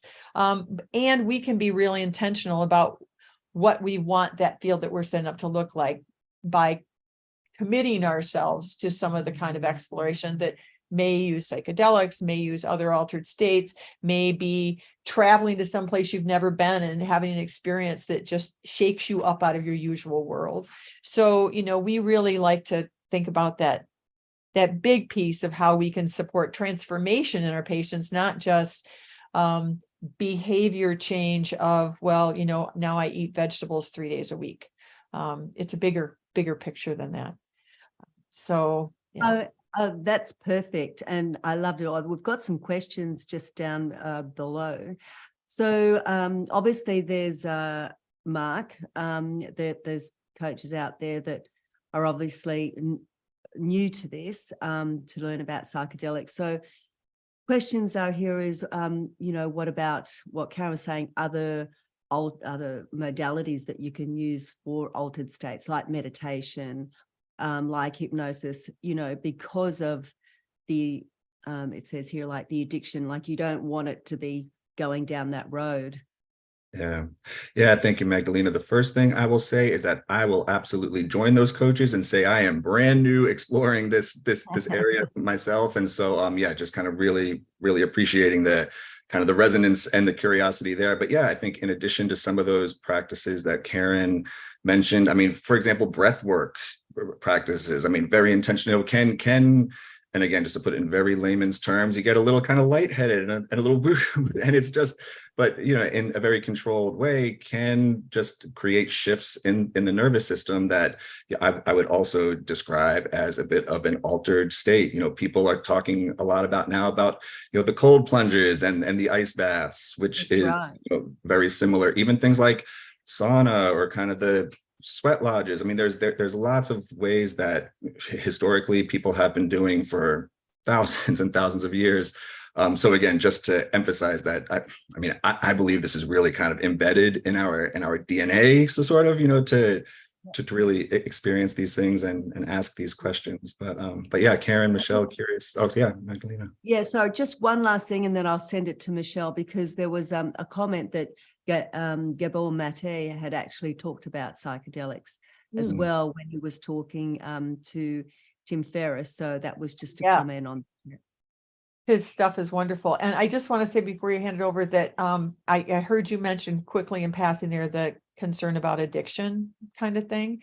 That was just even, I know Mark's just dabbing his toe in, but for in the field and how psychedelics are used in therapeutic ways, it's very controlled in a setting, number one. Number two, psychedelics as a group, as a drug, I'll put my biochemistry hat on, are not addictive substances. So they're not, they're not like you're going out there and doing, crack or heroin or nicotine. They're, they have a very different effect on our brain. So the addiction risk is not one of the major concerns about working with psychedelics. I just wanted to kind of correct any misperception. Right. Thank you. Thank you, Karen. Thank you. I'll chime in here, and then I'm going to turn it over to Mark, who's actually going to lead us in a guided meditation. So I'm excited about that. And one of the things that we're talking, just to kind of bring it full circle, is that the point of having mindset shifts and creating conditions that help us break through our own limitations, our own constrictions, our own false beliefs, right? Negative self-talk, all those things, is so that we can live at a more free, liberated, authentic, empowered self. Right? It's not to have the experience. In transpersonal psychology, we talk about it. We can be at any state of consciousness, right? From complete despair to that unity consciousness and complete bliss. And what we're talking about is having those, cultivating these, again, foundational practices so that we expand our definition and knowing ourself as that interconnected field. So we can live at that stage of consciousness as our usual perceptive capacity. So it's kind of coming full circle to the coaching, where the goal is to take the steps so that there is a new normal in our own way of being in the world. And these are just some examples. I'm going to turn it over to you, Mark, and I'm looking forward to this meditation. Yeah, absolutely. Thank you. And Magdalena, I hope it's okay. We were brainstorming and we thought it might be fun to have maybe something a little more experiential, or people kind of out there Of course. drop in. And so terrific and great, kind of along the lines that we've been saying. I mean, just to acknowledge this idea of kind of evolving into our best coaching selves. It is a journey, right? It is a path. It is a process, not a destination. And as coaches, we all know how useful it can be to have something, that future vision. That's we're really kind of latching onto, and that's somewhat very, very motivating and enlightening and clarifying. So what I'm going to offer now is just that, a brief guided visualization around all of your best future selves, okay, with the intention of perhaps providing some insights into how you might best care for yourself now to achieve that optimal future vision. And so just a little more context before we begin. As you're listening to my words, you may experience images, senses, maybe even certain emotions. And so the invitation here is to simply allow yourself to fully experience whatever comes up for you. And of course, if nothing comes to mind, that's okay too. You can just simply notice that. So we'll begin now by just inviting anyone out there to simply close your eyes, or you might just cast your gaze downward if that is more comfortable for you. And then as you're settling into your current position, just allowing yourself to take 2 or 3 intentional breaths. Really noticing your breath moving in and out. Bringing attention to the fullness of your body. Perhaps the points of contact with the chair or the ground beneath you.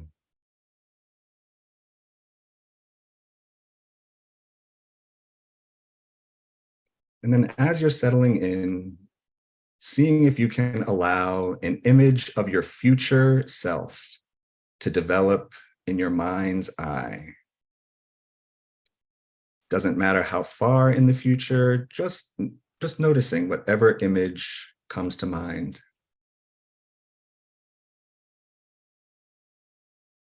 And remembering that you are observing your future self as separate from what you are now, just witnessing them thriving in an optimal state of well-being.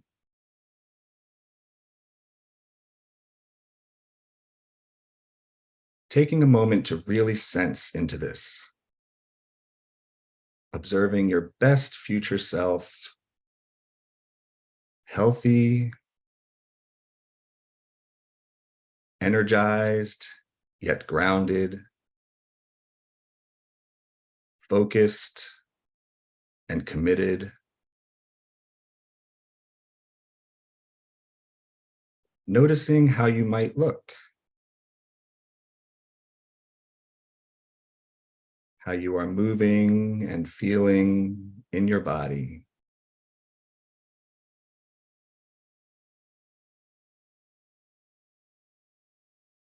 Perhaps noticing what you are doing or who is with you.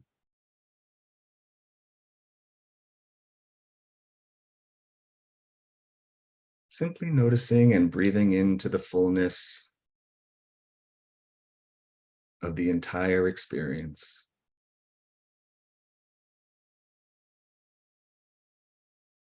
Sensing your energy, sensing your mind, your emotions. What does your future self truly look and feel like.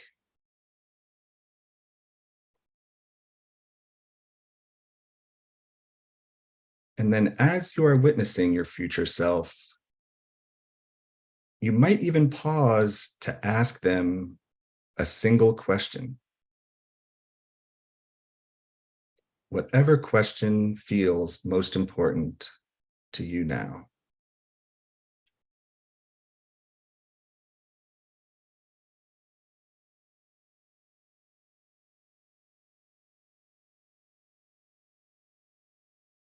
And then allowing yourself to receive whatever your future self has to offer in response. And noticing how that makes you feel.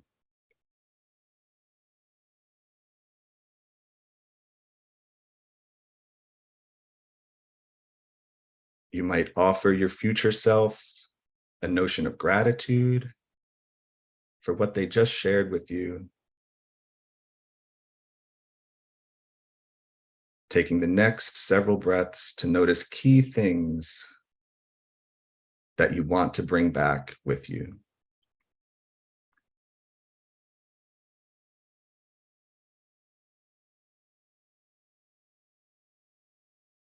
And as you allow that vision to settle, and perhaps letting go, gently returning your attention back to the breath.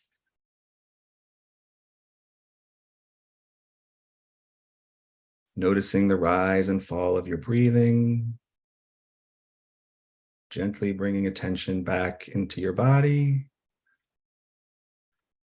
perhaps wiggling your toes, or gently stretching, really listening for whatever movement your body might need. And when you are ready, opening your eyes if they were closed, and returning now to our time together.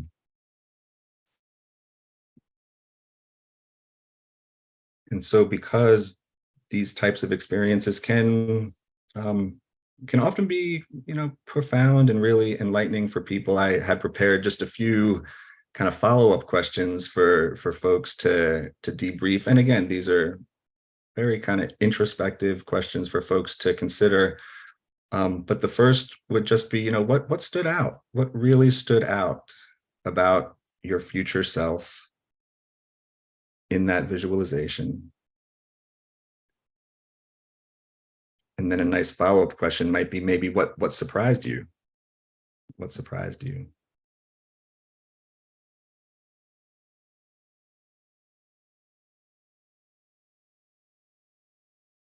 And just a couple more questions for folks to consider. What parts of your future vision are a part of you now? Okay, so what parts of your future vision are a part of you now?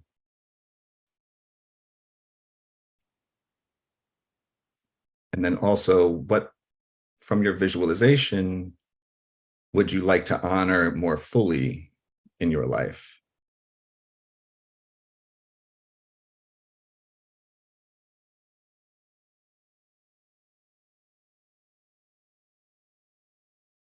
So thank you all. I hope folks out there were able to participate, and that may have been helpful in some way.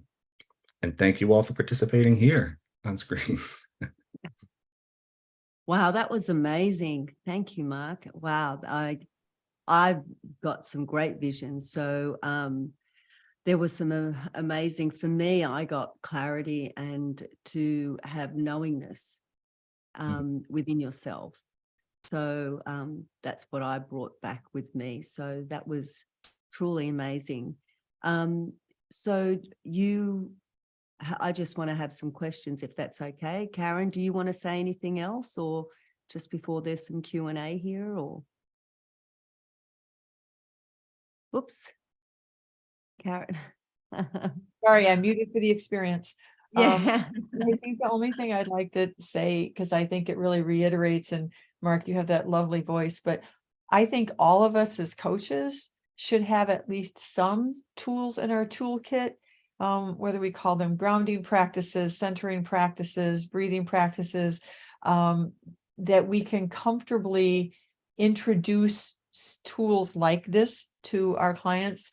I know in teaching students over the years, all of my teaching and all of my students, and I've even done this with medical students and residents, is to teach them to at least start every session with, if you don't do anything else, do 3 deep breaths, something, because I think part of the potential of coaching to change healthcare is to bring in that attitude and that way of interacting and honoring of people that takes it out of our pressured everyday reality. And visualization, I mean, that was what, Mark, maybe 5 minutes, and look at how it was impactful for me. Magdalena, it sounds like it was impactful for you.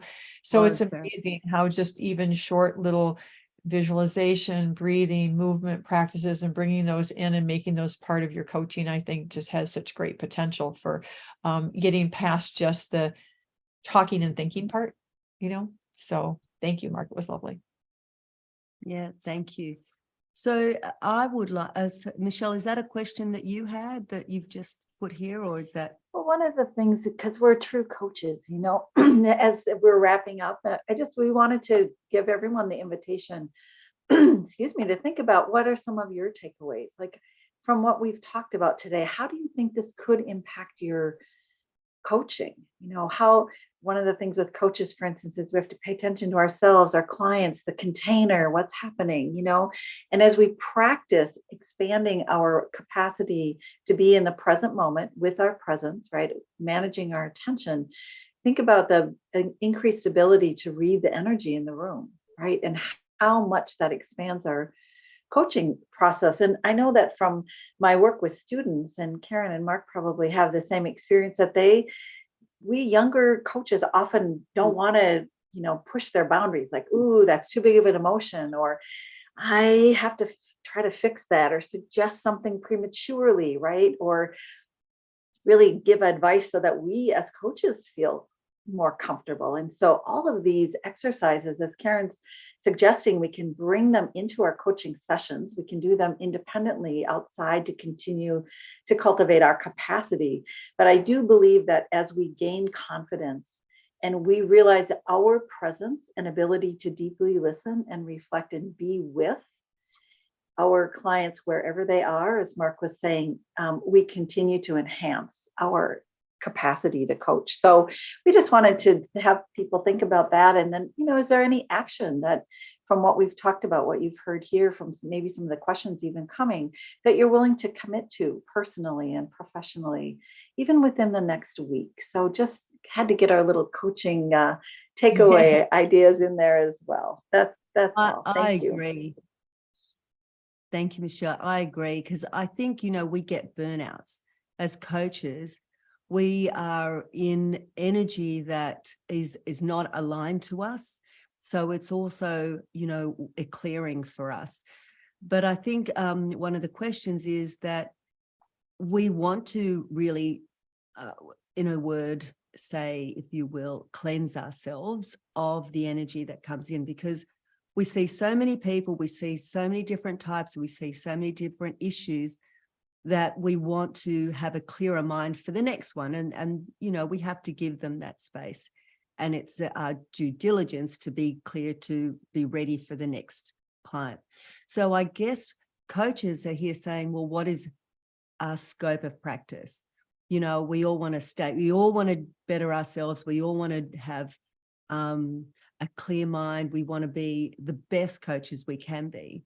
But is that out of our scope of practice to search for ourselves so that we can then help our clients or patients when we're clear? Do you know what I'm saying? So we want to still stay in the scope of practice, even though we want to venture out and try these things, because if we don't try them, how can we suggest it to our clients?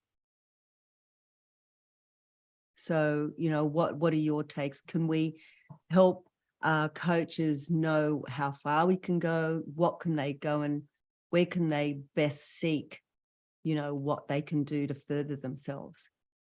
I'm just going to real quickly say, and then I can feel Michele and Mark percolating. The scope of practice is what we do with our clients, right? That's scope of practice by definition is in session.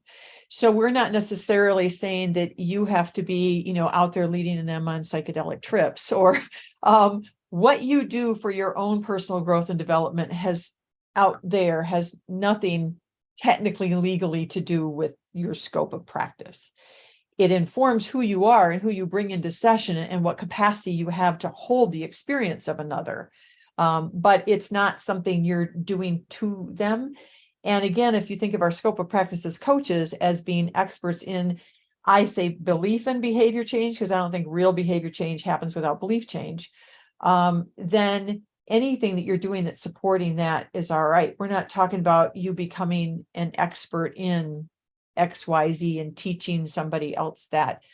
Certainly you might decide, wow, I really want to get better at guided imagery, so I'm going to take some guided imagery training, or I really like to do hypnosis. So there may be tools within your scope legally and ethically that you can bring in and add as coaches. I know probably a third of the students that I've had over the years have added in extra training in meditative practices, energetic practices, Reiki, healing touch, self-massage, acupressure, essential oils. I mean, there are other tools that are certainly legally available to us that you might want to get more training in.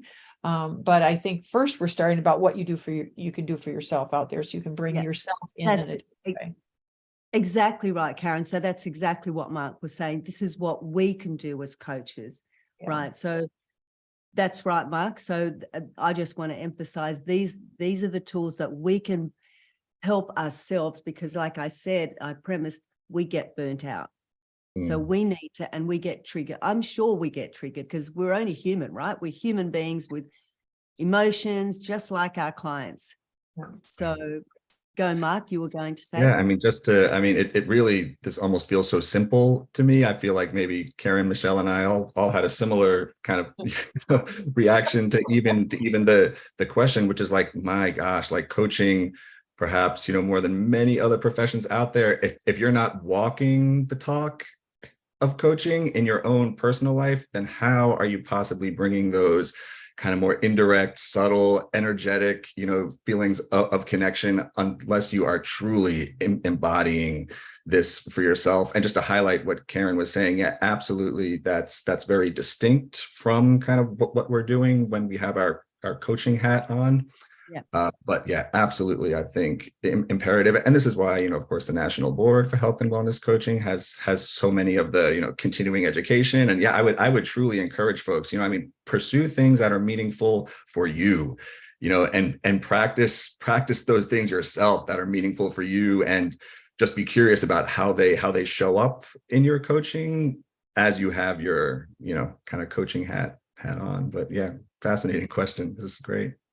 Yeah, it is great. And I actually, like I said, mentioned one of the chats mentioned about Gabor Mate, you know what I mean? But I just know that he's dealt with trauma, so he sees it in his coaches. So the exploration of how we can better, and this is your perfect topic of how we can be better coaches, right? So seeing what we can do and staying within ourselves to be better for our clients, not only for them, but for us to continue this great service. Michele, did you want to say something? I'm sure you. Yeah, I can just kind of close with one piece of summary is that Karen and Mark have both said, we want to be able to carry our vibration as a high frequency. You alluded to heart math, Karen, right? The coherence in our 6 to 8 feet where we resonate. We want to be that kind of high frequency presence that our coaches can come in and resonate at that level, whether they get it or not, and attune, right? We have mirror neurons happening here, right?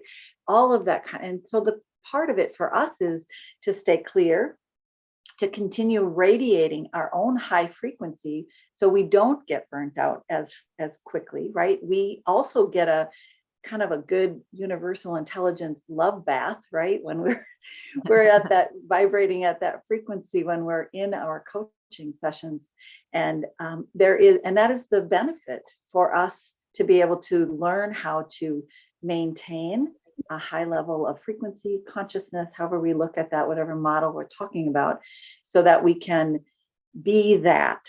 It's the being even more than the doing, I think, that we bring as we talk about us as a transformative agent in our coaching practice. I agree. And I just want to say being, I love that. I absolutely love that.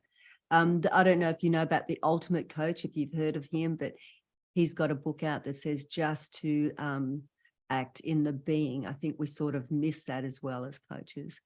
So hello, Johannes. I'm sorry, I have to kind of have the bad news. We have 1 or 2 minutes left. You know, before I'd like to say, first of all, thank you, Magdalena, for guiding everyone.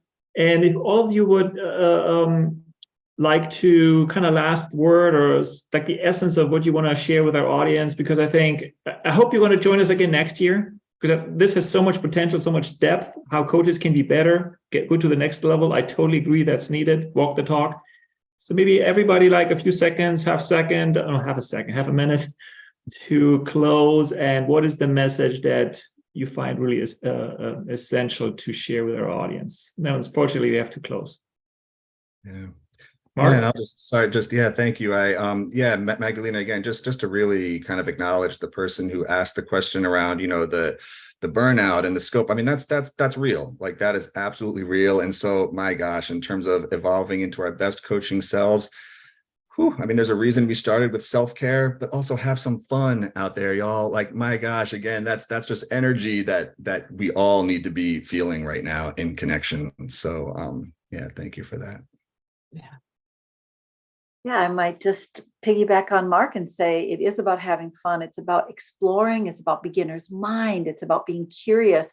And we have to also be willing to set down and let loose, sometimes one finger prying at a time, some of those limiting beliefs, conditionings, right? Those truths that fall away as we have a new experience that says, wow, I'm not limited to that. And I'm going to continue being as curious about it. So be playful, have colleagues. I'm very blessed to have these two as colleagues and others. Find your people, take your courses, continue new practices and be willing to evolve. Great.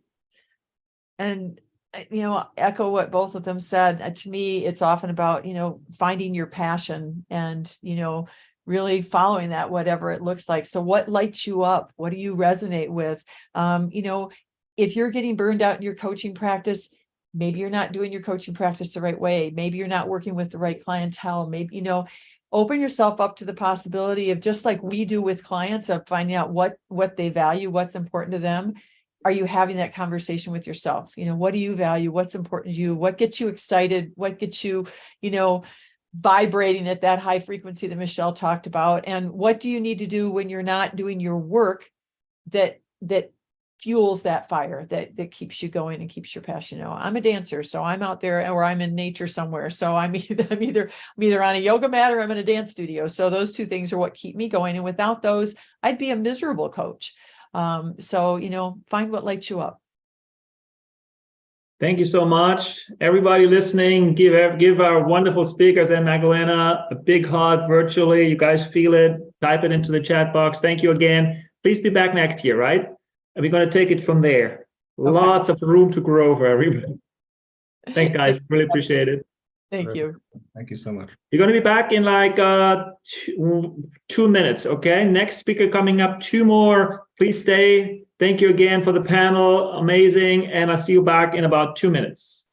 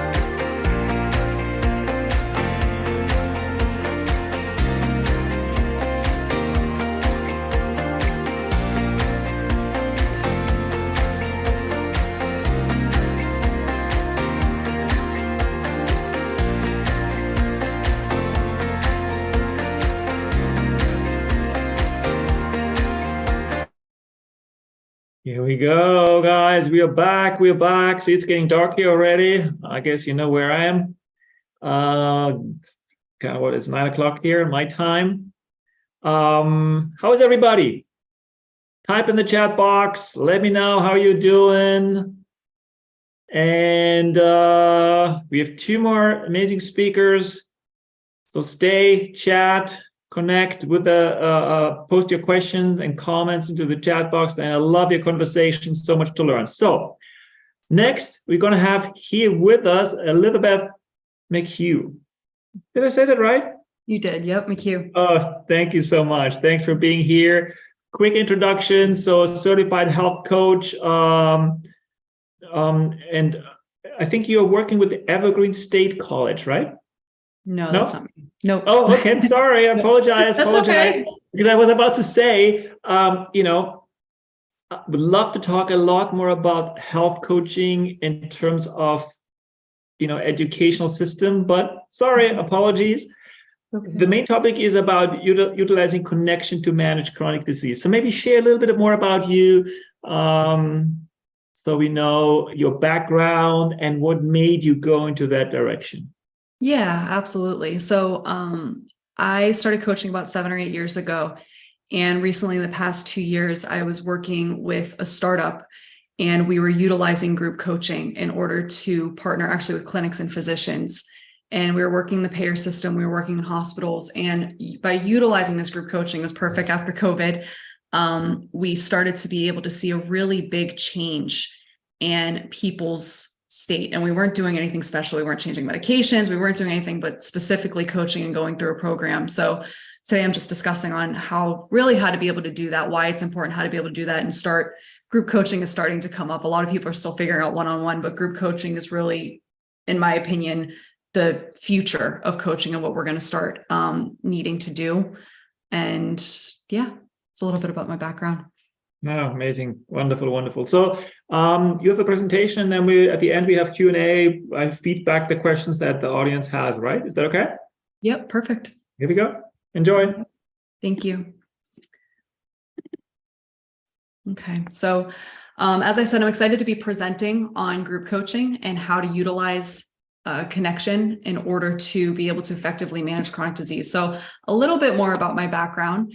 I have a background in public health and health promotion, and I also have a background in health communication, clinical nutrition. And again, I've been coaching. I'm a nationally board certified health and wellness coach. So we were in this startup for 2 years. We developed this program. We implemented in clinics, we implemented in hospitals, and we were utilizing nationally board certified health and wellness coaches in order to be put in these groups. So before we start, I just want to meet a few key participants, and their names have been changed, but these are our stories. So we had one woman, her name is Chris, and when she started with us, she was wheelchair bound. She was a single mother, unable to work. She was on multiple medications, including at least 8 doses of opiates throughout the day.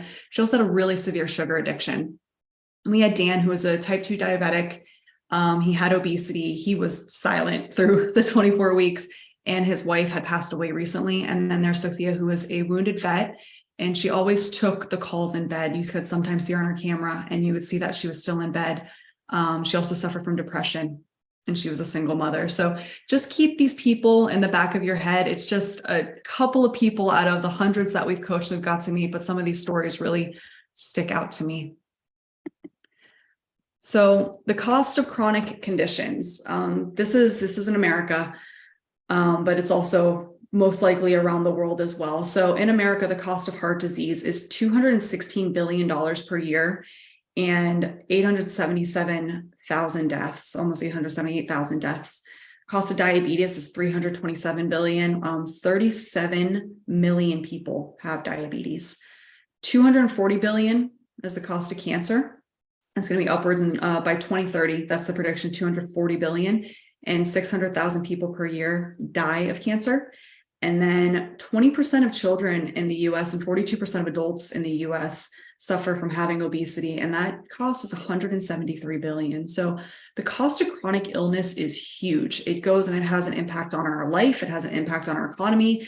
It has an impact on healthcare. And it's just this ripple effect throughout. And as we've seen, especially when COVID happened, hospitals were overburdened, people were overburdened, we weren't able to get the healthcare that we needed, cancer costs, a lot of people misdiagnosis with cancer. There are a lot of things that happened and people weren't able to get help. And it was another pandemic, right? We had the COVID pandemic, but we also had this happen. So these numbers to me are really startling. And I don't think it's news that chronic disease is an issue. However, I would argue seeing these numbers right in front of you, it is a little bit startling of just being like, wow, that's a lot of people and that's a lot of money. In addition to that, loneliness has also become an epidemic. So loneliness is a growing concern in many parts of the world, and it itself it's a subjective feeling, right? That social isolation, disconnection, but it also has this huge effect on individuals, their physical well-being, their mental well-being, and their emotional well-being. So loneliness affects everyone, right? Ages, backgrounds. It's been increasing over the years, and most of the population that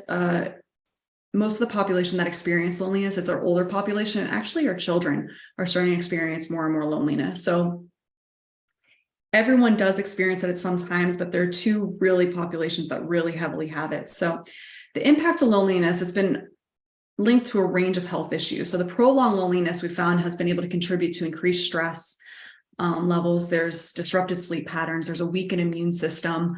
There's high blood pressure, there's depression, there's anxiety, there's this huge increased risk of developing chronic conditions just from an emotion.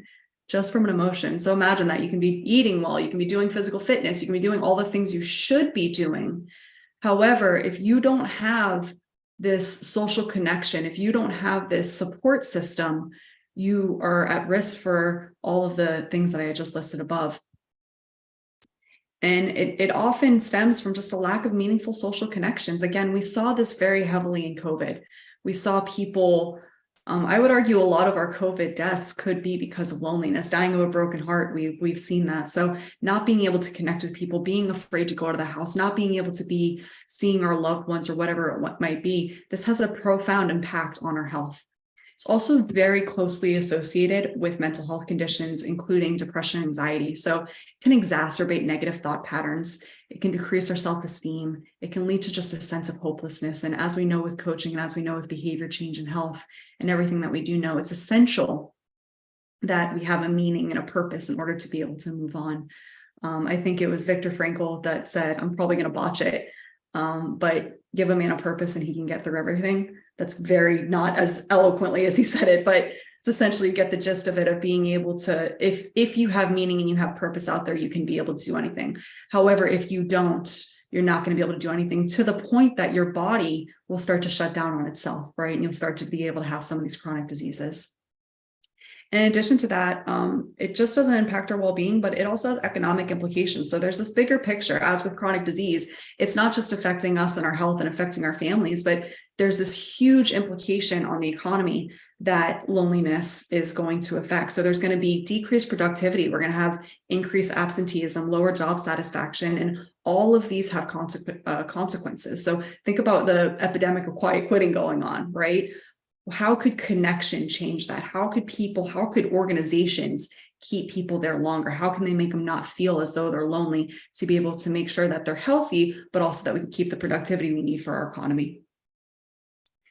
And so in order to combat loneliness, we have to, different initiatives have been started. The Surgeon General actually in the United States have just made a speech about loneliness. There's a study about how this is an epidemic, but there are community programs, there's support groups, there's volunteer work, we have social integration initiatives and health promotion. And then in addition to that, we have this group coaching that we'll be able to use. Just want to stop real quick and make sure there are no questions. Check my chat box. We're good. Okay. So why would group coaching? Why would we use group coaching? So group coaching bridges behavior change and community, okay? It creates an accessibility within coaching, and then it creates an accessibility to care. So when we did it, we had groups of 8 up to actually 22 people. We've had big groups. I've coached up to 50 people, which was a lot. I had someone in there helping with me. A really happy number is 12 to 15. So one of the things that are great about group coaching is that you're creating community. You're bringing everyone. We did it on Zoom, so you can utilize Zoom, and it's super accessible. Anybody can join, right? We're doing this right now. I'm in America. This is getting, I think, based out of Australia. People all over the world are coming here to listen to coaches speak, and so we can learn from each other. We're creating this community. The Health Coach Summit is being able to create this community. I had people who didn't speak English. They were able to come. They had family right there that translated for them. So as we were going through our group and what I was saying, and as I was facilitating it and coaching it, they were able to be present, and it wasn't disruptive because they're on mute. So they had their translator there, which is a huge deal. We had people who were physically impaired. So if they're wheelchair bound, or they weren't able to move, they weren't able to drive, they weren't able, et cetera, et cetera, et cetera, they're able to log onto their computer. Okay. If they didn't have a computer, it's Zoom. They can call. They literally could have it would be a really long call, but they could have a landline and call into this. So there's a level of accessibility that Zoom has given us, and group coaching allows people to be able to utilize care and be able to have access to coaching and be able to have access to our program and what we're focusing on. And the other great thing about group coaching is that you're going to have multiple people coming to one practitioner. Okay. So shared medical visits is something that's similar to this. But from a standpoint of coaching, we can finally get paid what we're worth, right? There's always that thing of like, oh, I can't charge too much, or people can't afford us because they don't really understand what coaching is. However, so we have a coach, you have 8, 10, 12, 15 people. You're charging them X amount of money. You can get paid what you're worth, but then it's also accessible to people so they can afford it, and everybody wins. And we're going to go into how we utilize group coaching and how to make that happen so that everybody wins. So the way that we built we did a 24-week program. We've also done a 12-week program, but in order to utilize group coaching, some of the things we did is addressing pillars of wellness, creating a container, utilizing peer support, apply coaching techniques, and finding the common thread. So addressing the pillars of wellness, I'm a health and well-being coach, I'm a clinical nutritionist. And so whenever I talk to anyone, what we did is we actually use the same program. So our program would talk about behavior, but we also would talk about nutrition, stress, sleep, movement, relationships, environment, all the things for lifestyle medicine that we're familiar with. And when we address these, we would address them. So we would have different groups of population. So we'd have a rheumatology clinic, for example, or we have a pain clinic, or we would have a cardiovascular clinic, or we'd have an integrative clinic, or just be basic primary care. And what was incredible about the group coaching is that we never changed the program. Okay. It was very, very basic. Most people know what they need to do, right? Most people need to drink more water, eat more vegetables, get better sleep, manage their stress, etc. You have the foundation of that health. You can start making really big changes. So what we focused on with the group coaching is we gave them the resources and we gave them the education. And within the group, we were able to create the space so they can start creating behavior change. So how did we do that? So the first thing to be able to do that is you have to create a container. And when I say create a container is when you come in and you have however many people, you welcome them all in, right? It's like you're like a dinner host. You have a bunch of random people that don't know each other that are about to share some of their most personal information. So it can get a little uncomfortable, but you go ahead, you welcome them in, you call them by their name, right? You make it personal. Just like if you're on one-on-one, you would say, hey, Joe, how are you? I'm Elizabeth. It's the same thing as they're coming into the Zoom room. Hey, Joe. Hey, Maya. Hey, Mark. Hey, Linda. Whoever's coming up, you go ahead and you welcome them in. You introduce yourself, you create that rapport. So the moment that it starts, you're creating a rapport. And one of the things that I really like to do, and I think is essential, is being personable and also calling out what it is. Okay. Group coaching is different for people. You're coming into a group saying that it's a little weird to share a medical history. Okay. And you have to take this time, and typically the first session, to really teach people how to be able to function in this group. What isn't okay, what is okay. So we'd always go and teach them, okay, if you agree with something, give a thumbs up, give a thumbs down, wave your hands to say so everyone can see you on the screen. Utilize the chat as we said today. Go ahead and utilize the chat if you ask any questions. If questions were being asked, I'd go ahead and read them off. I'd acknowledge people. And always give people an opportunity to speak or not to speak. So there's a great book, Time to Think. And this is how we created. This was actually off of that model. of what we call rounds. And so what we do, and this is a little different, one-on-one, the person always has space to speak, right? So when you're in a group coaching container, you have to make sure everyone has an opportunity to speak. So what you'll tell them is, okay, we're going to do a round. We'll do a round. We start the group off with a round, we finish the group off a round, and then depending on what we're doing that day, there will be a round. And the person can say something or can say nothing at all. They get to decide whether they want to, or whether they want to say something or whether they're not. One of the people earlier that I said, Dan, he did not say anything for 24 weeks. The man did not speak. I don't even know if he turned on his camera, but he just listened. So that works for some people. You have to create this container where people are feeling comfortable to be there no matter what state they're in, okay? And the way to do that is by allowing them, hey, when I call on you, go ahead and speak. If you don't want to speak, say, no, I'm good. That's no problem. If you don't even want to do that, just send me a message and say, hey, Elizabeth, I really don't want to speak today. And that's happened. Elizabeth, I don't feel like speaking today. Please don't call me. No problem. The goal of group coaching is to normalize really everything, normalizing behaviors, normalizing struggles, normalizing wins. We want to normalize everything so people feel comfortable to share. And once you get one person to share and one person to feel comfortable with that, other people are going to start to share and other people are going to start to engage. It's a really incredible, beautiful thing. So often if people aren't going to share, I'll share something about myself. Okay. So when we're talking about nutrition is really difficult. Nutrition is something that can be very hard. And I'll tell them, I'll be like, I will be the first one to tell you there are Friday nights where I eat a whole pizza and drink a little more wine than I should, right? Than you're supposed to. So there are times that you just want to indulge in things. There are times that you don't want to indulge in things. You're going to have really high highs and you might have low lows, and that's okay. That's behavior change. So by being able to normalize that and speak that out loud, people will start to feel comfortable. Another thing that we always do a meditation beforehand. They have to ground in their body. They have to feel safe. Because if they don't feel safe, then they're not going to be able to engage in the group. They're not going to be able to make any type of changes. You can't change behavior if you don't feel safe. Your brain's just not going to allow you to do it.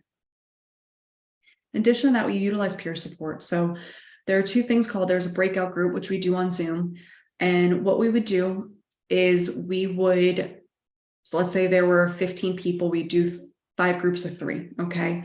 And with whatever topic we were learning that week, we would go ahead and we would push them out into these breakout groups and then have 15 minutes to go through the topic. And we ask them a coaching question. You ask them an open-ended question and you'd have them discuss the question amongst themselves.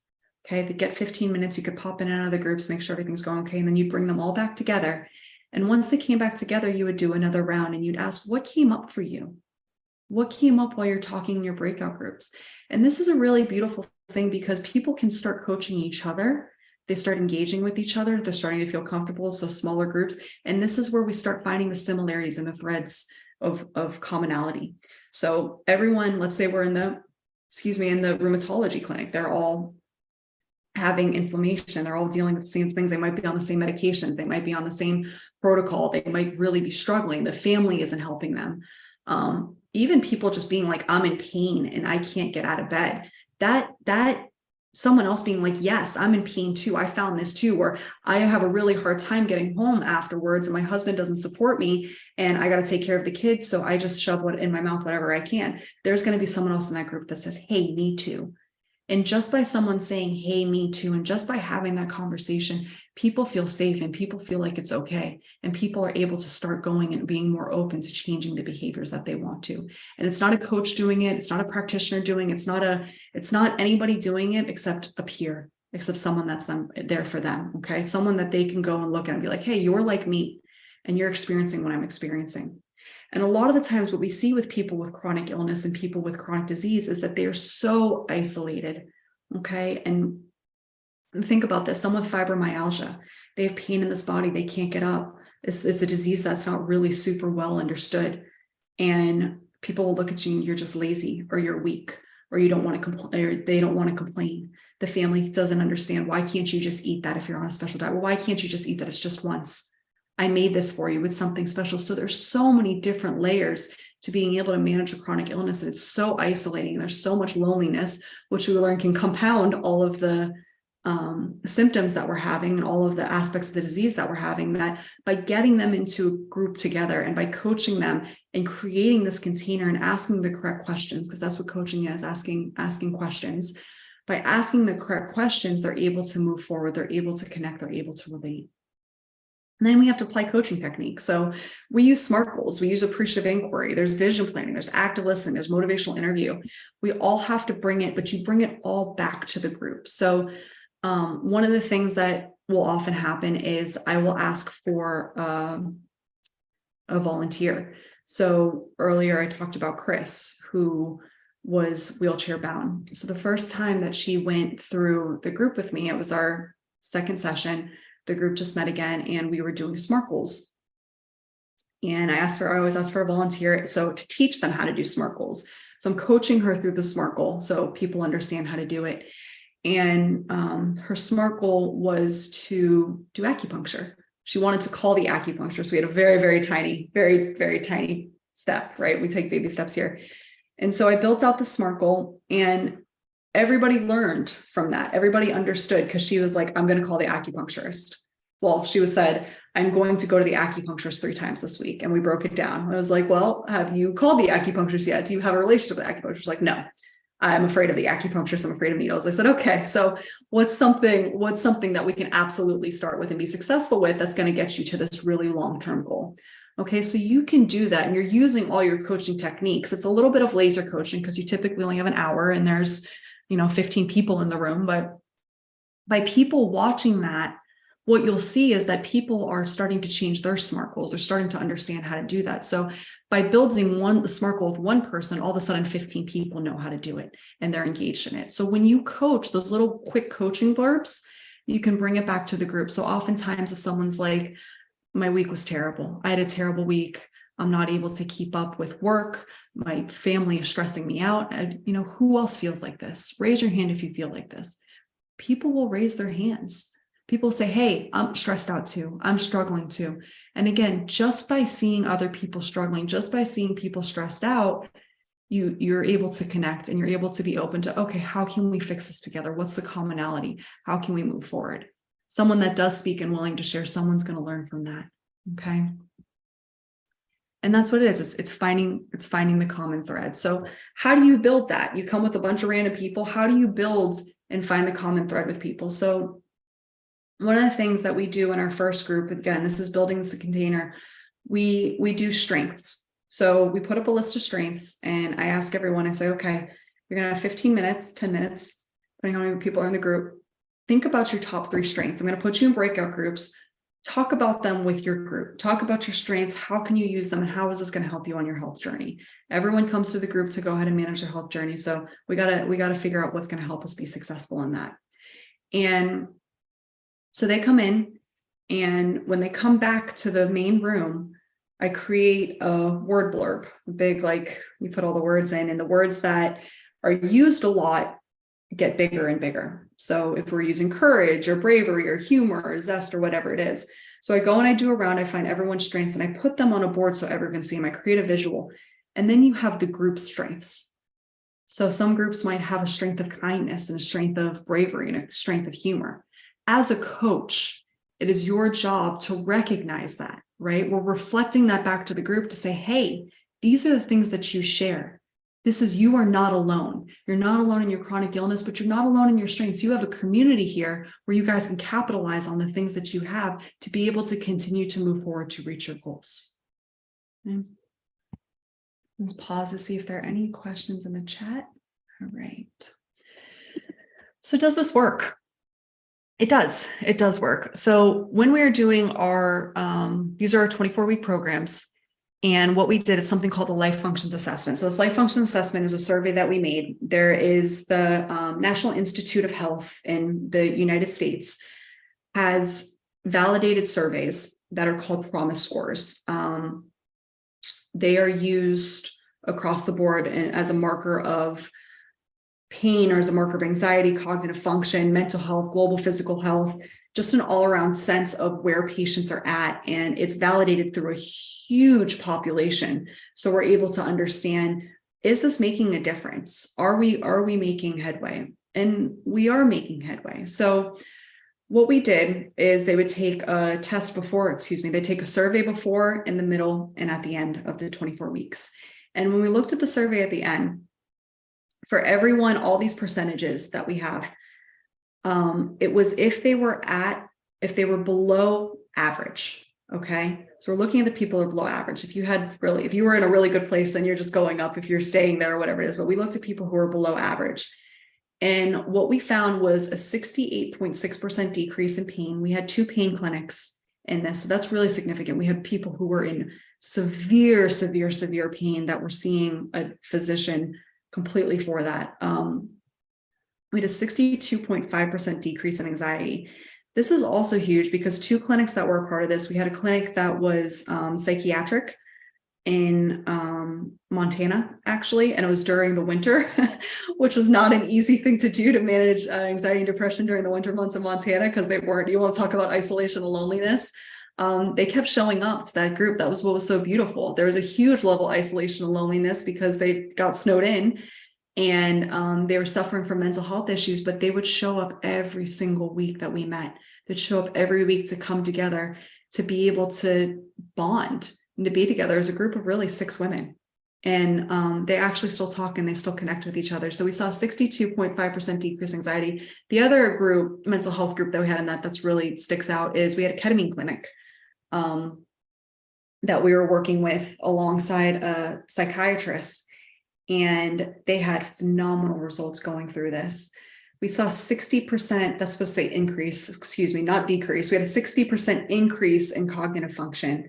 So people's brains were starting to work better. They were able to, we built the container and we built the foundation for people to be able to get out of their own way so that they're able to put in the nutrition information we were giving them. They're adding more protein and they're getting healthy fats, and we're adding more vegetables, getting fiber in, or they're learning about sleep and creating a healthy sleep environment. But what we did, what that baseline was, is we found their motivation, we gave them a group that cared about them, and then we were able to make them feel safe and understand their behavior enough to be able to move into different things. So a lot of the time what I see in coaching is that we want to solve the problem immediately.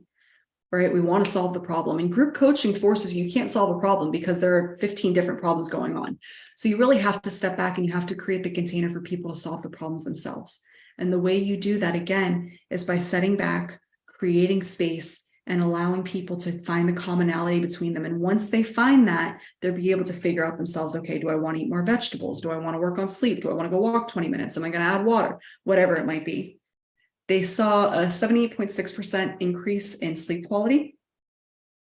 They saw a 95.7% increase in global physical health. That's a huge deal. That's only almost 96% increase. 96% increase. So people are really, really starting to feel better. They don't just even think they feel better, which they do. About 68% thought they felt better, but their bodies felt better. They're just through engaging this, just 24 weeks. It took 6 months. That's it. Every other week they met us. It took 6 months, and it was baby steps, and they were able to really feel better and be better.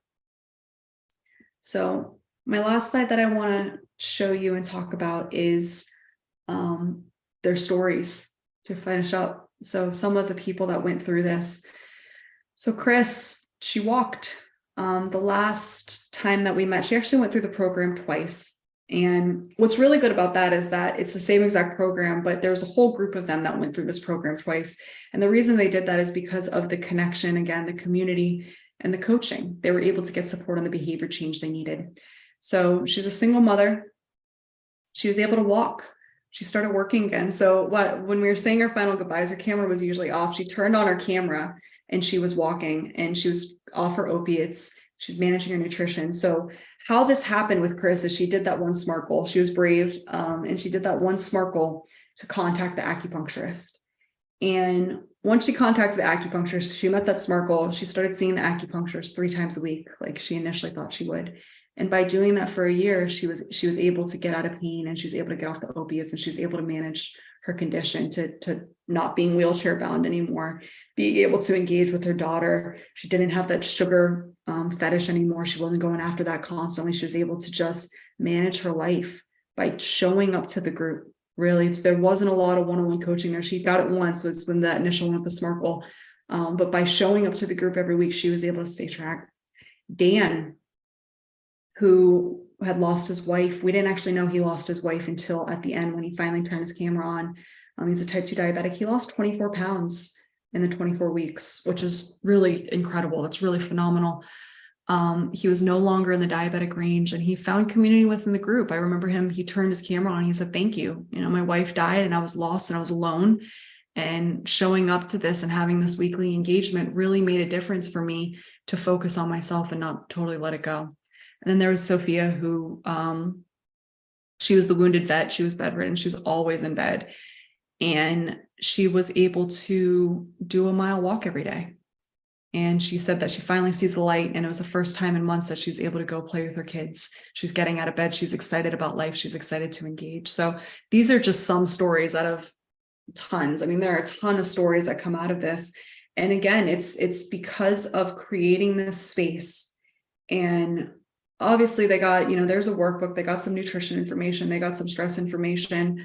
But it was the fact that they could show up and see people that were there for them weekly, and that they could just be heard. "Hey, I'm in a lot of pain this week. I hear that. Okay, what else would you like to say?" And then someone else is saying, "Okay, there are two of you that are in pain this week. What do you want to do this week to shift it? What do you want to do this week to manage it?" All right, and that is actually the end of my presentation. If you have any questions or any thoughts, I'd love to hear them. You can reach out to me at elizabeth@well-behave.co. And I really appreciate your time. Thank you. Hi, Elizabeth. Here we go. Thank you so much. Wow, this was interesting. We have a lot of questions. Are you ready? Okay. Yeah, let's go. Because I think that's probably one of the most underserved health coaching tools, right? Mm-hmm. So let's talk about first something you mentioned. It's about shared medical visits. Yes. What's the connection to coaching? And let's be honest, a lot of coaches need ways to earn well, right? Which is part of a summit. We talked Sunday a lot about that, more research, also healthy, wealthy, and other things. But talk about this, like dive really deep. So it's a group coaching. Who is paying for it? Is it self-pay? Is it insurance? And what's that shared medical visits? Yes. So yes to all of those. This is okay. Good. Thank you very much. Yeah, that's it. That was it. This is in the United States. I obviously don't know the Australian or UK health system. Actually, we were within the NIH, but what shared medical visits, what it is you have a group of people. So let's say there are 8 people, and typically it was in person, and it all come into a group. And as the coach or as a dietitian or a nurse is speaking to everyone, the physician is going around and asking the questions, and if they need to change any prescriptions or they need to change whatever they need to change, so they're able to bill it into insurance. Okay, so there's a baseline of insurance that you're able to bill. The physician will bill it into insurance, and the physician can pay the health coach, or the physician can pay the dietitian. Now, what's really exciting about what the national board is doing, and I'm sure Leanne spoke about this earlier, is coaches should start having insurance codes in 2024. I think they're coming. That's going to make a huge difference for the accessibility of this, because then they'll be able to be reimbursed. But the shared medical visit, again, is a practitioner who can bill, goes through, and the coach will be facilitating the group while that's going on. So people were getting pulled out of the group, getting their medical visit, and getting popped back in, but it was really quick. It's really quick because the meat is in what they're doing with the group coaching. Excellent. Yeah. Wow, this is good. Can health coaches do that individually, or is it more the physician's kind of responsibility then, right? They need to be part of the health coaching group, so to speak, right? Yeah, so we can't do shared medical visits, but you can do group coaching and charge for it, right? You could do a 24-week program and charge $500, and 10 people show up. That's not bad, for 6 months and for an hour a week or whatever it's going to be. That's not bad. So you can run groups by yourself, but that's how we partnered with clinics, and that's how we partnered with hospitals and things like that. Smart. And as we know, the social aspect, 4th pillar of lifestyle medicine, right, is so important that people just change and grow. And Sunday we have another one of our research projects. Dr. Amani introduces also where health coaching was group coaching was a big part of that. So let's see, guys, watching in the chat, please type in the chat box what you'd like to hear. Are there some good references for learning these type of groups or group coaching? Something you suggest? To learn, I'm sorry, ask that question one more time. Sorry, I'm reading here, and at the same time I'm talking, and I don't know what I'm saying, right? Are there references for learning to run these types of group coaching sessions? So Jeffrey Geller does shared medical visits. He is the, it's ICHWC, I think. If you look up Dr. Jeffrey Geller, he has a whole website that talks about shared medical visits. Group coaching's pretty new. I know Michele Ray, who was on before me, she has a program that's for group coaching. But really, if you take coaching and apply it, it's really the same thing. But no, I don't. We kind of winged it. I'm going to be honest. We kind of built the airplane. That's good. I mean, it works, right? It's good. Yeah. Yeah. What's the physician's name again that you mentioned? So I type it into the chat box. Dr. Jeffrey Geller. Okay, good. Let me see. What's the price range you charge for group coaching? So if I mind, we have a very nosy, very curious kind of group. They want to know. They want to find ways to expand, right? And that's really what we need to do: support each other. Because we have 1 billion people that need help. Okay, lots to do, guys. Exactly. So I think that really depends on what your expertise and your background is. I know people hate the answer to this. I've been coaching a long time. I'm a clinical nutritionist. I would probably do a sliding scale. I loathe the idea of people not being able to have access. This is my public health background coming in. Not being able to have access if they want to help themselves because they can't afford it. So group coaching gives an opportunity for that. Typically, I would do a number of what's your hourly rate? Like, what do you feel like you're worth an hour? How long is it going to take you to put it together? Break that up over 6 months and then charge each person that. So you get what you feel like you're worth hourly. That's how I tell people to figure out what it's going to be. Excellent. Love that. And it depends also location, where you are and what the price range is. Exactly. Yeah. Can someone summarize the container really quick? Well, how about you could do that? Yeah, I could do that. The container it's rapport, right? It's rapport. So the first time you meet someone with coaching, you have that one-on-one, you have to build rapport. However, because it's a group coaching, you can't build rapport with everyone. So you build a container to be able to hold the space so they're able to start engaging in whatever you're teaching and coaching on.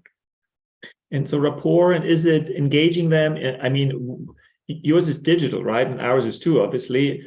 Is that like using the chat box a lot, breakout rooms if possible, engaging, they can talk, not talk, right? So wherever somebody is, to bring them in? Yeah, they have to trust you. That's the biggest thing. In order for people to be able to speak up, especially about health issues, they have to trust you and they have to trust that they're not going to be judged. So you have to create a container where they're not going to be judged by their peers and they're not going to be judged by you. And it's your responsibility as a coach to manage that. Yeah, feel safe and trust. Oh my God, that's a big one. And that can take longer than we think, right? Well, what's your experience? Because in the research we did, it took a while for clients to kind of trust. And it's funny, we had also a 24-week, 6-month program. How long did it take? What was actually, let me ask you another way. How long, what was the first 2-3 weeks about? Which is a more difficult one, right? Behavior. It was about community and behavior. So we focus, and I do this with my clients in my one-on-one. I focus on, hey, let's get to know each other. We're about to get really personable. Let's get to know each other. And if you don't want us to get to know you, that's totally okay. Whenever you're ready, we'll be here. Whenever you're ready, you can go ahead and show up. And so people got raw. I mean, some people would share in the first session. I mean, we had some things come out where we're like, whoa, we were not expecting that. It really only took the first month. We would meet every other week. So that by the first 2 meetings, people were opening up, and you'll have people that are silent and you'll have people that are going to always talk. And that's okay. That's the thing, is you have to be okay in that. You can't be focusing on the silent one. That's their strength. Dan was silent, right? His strength was in that silence. That doesn't mean he's not doing anything. That doesn't mean he's not engaging. And the thing with group coaching that I stress over and over, I've trained coaches to do this. It's not about you. Okay. whatever's going on in the group is not a reflection of you. It's a reflection of them. So you can't own it. When you have 15, 20 people, even if you have 8, you can't own their journey. You have to sit back and allow them to go on whatever journey they do. So if they leave the group and they say it's the worst thing ever, you can't own that. Okay, thank you for that feedback. I'll take into consideration some things. However, I gave you the tools, I asked you the questions, and you were supposed to be here for 2 weeks and you left, and cool, that's your health journey. And so it's really respecting people's autonomy and also giving them, that's the container, giving them the guidance to be able to change when and if they're ready. How do you deal with, and I'm summarizing some of the questions because there are quite a few in here. How do you deal with, in a group with, how do I say this nicely? Participants that want to take over the show, that basically just talk and you know, and basically, yeah, how do you deal with that? Tell them no. No is one of my favorite words in the whole wide world. So if someone is overstepping, I'll say, hey, John, thank you so much for sharing. And I hear you have a lot to say and we so much appreciate it. I want to make sure that everyone gets an opportunity to share as well. And we have some things to cover. So I'm going to go ahead and move to the next one. If you need extra support or something, please feel free to stay after or reach out to me and move it on. Love that. Love that. More about boundaries. Can you talk a bit more about that? Like your own boundaries and then clients' boundaries, and how to deal with that? About in what regard? Well, in terms of, you know, this, because some people, as you say, have these strong boundaries and they just don't want to get involved whatsoever. Others share a lot. And then there's you also as a coach. Give some tips for our audience, because everybody seems to be so like, oh yeah, I want to learn more, you know, how to actually really do that in a real setting. Yeah. So if they sign up for it, they want to be there. That it makes it easy. If they sign up for your group, they want to be in your group. So yeah, that's the first battle, right? Boundaries, my personal boundaries, I'm going to be very honest. I love chaos in the groups. I hope someone says something that just blows everything up, because to me, that means we're making headway. Okay. I love chaos in coaching. I love chaos in nutrition. Like I want it to be uncomfortable. So I really want uncomfortable groups. So I don't set a lot of boundaries. Like there's not going to be racism. There's not going to be bigotry. We're not going to speak of really in detail if there was a trauma. But if you had a trauma, share it, because someone else may have had this trauma and not comfortable to share it. So I flow with it. You got to live in the gray while doing this, because you don't know what's going to come out of people's mouths and you don't know how it's going to maybe help someone, right? Or what they're dealing with. And you just the ketamine clinic that we did, the things that came out of everyone's mouth, there's such a high level of trauma there. I'm not a trauma practitioner. That's not my scope. I'm not addressing their trauma. However, I can coach around and ask questions so they can figure out how they want to address their trauma, or they can hear from other people how they address their trauma. So it's you're walking a line, but you have to stay in this coach space. That's the hard boundary I keep. You stay in scope of coach, period. You never cross that line. If it gets to the thing of like, hey, I need to change my medication, we'll go ahead and connect you to your physician. Hey, I'm having this, we'll go ahead and connect you to your physician, and having that resource so you never have to cross a line. Thank you so much, because it seems like a lot of our attendees and coaches in general have this kind of fear they're outside the scope of practice. And maybe that's a very US thing, right? Yes. Because I'm going to be sued and all these things. But I think it's very easy, right? You're a coach. Feel like, be a coach and behave like that. And if, refer to someone else if it's not appropriate and you can't deal with it. So I love that. Very, very well said. Sounds like an easy model to follow, group coaching. It's easy to me. I would agree. Group coaching is much easier than one-on-one coaching, in my opinion. It's much easier because once you build that container and you put in the work the first couple of weeks, they'll start coaching themselves. They'll start taking care of each other, and you don't have to, it's not a lot of energy and a lot of putting in, because it's a community. People are helping people, and they're people that are going through their own struggle. So you really get those mirror neurons firing, right? They're seeing other people do it and helps them engage in the behaviors. Yeah, totally agree with that too. How does that comply with HIPAA? Our much beloved HIPAA. So we, within the company that I worked in, Zoom, we had a HIPAA Zoom. And they have to sign a consent form. It's a simple consent form. We had a HIPAA Zoom, and any information that was getting passed was in a HIPAA secured network. But if they sign the consent, they're good. It's really all it takes. And it's, you know, what happens in group stays in group. So there is a list of protocols that we go through to make sure that people understand. Don't go around talking about it. So you do this verbally, or let them sign that? No, they sign. There's an electronic signature that they sign to make sure that we have it. Yeah, good.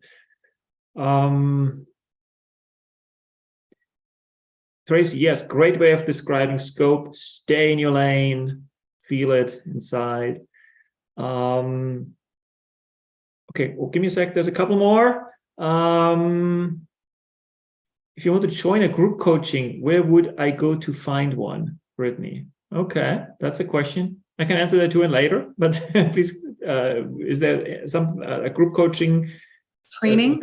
Well Coaches has a group coaching training. Michael does. Well Coaches has a 6-week group coaching training. That's the one I know of for sure. And I'm Well Coach trained, so I adore Well Coaches. So they have a 6-week group training for that. Other group trainings, it's stay tuned is what I would say. Yeah, actually, just quickly, a little PR on our side. You know, what we've been building is the Healthy Wealthy network and platform, and we focus very much on group coaching too. So, and that's part of our training too. You know, because I think there's not a lot of trainings out there that actually, very practically speaking, teach good health coaching. So, again, everybody, Sunday last 2 talks, join that, please. Let's see. Okay, that's a longer one. I dealt with distrust as a barrier in working as a health coach for an insurance. Many clients were concerned that being honest would affect their health coverage. Oh, wow. Or they were guarded because the calls were recorded. Or in our today's society, people have a tendency not to speak up because, as you said, they're being judged or whatever reason, right? Communication these days is not as easy as it used to be. How do you deal with that? Nothing's recorded. We told them that. That's a good one. Nothing's Love recorded. That. Which I agree. I think group coaching should not be recorded. It's just not okay, right? So I agree. It's not recorded. And we made it okay. Some people did trust us, some people didn't trust us, and that was okay. We did offer one-on-one coaching for the people that may not have, that wanted to speak privately. We'd offer that. Laser coaching was literally like 15 minutes. I'd offer it once or twice in the 24 weeks. But we didn't have that issue. The people that don't trust are going to not stay in the group. So your group weeds itself out. That's the beautiful thing about groups. They're going to weed themselves out. It's not like that one-on-one client where you have to hold on for dear life and you have a contract and you got to do everything you can to keep them happy. They'll figure it out. The group will figure it out. They'll weed themselves out. You're gonna have attrition no matter what. You're going to have at least 3. If you have a group of 22, you're gonna have at least 3, 4, 5 people drop out. It's just the nature of having groups. It's the nature of everything. So they weed themselves out if it's for them or not within typically the first few weeks. Good. How do you navigate when someone in the group tells another participant what to do? Hey, you should do this, you should do that, you should eat this or that. Yeah, absolutely. So I navigate like a coach. I'll say, hey, Mark, thank you. That seems, I hear that's really worked well for you. That's awesome. That's worked well for you. Vanessa, is there anything there that Mark said that you might be wanting to try or that's applicable to you? And no is a totally okay answer. Just normalize it. Hey, thank you so much for sharing that. Hey, do you want to use that information? No, great. What do you want to do? And move it on. So you just have to validate people as you do in coaching. People just want to feel heard. And if they feel heard, it doesn't matter if someone wants to do it or not. It's just your role as the coach to be like, I see you. Thank you so much for sharing with your experience. Let's see if that would work for anyone else. If that doesn't work for you, what may work for whoever it's going to be?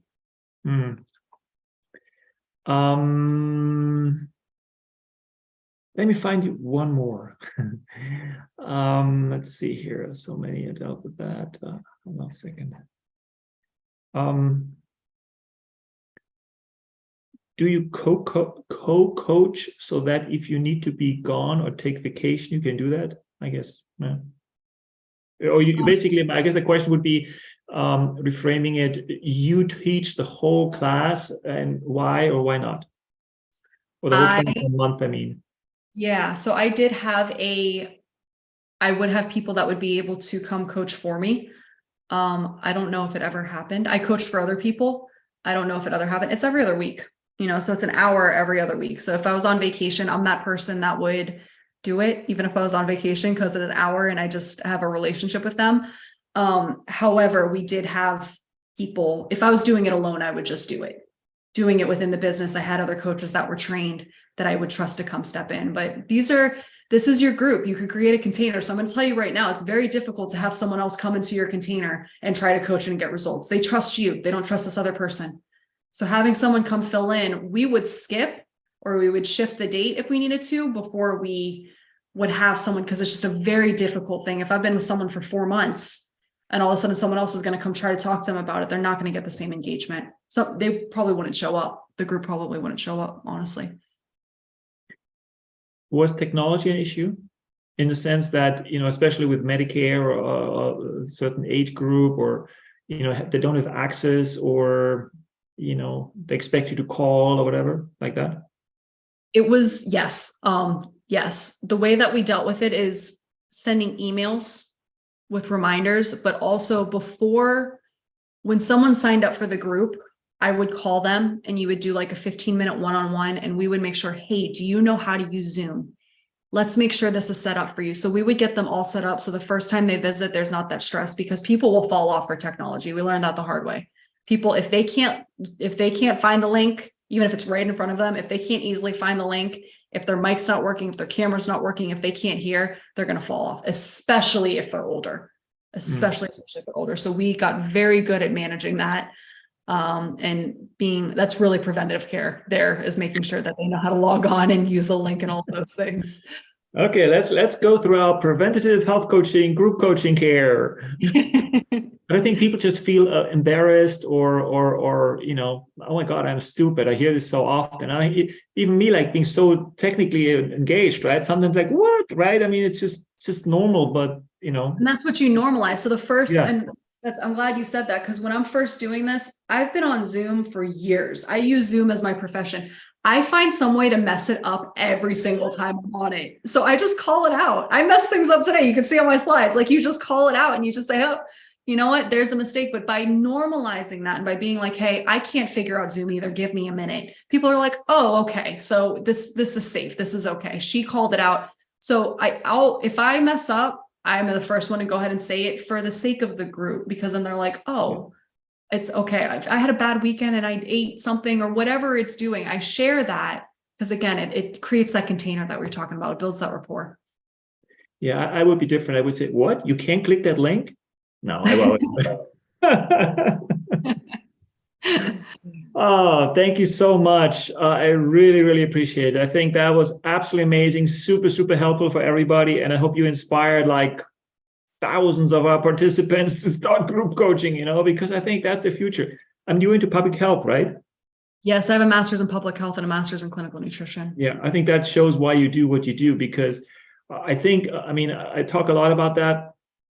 I call it premium health coaching, right? Where it's expensive really for like what 99% of people cannot afford that in the long run. It's impossible, right? So group coaching is a way to offer it to a lot of people in a somewhat affordable way, right? And that's exactly our goal, because we believe fully everybody needs a health coach. That's the only way we can solve this healthcare crisis. I don't know if it's a crisis anymore. It's beyond the crisis by now, Norm.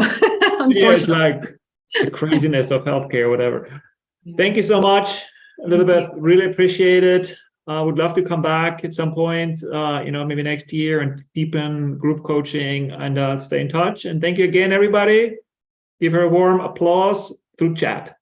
Thank you. Is that how you do it? Like moving into chat? Engaging? Usually I can see everyone, so you can see them like shaking their hands or whatever it is. Yeah, usually I can see everyone. Thank you so much, Elizabeth. See you soon, huh? See you. Bye. Thank you. Guys, we're back in 3 minutes with Magdalena. Another amazing presentation. See you in 3 minutes.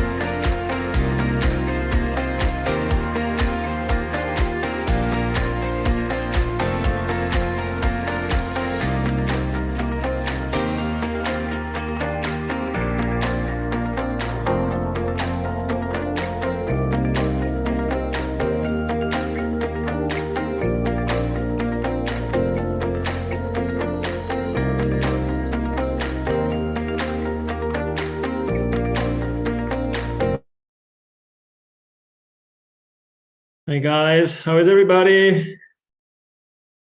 Well, last but not least. Hi, Magdalena, how are you? Hi, I'm good. Thank Let's you. I'm bring here. you back in. Yep. And I've heard you have slide support. Yeah, I can't do this on my own. Previously she was great, the previous speaker, but I am not technical. Hi, background, Dieter. How are you? At some point, we're going to meet face to face. Yeah. Anyways, so guys, again, thank you so much for being here. What an amazing day, right? Gosh, it gets better and better every day. Sunday, we're gonna be so overloaded with good stuff that we can't stop ourselves and build our successful, healthy, wealthy health coaching, lifestyle medicine practice, and just go out there and do amazingly good and do what we really love, which is helping people, right? And so thanks again for being here. Type in the chat box. First of all, how are you doing? And second, let's welcome Magdalena kind of officially.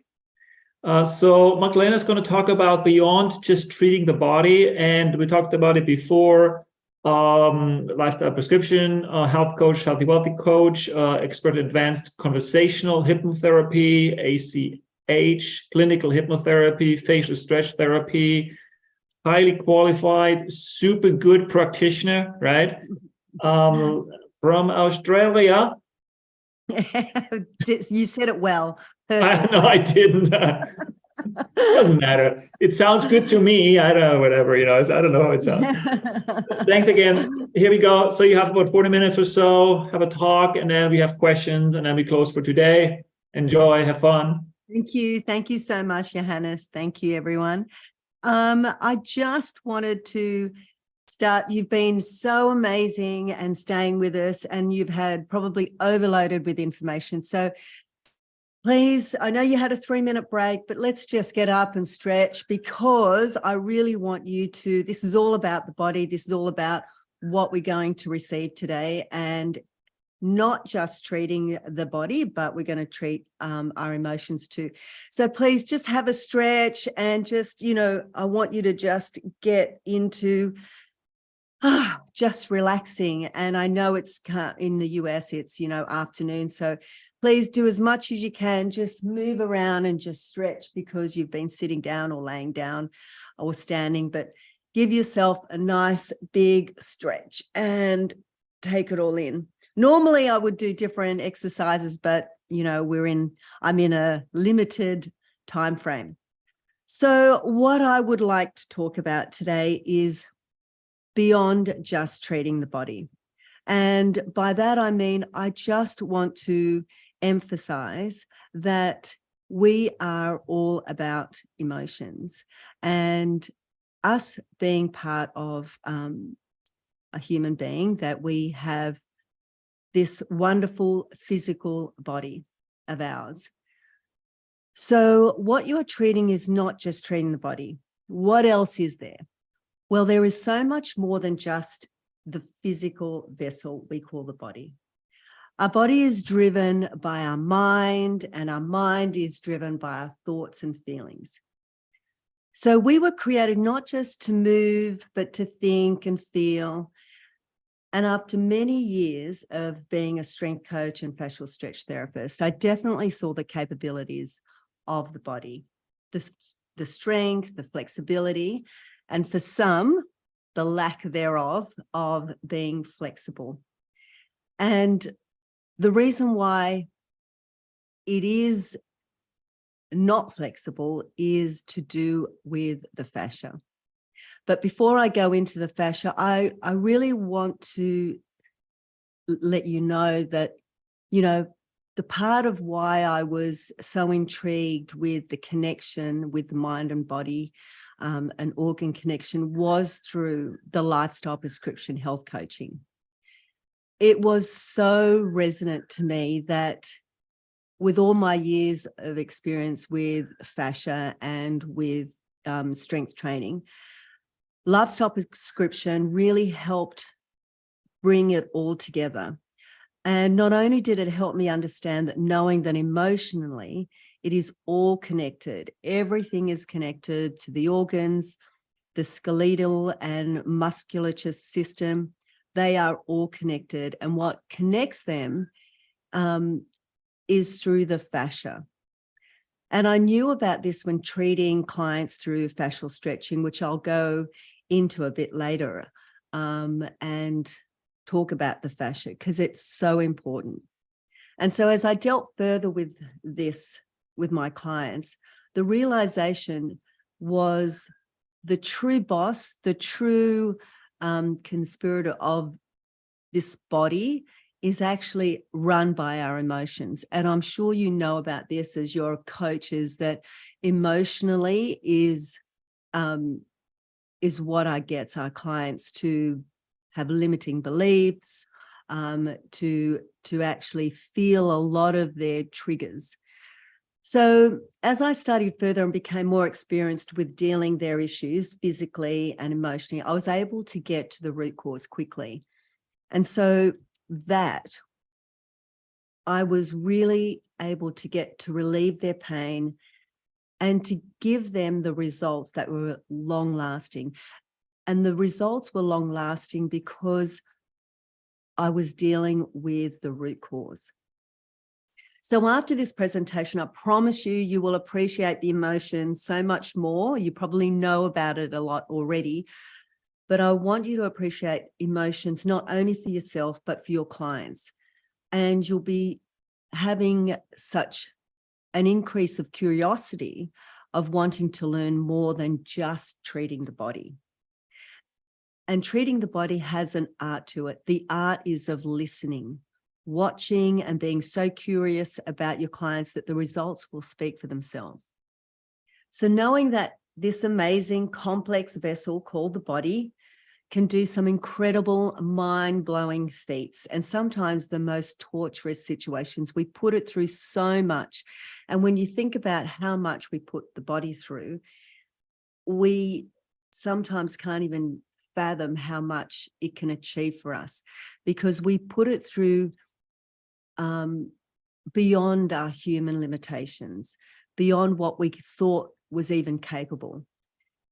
But sometimes what we make our body go through is conscious situations. And by that, I mean conscious in the fact that we can, jump over a cliff, or we can make it run through incredible speeds. So taking it through consciously, our body through limiting, situations. But what we do as well is we unconsciously put it through pain as well. And that unconscious pain is emotional pain. So we have emotional pain and our body will react to it because it is super, super smart. We will have emotional situations, and our emotional situations adapts and reacts unconsciously, like stress. And that stress creates feelings, thoughts, and then creates these pictures that we create to be true. Emotions like sadness, anger, love, hate, not enough, not worthy, and the big one here is shame. And that can create reactions as minimal, and we probably are not aware of it, headaches, pain in our back, pain physically, whatever extreme that can be. So however those emotions are, or these feelings, if they're strong enough and they've been with us since childhood and have caused a slow burn effect, a reaction that can be extreme and intense. And these emotions bring the body into shutdown. And we know this through our coaching. We know this, if you're health and wellness coaches, you know that our body will just have a shutdown, literally causing sickness, disease, physical pain. And when we're feeling these emotions, stress is created and it breaks down and causes a reaction in our immune system, causing inflammation, and even in our digestion. And with all of that, at the end of the day, it makes our ability to think clearly. It actually, causes fogginess. It doesn't make us think clearly enough. So we are all familiar. I know that health coaches here are familiar with Sir Isaac Newton. And Sir Isaac Newton's third law of motion, he states that every action has an equal and opposite reaction. And I believe this concept of balance does not just appear in the physics of motion, but also to all things in nature, in our lives and in our bodies. And it can also be said for the opposite. Emotions can be motivating and inspiring. So I really want to share with you the reason, the opposite of our emotions. Not only can it be detrimental, but it also can be inspiring and motivating. So I want to share this with you of how it can be inspiring.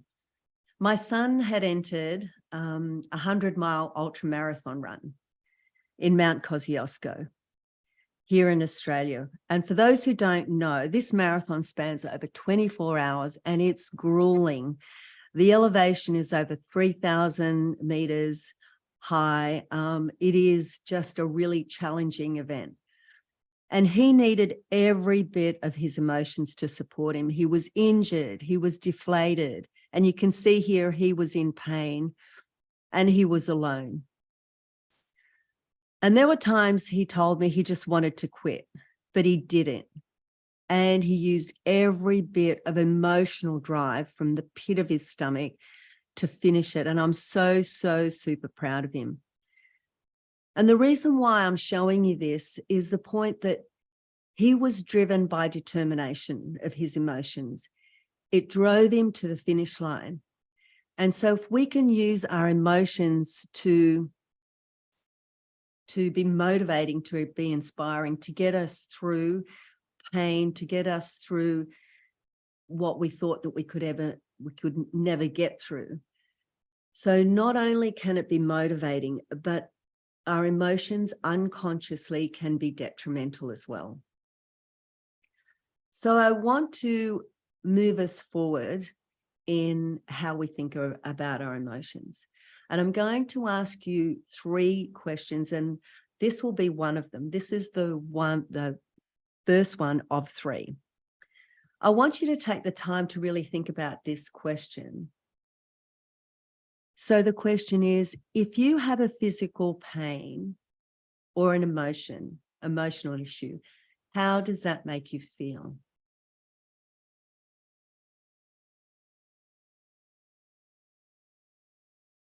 And the reason why I paused here, because I want you to take in what that physical pain or emotional pain is and think about the emotion that it makes you feel, and where is it in your body that you feel it. So when you've taken that bit of time to think about where it is, what the emotion is, where did you have to get that emotion? Where did you have to get that memory? Where did you need to go and find it? It's like when you go on a Google machine and you're doing a search and you've got to find the answer to your question. We have to do the same, but where we're finding it is in our unconscious mind, because where else would it be? Our unconscious mind has all these hidden gems, all these hidden memories, and we have to go searching for it. And to do that is to ask the right questions. And our mind, our subconscious mind, protects us from searching those kind of questions, the answers to those questions, because it protects us. It protects us from pain, and it protects us from physical pain. It protects us from emotional pain, and its only job is to protect you. And it knows that it's caused that pain before, so it's going to replace it with something else. But it won't know whether that replacement is good or bad. It just knows that it's going to make us feel better. So our body, by command, like a good little soldier, will react to that. It will react to, okay, I've got to replace this pain with something else. So it's going to go into protection mode. And so it's going to replace it with a pain. It's going to, a pain by meaning like, okay, I don't want you to feel hurt like that. So I'm going to give you something else that's going to replace it in a feel-good way. And one example is eczema. So if you've got a skin rash, which I did once before, many, many years ago, I had a skin rash, and it obviously was replacing a feeling that I had brought up. And it said, no, okay, I'm going to not let you feel that because it's creeping up. I'm going to give you something else. So it gave me, my body reacted to it. I got a skin rash, and that skin rash was really angry and it was red. And when I reflected on why I was having it, what did it make me feel? What was happening in my life? I came to that conclusion. And that unconscious conclusion was I wasn't feeling the love that I wanted to have. So getting back to the subconscious mind, we have to bypass the conscious mind and ask it some really inquisitive questions. And that's what I did. So to gain rapport, to know that you're safe, that all is good, to help ourselves, we put our conscious mind at ease. And our unconscious mind needs to come through when we put the conscious mind aside. So we've just got to bypass that by asking really inquisitive questions, really abstract questions that's going to say, okay, that's too hard for me. Bring that unconscious mind in, because that's where it's all held, all the answers, all the memories. And we want to tap into that, and we want it to have that reflection, that awareness. And from that, the byproduct of asking those questions, of getting into those emotions that you've buried for so long, you will end up in a trance state. And when you think about it, we're in a trance state every day. We go into trance unconsciously. For example, if you're driving somewhere and you drive to work or to a friend's house or to a family's place, and you just know how to get there. You know to turn left, you know to go straight. You are tranced out knowing exactly where to go. You get tranced out by just gazing into nothing. You are looking at a flower or something, but you're not focused on it. You're just looking, and it's weird to describe because you're just looking at something, but you're not looking at anything. That's trance. So once you investigate and ask some really inquisitive questions whilst you're in that unconscious moment, that unconscious memory, it's going to find the conclusions to your questions. It's going to find the solutions. And when you're doing it with your clients, this is the beauty about being a coach. You get to ask some really great questions, some really curious questions about the problem, because it is their issue. It's their problem that you're trying to get an understanding about.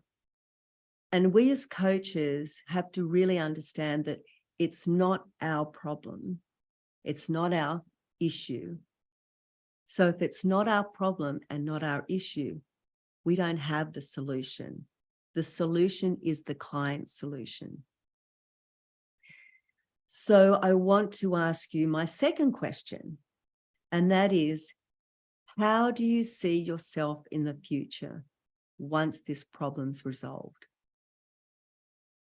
So from the first question was asking, what was the problem? Where were you? What were you feeling? Where was it in your body? And this time I want you to find out from yourself, what will the future look like once this pain's resolved?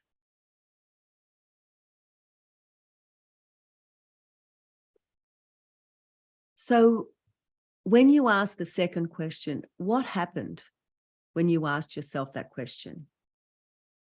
You'll ask that with your client. When you ask your client the question, you're going to get their answer, just like you got your own answer. And we as humans want to help so much. We're so good at wanting to help. And it's an instinct. It's within our nature to want to help.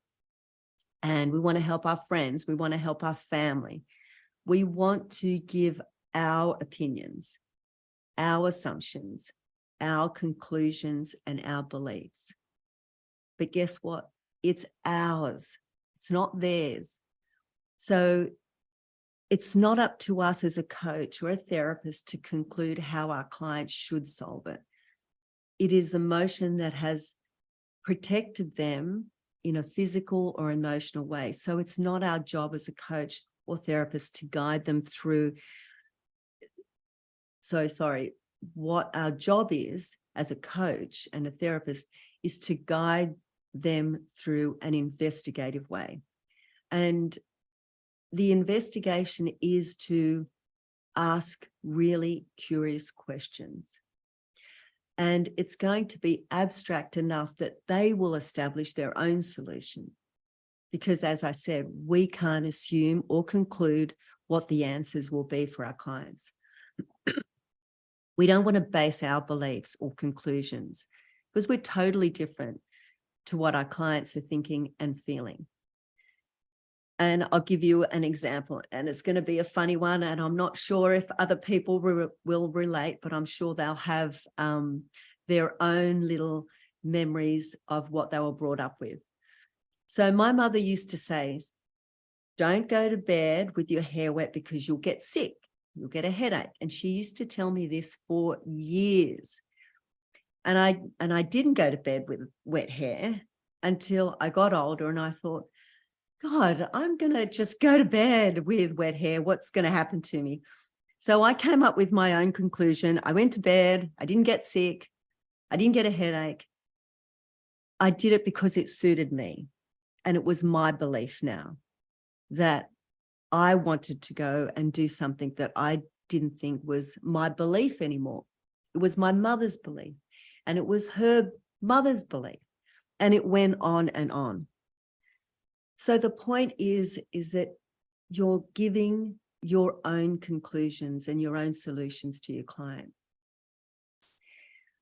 So I really want to take the opportunity when you're talking to your client. You've probably done this already, spoken to your client and asked them questions, and they go off and they sort of go into their own trance. And when they're in their own trance, if you're going to give your assumption while they're in their trance and your conclusion while they're in their trance, that might be well and good for a period of time for your client, and they'll feel really good. They've taken it on board, but it's not going to be long lasting. It's not going to be a long-term solution for them. Like it was for my mother telling me about my wet hair. It only lasted for a short period of time. And then I woke up and thought, well, that's not my belief anymore. That was somebody else's. So it's so important to have your client's solution for themselves. And then you can ingrain and test them that, is that solution that you came up with really true? Are you really going, is that really the answer? And when they are agreeable and accepting of that answer, of their own solution, that's what's going to be long lasting. That's what's going to be long term. So I want to have some fun because I know that you've been here all day thinking, I want you to play with me for a little bit. I want you to have a look at this diamond. You can see this on your slide as well. Is this diamond right here? And it's beautiful, right? It's amazing. And you can see all the beautiful facets and it's just magnificent. But if we were to cover even just one part of the facet, if we were to cover it with a really thick dirt or film, it wouldn't be as clear, right? It would lose its radiance and the crystal wouldn't be able to shine its amazing reflections or its translucent color. But as soon as you wipe it clean, wow, how clear is that now? How clear and beautiful does that shine when you clear that facet? And the reason why I say one of the facets would be our emotions. So if you were to imagine one of the facets here, or maybe even a couple, is covered with dirt, or in this case, it would be negative thoughts or a feeling, you're wiping away clean that negative thought, that feeling. And so when you wipe that negative thought or that feeling away, guess what? All the fogginess, all the blocks, and all those beliefs are now gone. And then it shines brightly and clearly as it did before, as it should. And that's what our mind is. Our mind needs to feel better, needs to think better, and to have that body functioning, to have that translucent, to have it shining to its absolute best. And so when I looked at that, I thought, and also through my coaching with Lifestyle Prescription, is that the conclusion is our body is run by emotion. It rules the roost, basically. So treating just the body isn't the only solution when we are treating or coaching our clients or in pain. It is the vessel with emotions. Our body, our vessel is one unit. And this is now talking about the fascia. The largest part of our physical being is fascia. And the reason why I talk about fascia is when I was doing the stretching, it contains a webbing. It is the webbing to our body. And it holds a lot of emotions. It's so integrated into all of our muscular system, our skeletal system, and it has a sensory inputs, a wiring that holds onto so many emotions. It's interwoven into every organ, tissue, muscle, ligament. So if you don't know much about fascia, I really invite you to study and look at what fascia does. Because when your client comes up with a pain in their body, a tightness in their body, you'll have a better understanding that that's an emotional connection. And one of my mentors that I studied with was Tom Myers, and he is the guru of fascia, and he teaches about fascia lines and describes the networking from beginning to end. He's just amazing. So I really do invite you to look him up, Tom Myers. So knowing that what fascia does and where it is in our body, that it's an integral part of us as humans, as a physical functioning body.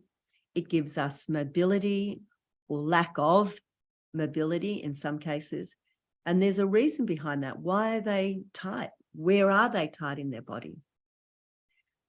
So knowing about emotions, where it is consciously, where it is unconsciously, where it's held in our body, emotions are the biggest part of where we contain a lot of our issues. And the way we can get to the absolute root cause is right here. Now I'm going to bring it all together. So it's just beyond treating the body. And I'm so excited to talk about this now, because this is where I get to really find a clear understanding with my client.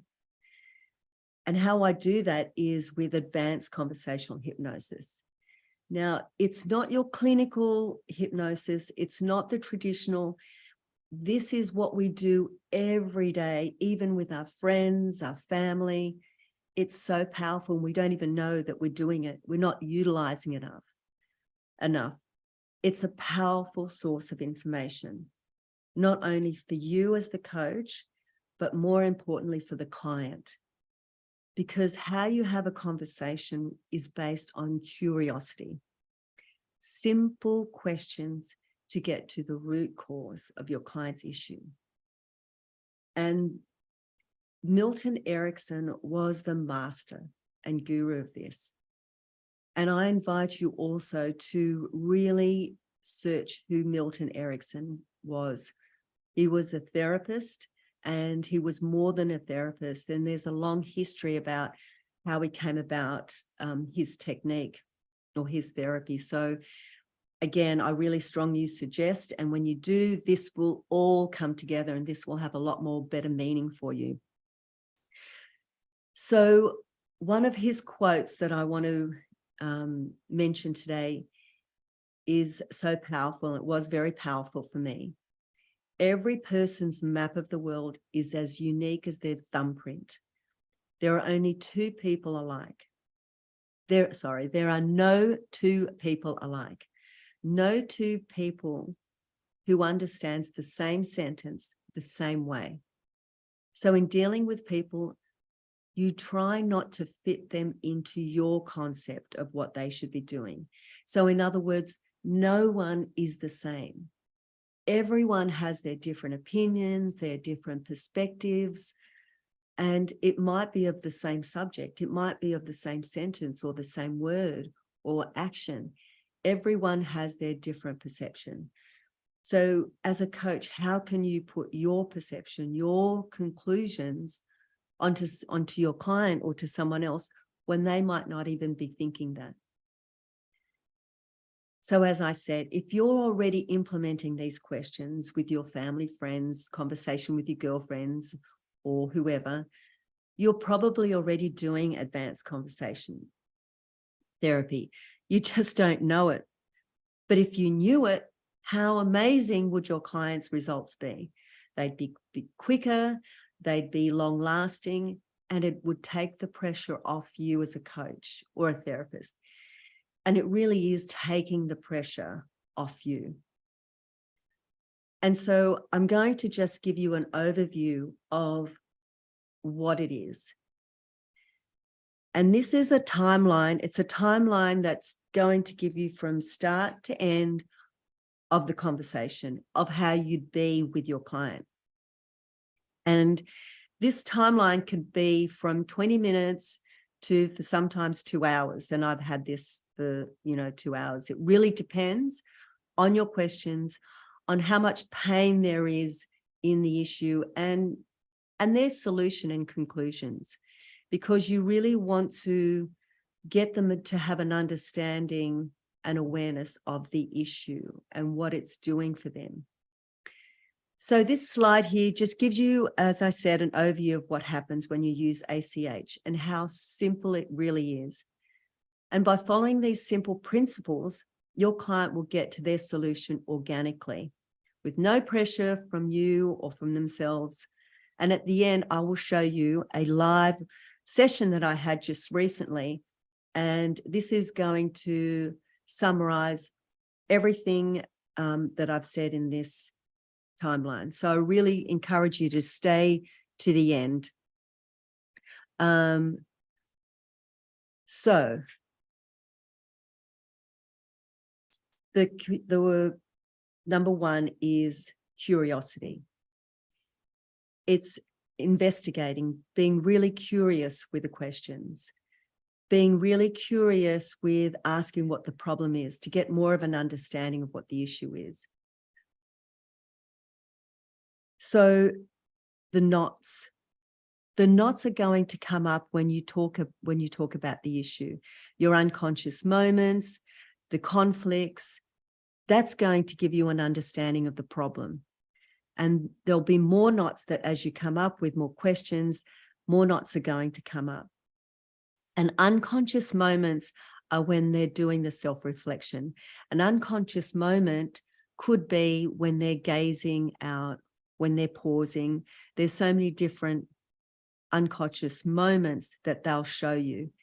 And you'll see conflicts with those, with the problem and with the knot. So the knot is the problem. And from the knot, you'll get contradictions with the unconscious moments. So in number 3, you're going to get the insight, the therapy, the trance. This is where the organic breakthroughs happen. This is when they're going to, as you delve into the problem, as you delve into that knot, you're going to get new understandings. And when they get to the knot and you delve into what the issue is, they're going to have this self-reflection and new understandings are going to appear. Light bulb moments will come up and it'll be their light bulb moments because they're reflecting on it, they're processing it. And when they organically come up with that, you're going to test them on it. You're going to test them on their solutions. Are you really going to, go out and be motivated? Are you really going to go for a walk? Is that what you're telling me? So you really want to test them on it. And if they're emphatic, if they're really absolutely sure that they're going to do it and there's no other knots, then you'll test them again for the whole problem. Because throughout the whole timeline, throughout these, there's going to be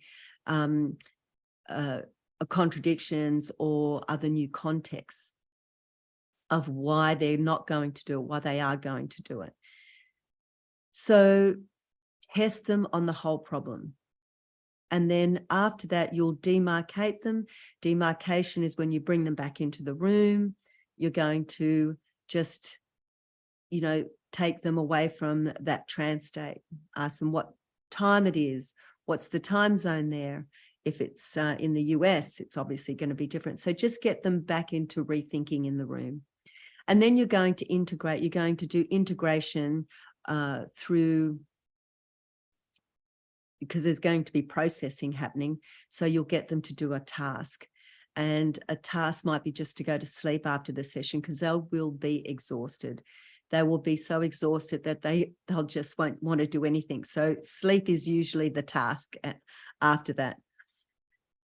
So as I promised you, I just realized that maybe I've run out of time to go and show you the video, which is unfortunate. Maybe Johannes might allow me to do the video. I'll have to ask him. So with ACH works on the basis of that of the emotion. It is all connected to the issue of the problem.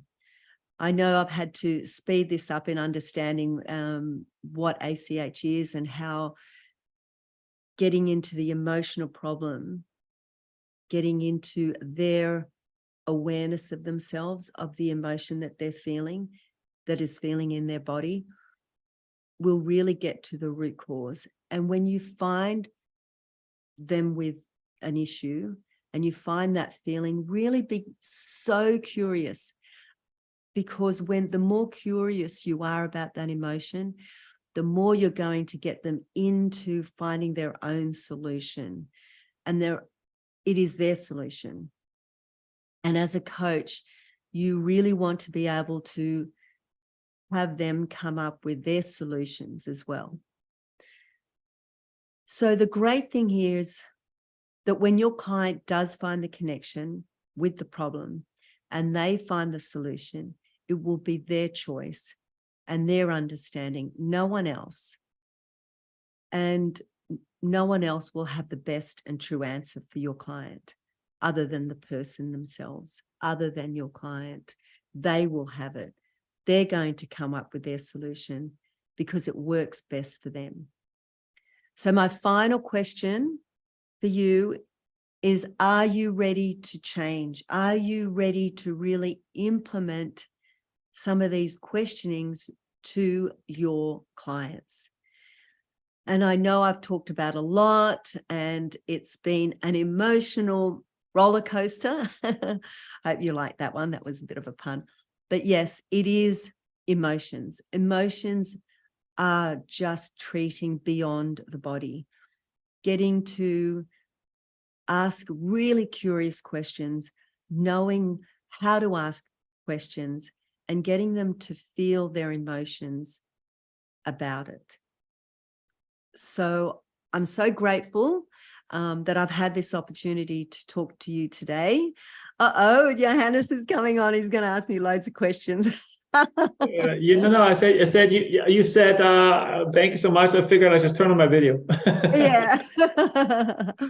Well, thank you. I know it was probably a lot of information there. Yeah, no, wonderful. Just one question. ACH again. Can you repeat the definition of what it exactly means? Spelled out. ACH. ACH stands for Advanced Conversational Hypnosis. Oh, okay, cool. How long is that video?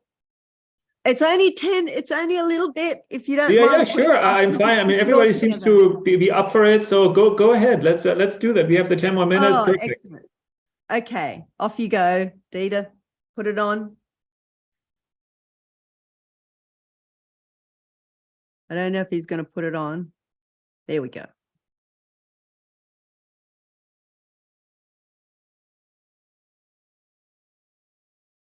No sound, Dita.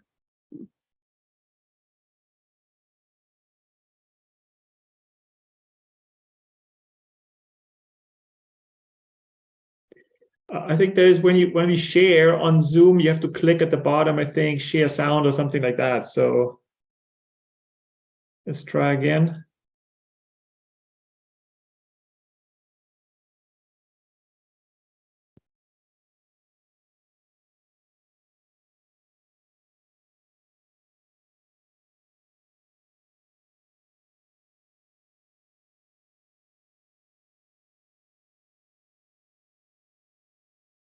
And I just yell and I get so frustrated, and it comes out in like real anger. Like I feel like a hot rage within me and I hate it. Like I hate how I just turn to anger.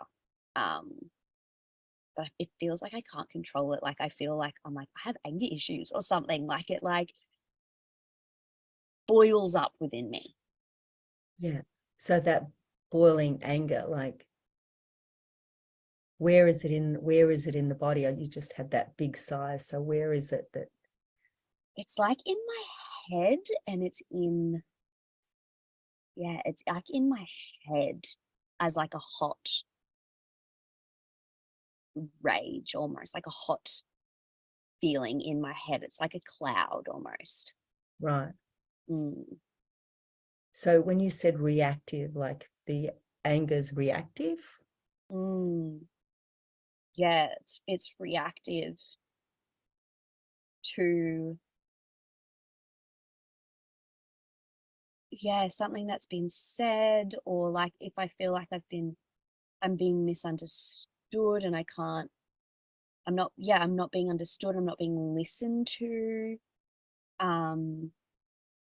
or if I feel that someone is like, I'm very stubborn, and if I feel like someone is really in the wrong, and it just comes out, and like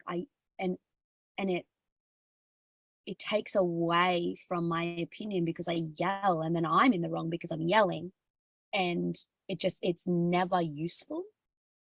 So that's stubborn. Tell me more about the stubborn. I'm so stubborn.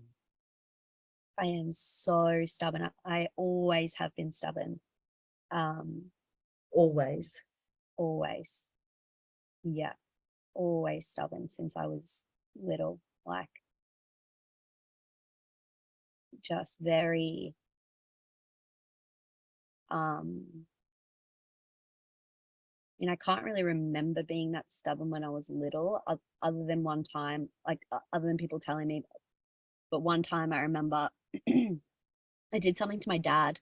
Like, I was like a little, maybe like 4 or 5 or something like that, like a toddler.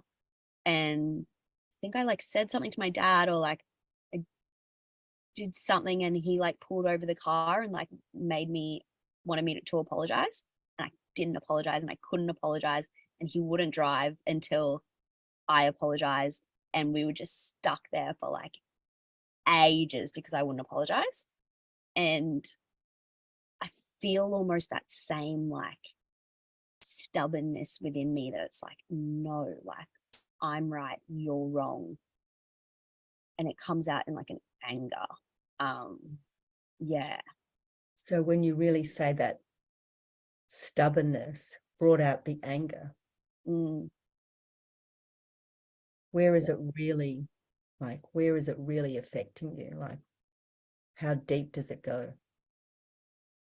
Feels like very deep, like to my core kind of thing. Yeah. And I hate being so stubborn. Like, I wish that I could just like.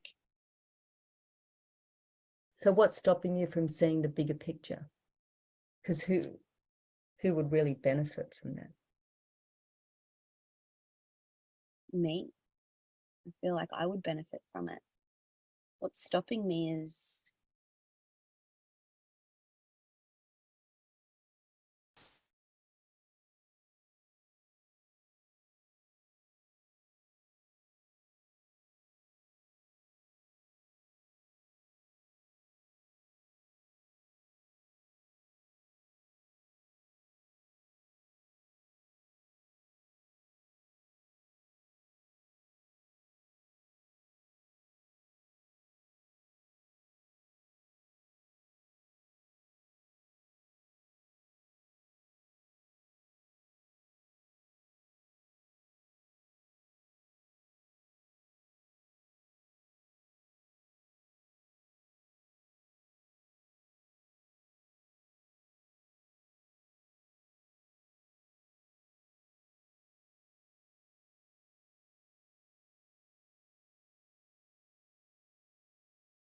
So you'll probably see here that it's actually, she goes into trance.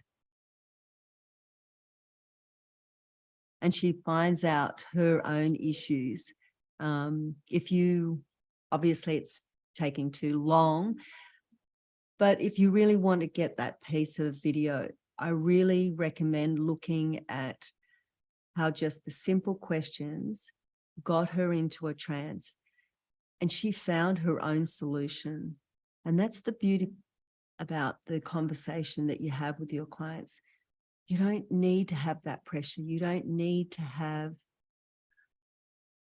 the pressure and stress of trying to resolve, because it's not, the coaching is about guiding. It's about getting them to understand what their issue is, to really delve into that self-awareness. And with that video, she tranced out. She did self-regression. I didn't say anything. I just asked her simple questions. So I really invite you to, see what kind of questions you come up with and see where it goes.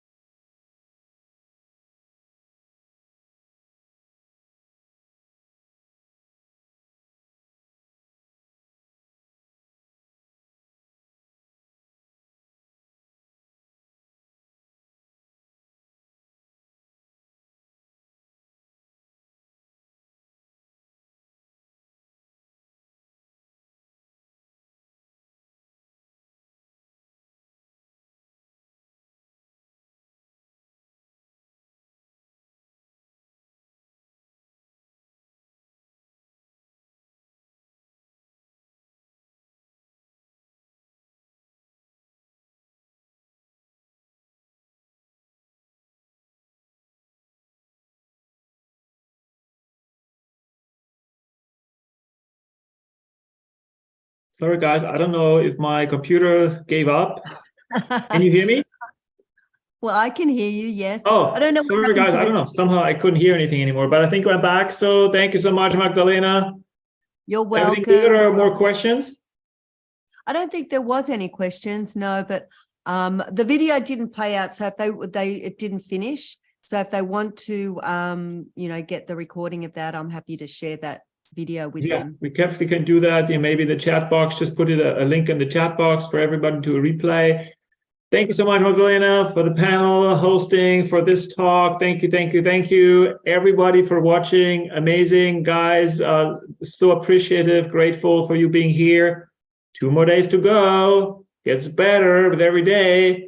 See you soon. Please share still, about the summit. There's still some time to look at the recordings. If you need CE credits, scroll down. There's a couple other links, the Healthy Wealthy part also. Don't miss that on Sunday. See you soon. Thank you. Until tomorrow. Thank you. Watch out for the email with the link, okay? Thanks, guys. Bye-bye.